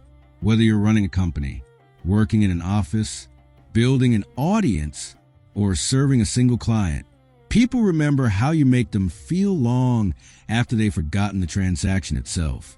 Long before the phrase existed, Megiddo understood what we now call reputation. And reputation is a fascinating kind of wealth. Money can disappear overnight. Reputation usually compounds. The more trustworthy you become, the more opportunities naturally begin finding you. Eventually, the baker noticed changes in Sharonada as well. The young man no longer waited to be told what to do. He anticipated work. He solved problems before they became urgent. He treated every task as though his own future depended on it, because now he understood it actually did. One evening, after another successful day, the baker called both men aside. "I've been watching you," he said. "Good workers complete the task they're given. Excellent workers improve everything they touch." Then he looked directly at Sharonada. "You've begun learning the second kind." Those words meant more than praise. They were proof that people notice excellence far more often than we think. Not immediately, not every time, but consistently enough to change a life. Many people abandon excellence because rewards don't arrive quickly. They plant seeds, then dig them up every week to check whether they've grown. Nature doesn't work that way. Neither does success. There's almost always a season where effort appears invisible. A season where no promotion comes, no recognition arrives, no dramatic breakthrough happens. Most people quit during that season. Those who continue eventually reach a point where everyone else calls them lucky. Sharonada was beginning to understand why. Luck wasn't suddenly appearing in Megiddo's life. The opportunities he received had been quietly growing from seeds planted months earlier. Every extra task, every careful decision, every promise kept, every problem solved. None of them seemed extraordinary on their own. Together, they became a reputation. And a strong reputation has a remarkable habit of opening doors that remain invisible to everyone else. As the months passed, Sharonada found himself asking a completely different question than the one he had asked when he first arrived in Babylon. No longer, how can I escape work? But instead, how can I become so valuable that opportunity has no reason to pass me by? Without realizing it, he had already begun walking the same path that would one day make people call him the luckiest man in Babylon. Time has a remarkable way of revealing whether our habits are genuine or merely temporary enthusiasm. Anyone can work hard for a day. Many can stay motivated for a week. Some continue for a month. But years expose character. As the seasons passed, Sharonada found himself becoming a different man. Not because someone had taught him complicated secrets, but because he had begun practicing simple principles every single day. He arrived before he was needed. He finished what he started. He paid attention to details others ignored. He asked questions instead of pretending to know everything. And perhaps most importantly, he stopped seeing every task as beneath him. That's a dangerous habit many people fall into. They believe certain work is too small for them, too ordinary, too repetitive. Yet history tells a different story. Great careers are often built by people who treated ordinary responsibilities with extraordinary care. Nothing was beneath Megiddo. Nothing became beneath Sharonada. And because of that, everything slowly became available to them. One evening, after the bakery had closed, the baker sat with both men outside the shop. The day's work was finished. The ovens had cooled. For a long moment, no one spoke. Then the baker looked toward the busy streets of Babylon. "Do you know why some men remain poor?" he asked, "even when opportunities stand right before them?" Sharonada thought for a moment. Because they never received the chance? The baker smiled gently. No, because they fail to recognize the chance they've already been given. That idea deserves reflection. Most people imagine opportunity arrives wearing magnificent clothes, with perfect timing, clear instructions, and guaranteed success. Reality is usually far less dramatic. Opportunity often arrives disguised as responsibility, as difficult work, as a problem nobody else wants, as a chance to prove yourself before anyone promises a reward. And because it doesn't look exciting, many people walk right past it. The baker continued, "When I purchased you, I wasn't buying slaves. I was investing in possibilities. One of you already understood that." He looked toward Megiddo. The other had to learn it. Then his eyes rested on Sharonada. "But now I see the same fire in both of you." Those words stayed with Sharonada for years. Not because they praised him, because they reminded him that people rarely invest in who you are today. They invest in who they believe you can become. That's true in every generation. Employers don't simply hire experience. They hire potential. Customers don't only buy products. They buy trust. Investors don't only fund ideas. They fund people capable of turning ideas into reality. The common thread is always the same. Character. The longer Sharonada worked, the more he noticed something else. The city itself rewarded reliability in ways that weren't immediately obvious. Merchants recommended dependable workers to one another. Customers spoke highly of businesses they trusted. New opportunities quietly traveled through relationships built over years. Today, we might call it networking. Babylon called it reputation. Different words. The same principle. A good reputation opens doors long before you knock on them. It introduces you before you arrive. It speaks for you when you're not in the room. And unlike wealth, it cannot be borrowed. It must be earned. One promise kept at a time. One honest decision at a time. One excellent piece of work at a time. Eventually, Sharonada realized why Megiddo had never complained about hard work. Work itself wasn't his destination. It was his introduction. Every task completed with excellence quietly announced, "This is the kind of person I am." Imagine approaching every responsibility with that mindset. Not, "How quickly can I finish?" but, What does the quality of this work say about me? That single shift changes everything, because work is never only producing an outcome, it's producing a reputation. And reputation compounds just like money. The better it becomes, the more valuable every future opportunity becomes. Years later, when people admired Sharon Nada's success, they saw flourishing caravans, prosperous businesses, and influence across kingdoms. What they couldn't see were the countless mornings that began before sunrise, the ordinary tasks performed with extraordinary care, the quiet habits repeated when nobody was watching. From the outside, it looked like fortune. From the inside, it looked like discipline practiced long enough that opportunity finally had no choice but to notice. And perhaps that's why the world so often confuses preparation with luck. Because the years of invisible effort disappear, leaving only the visible success behind. But Sharon Nada's greatest lesson was still waiting. He had learned how opportunity appears. He had learned why work creates reputation.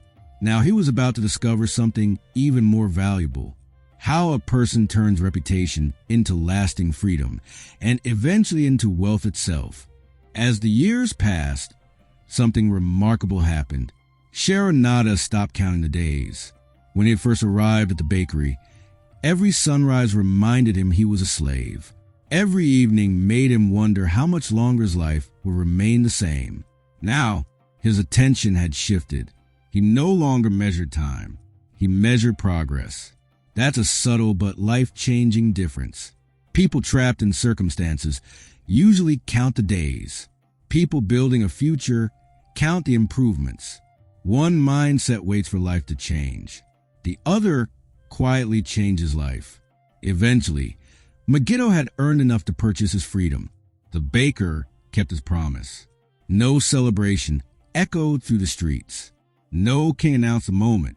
One ordinary morning, a hard-working man simply became free, not because someone had rescued him, because years of faithful effort had slowly purchased what shortcuts never could. Before leaving, Megiddo placed a hand on Sharon Nada's shoulder. "You already know everything necessary." Sharon Nada looked puzzled. "I do." Megiddo nodded. "You know how to work. You know how to keep your word. You know how to create value. The rest is only time."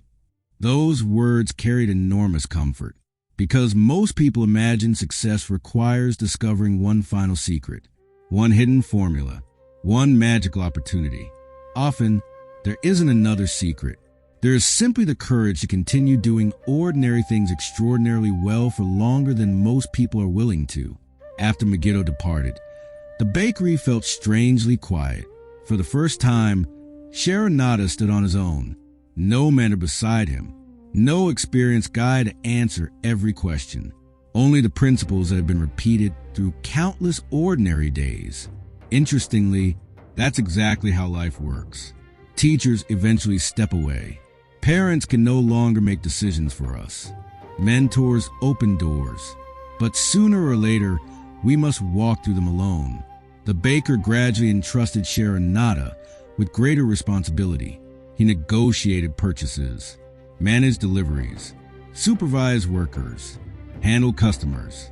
Each responsibility seemed small. Together, they were preparing him for something much larger. Notice the pattern we've seen throughout Babylon. Arkad didn't begin with riches. Dabasser didn't begin with freedom. Rodin didn't begin with wisdom. And Sharon Nada didn't begin with ownership. Every one of them first proved themselves faithful with something smaller. That's a principle our modern culture often resists. We want extraordinary opportunities before demonstrating ordinary reliability. But reality almost always works in reverse. Small responsibilities are auditions for larger ones. How you treat today's work quietly determines tomorrow's opportunities. One afternoon, the baker called Sharon Nada into his office. "I've been watching you." Those words immediately captured his attention. "When you first arrived, I purchased another pair of hands. Today, I see a man capable of building something of his own." He paused before continuing. "I have a proposal. The baker explained that merchants traveling beyond Babylon constantly needed trustworthy people to accompany caravans, negotiate trades, and manage valuable goods across long distances. It required judgment, discipline, courage, most importantly, character. I believe you're ready. Think about how extraordinary that moment really was. Years earlier, buyers had stood in a marketplace asking, "Is this young man worth purchasing?" Now, someone was asking, "Is this man worthy of trust?" The difference wasn't luck. It wasn't talent suddenly appearing. It was character patiently developed over time. Trust always grows before opportunity, never after. Sharonada accepted, not because the position promised wealth, but because he had learned to recognize something much more valuable: growth. Every new responsibility was another chance to become more useful, and usefulness has an incredible habit of attracting prosperity. Before leaving the bakery for the first caravan, he walked once more through familiar rooms where his transformation had quietly begun. The ovens, the flour-covered tables, the wooden shelves lined with fresh bread. To anyone else, it was just a bakery. To him, it had been a classroom. He hadn't merely learned how bread was made. He had learned how character was made. Patiently, repetitively, one honest day's work at a time. Years later, people would ask him how he became so successful. Many expected complicated answers, secret strategies, perfect timing. Instead, his story always returned to the same simple beginning: a wise mentor, a humble bakery, and a decision to treat every task as if his future were already watching. Because, in many ways, it was. The caravan moved steadily toward Babylon. As Sharonada finished his story, the young Hayden sat unusually quiet. The confident young man who had once believed wealth existed to escape work no longer seemed so certain. For miles, neither of them spoke. Sometimes, the best lessons need silence before they become understanding. Finally, Hayden broke it. "So that is why people call you the luckiest man in Babylon." Sharonada smiled. "Do they? They say fortune always favored you." The old merchant looked across the desert, where hundreds of camels walked patiently beneath the evening sun. "It may have looked that way. But tell me, when did luck begin? Was it the day I owned caravans? Or the day I decided to become the kind of man others could trust?" The question hung in the air, because once you truly examine successful lives, luck becomes much harder to identify. People see the promotion. They don't see the years of reliability. They see the thriving business. They don't see the thousands of ordinary decisions that built its reputation. They see financial freedom. They don't see decades of discipline quietly working in the background. The visible reward often receives all the attention. The invisible preparation receives almost none. Perhaps that's why overnight success is such a persistent illusion. We witness the final chapter, then imagine the earlier chapters must have been short. In reality, they're usually the longest part of the story. Sharonada turned back toward Hayden. "Do you know why work changed my life?" The young man thought for a moment. "Because it earned you money?" "It earned me much more than money. It earned me confidence. It earned me skills. It earned me trust. It introduced me to people who opened doors I never knew existed. And eventually, yes, it earned me wealth." Notice the order. Money came last. Today, many people try to reverse that process. They chase money first, believing everything else will follow. Babylon suggests the opposite. Become valuable first. Wealth naturally follows value. Not always quickly, not always dramatically, but remarkably consistently over time. There's another lesson hidden here. People often ask, what's the highest paying career? It's not always the most useful question. A better one might be, how can I become exceptionally valuable in whatever I choose to do? Because average work usually earns average rewards. Exceptional value has always been difficult to ignore. The caravan had nearly reached Babylon now. Its magnificent walls stood proudly, in the fading light. Those same walls had witnessed Arkad building wealth, Rodin learning wisdom, Mathan protecting gold, Dabasir rebuilding his character. And now, Sharonada had added one more timeless lesson to the city's legacy. That prosperity is rarely created by chasing fortune. It is created by becoming the kind of person fortune can trust. Hayden finally nodded. I think I understand. Sharonada smiled gently. I don't believe you do. The young man looked surprised. You've understood the words. Understanding life, that will take years. And perhaps that's true for all of us. Reading about discipline is easy. Living it is different. Admiring consistency is easy. Practicing it when nobody is watching, that's where transformation begins. As the gates of Babylon opened before the caravan, Sharonada reflected on the remarkable journey that had brought him there, not from one city to another, but from one version of himself to another. The frightened prisoner who had once entered Babylon in chains could never have imagined leading caravans through those same gates. The difference wasn't destiny. It wasn't inheritance. It wasn't even luck. It was the accumulation of thousands of seemingly insignificant decisions. Choosing responsibility over excuses. Choosing excellence over convenience. Choosing patience over shortcuts. Choosing contribution before reward. Individually, none of those choices looked extraordinary. Together, they created an extraordinary life. That's how wealth is usually built, not through one spectacular decision, but through ordinary decisions repeated until they become character. And character, over time, becomes reputation. Reputation becomes opportunity. Opportunity becomes prosperity. Perhaps that's the real definition of luck. When years of preparation finally meet the moment the world is ready to notice. With that, our journey through the great stories of Babylon comes to a close. We walk beside merchants, craftsmen, lenders, soldiers, slaves, and kings. Each story has revealed a different piece of the same timeless puzzle. Now, before we leave Babylon behind, we'll open one final treasure, one that transforms the philosophies into a practical system anyone can follow. In the closing section, we'll explore the famous clay tablets, where ancient wisdom becomes a simple, step-by-step plan for escaping debt, building wealth, and creating lasting financial freedom. We've spent this journey walking through the streets of Babylon. We've stood beside Arkad as he uncovered the first principles of wealth. We've watched Rodin struggle with the responsibility that comes with money. We've listened to Mathan explain why wisdom must always guide generosity. We've stood safely behind Babylon's mighty walls. We've crossed the desert with Dabasir as he rebuilt his character. And we've traveled beside Sharonada, discovering that what most people call luck is often years of quiet preparation. Each story revealed a principle. Each character illuminated one piece of the puzzle. But there's one question still waiting to be answered. If someone understood every lesson we've explored, where would they actually begin? Knowing the destination is valuable. Knowing the first step changes lives.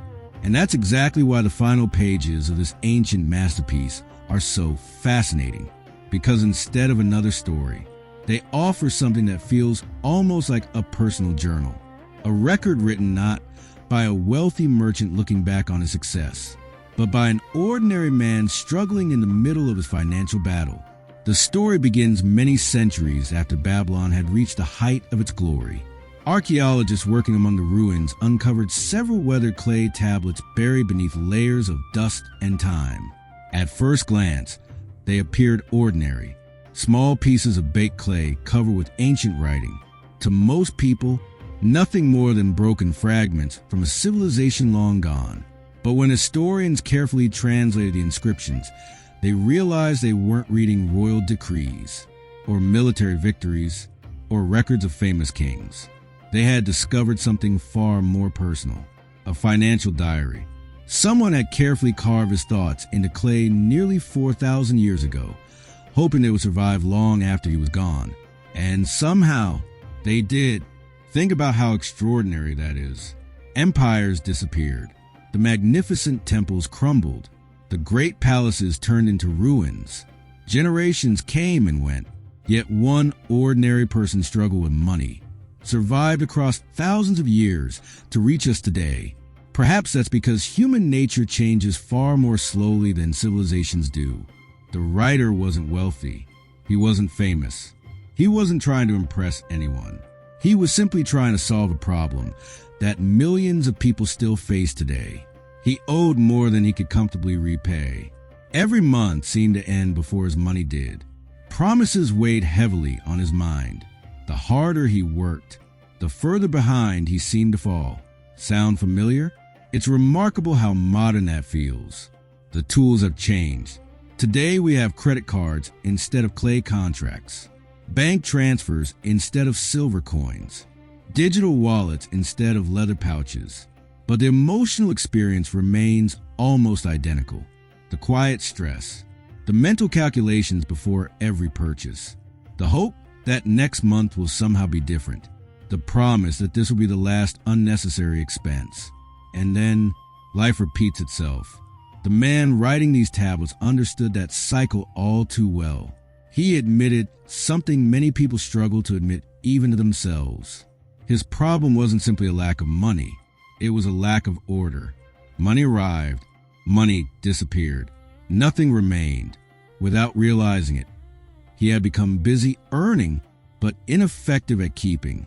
By now, that should sound familiar, because Arcad taught us the same lesson at the very beginning of our journey. Income alone doesn't create wealth. If it did, countless high earners would already be financially free. What matters is what happens after the money arrives. The writer slowly came to another realization. He couldn't borrow his way out. He couldn't wish his way out. And he certainly couldn't ignore his way out. Every day he delayed action, the burden grew heavier. Eventually, he reached the same conclusion Dabasir had reached years earlier. Running from financial problems only allows them to grow stronger. Facing them is uncomfortable, but it's also the only path that leads forward. That realization became the turning point, not because his debts suddenly disappeared, not because someone rescued him, but because he finally stopped searching for easier circumstances and started searching for better principles.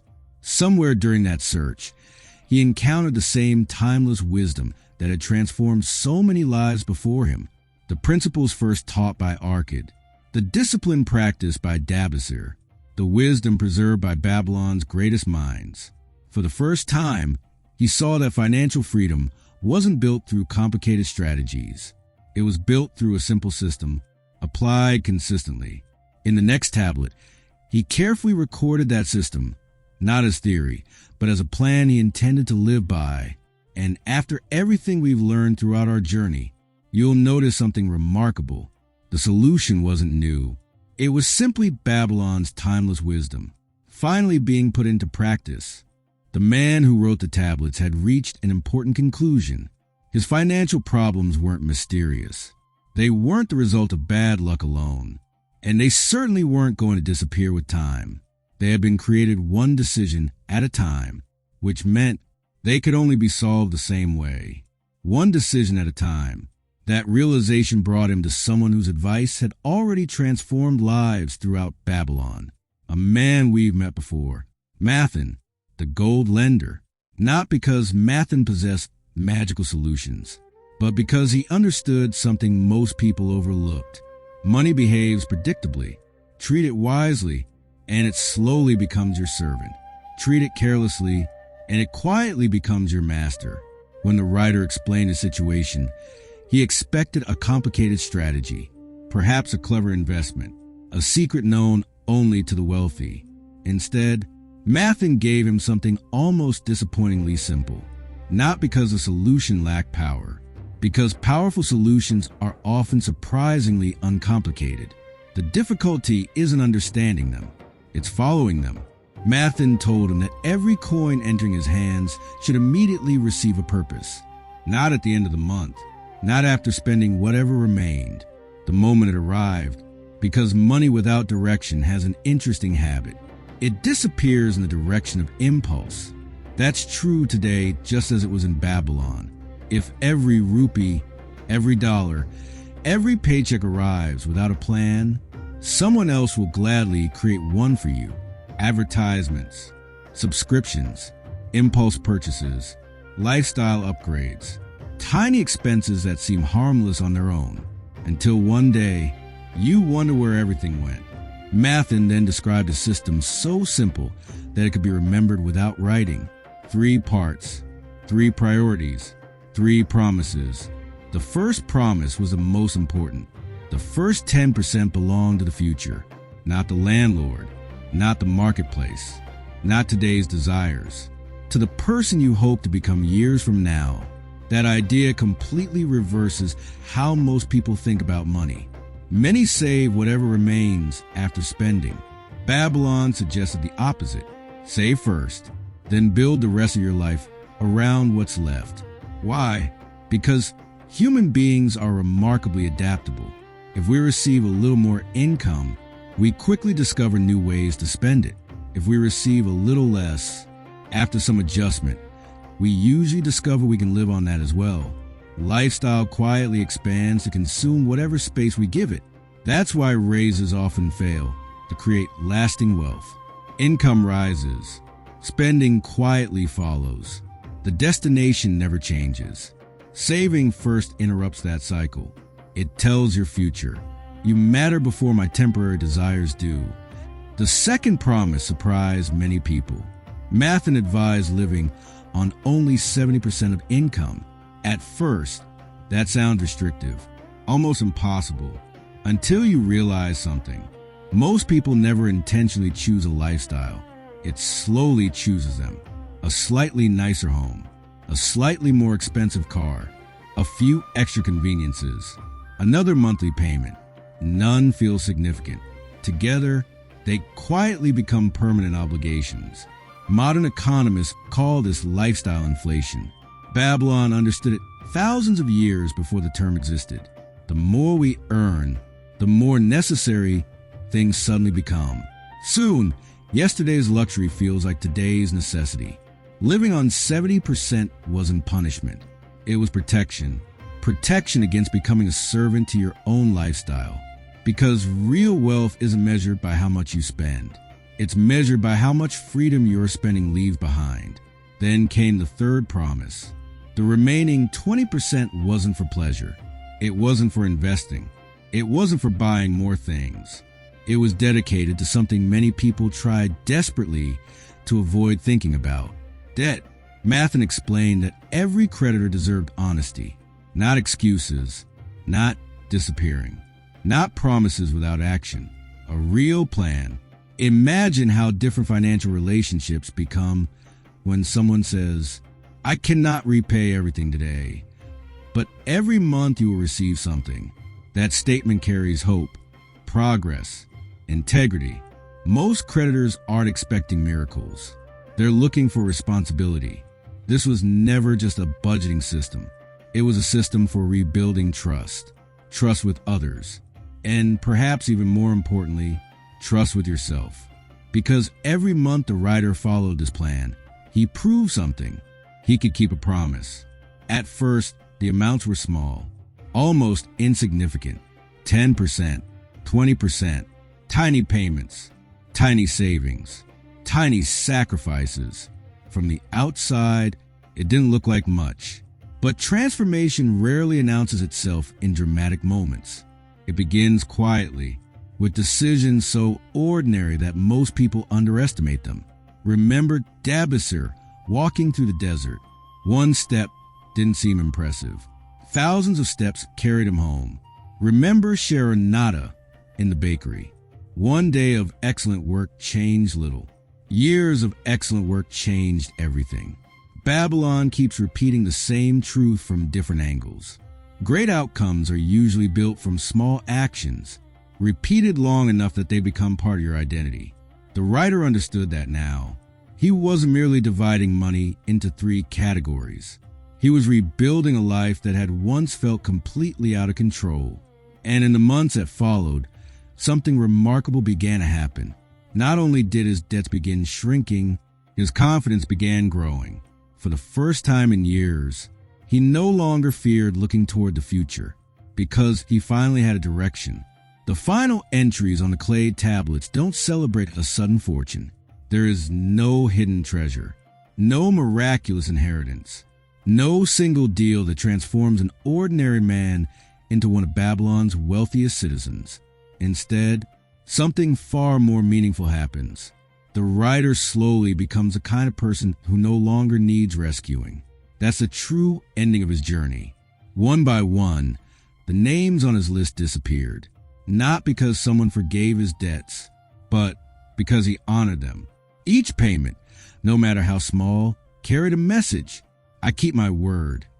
Every time another debt was erased, it wasn't only a financial burden being lifted. It was another piece of his confidence returning. Another reminder that discipline eventually produces results invisible to impatience.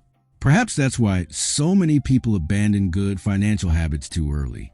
They expect dramatic change in a few weeks. Babylon teaches us to think differently. The greatest changes happen so gradually that they're almost impossible to notice while they're occurring. Then one day, you look back and realize you're standing in a completely different life. The writer eventually admitted something that may be the most important lesson of all. At the beginning of his journey, he believed the greatest reward would be becoming debt-free. He was wrong. The greatest reward was becoming trustworthy. Trustworthy with money. Trustworthy with promises. Trustworthy with himself. Because once a person becomes trustworthy, wealth has a much better chance of remaining with them. Imagine giving a large sum of money to two different people. One has never learned a discipline. The other has spent years managing even small amounts wisely. Who is more likely to keep it? The amount doesn't determine the outcome. The habits do. That's why Babylon has repeated the same lesson from its very first chapter. Money doesn't create character. It reveals it. If someone cannot wisely manage 10 coins, 100 rarely solve the problem. It usually magnifies it. The clay tablets end by reminding us that wealth is never an accident. Neither is poverty. Both are usually the result of habits repeated long enough that they become a way of life.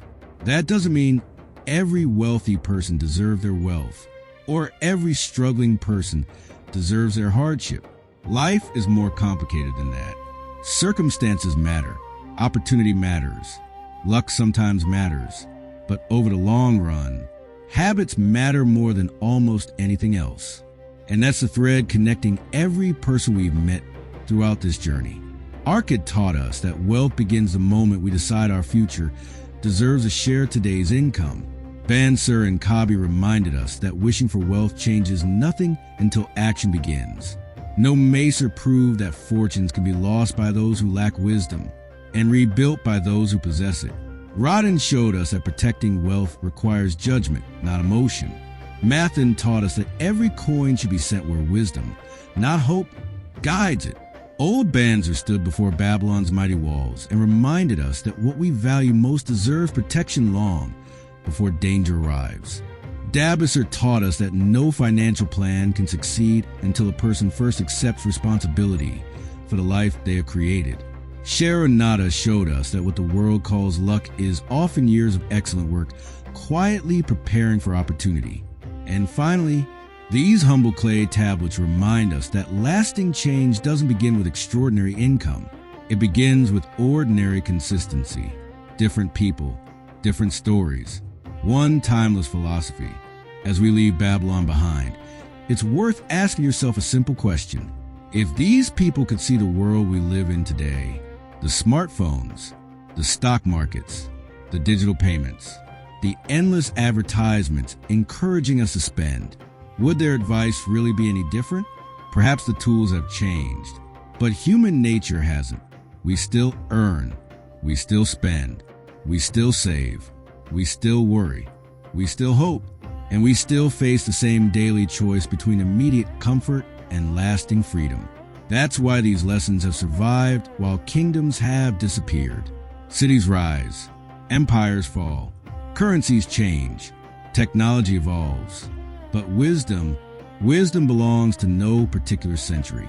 It quietly waits for every new generation willing to listen.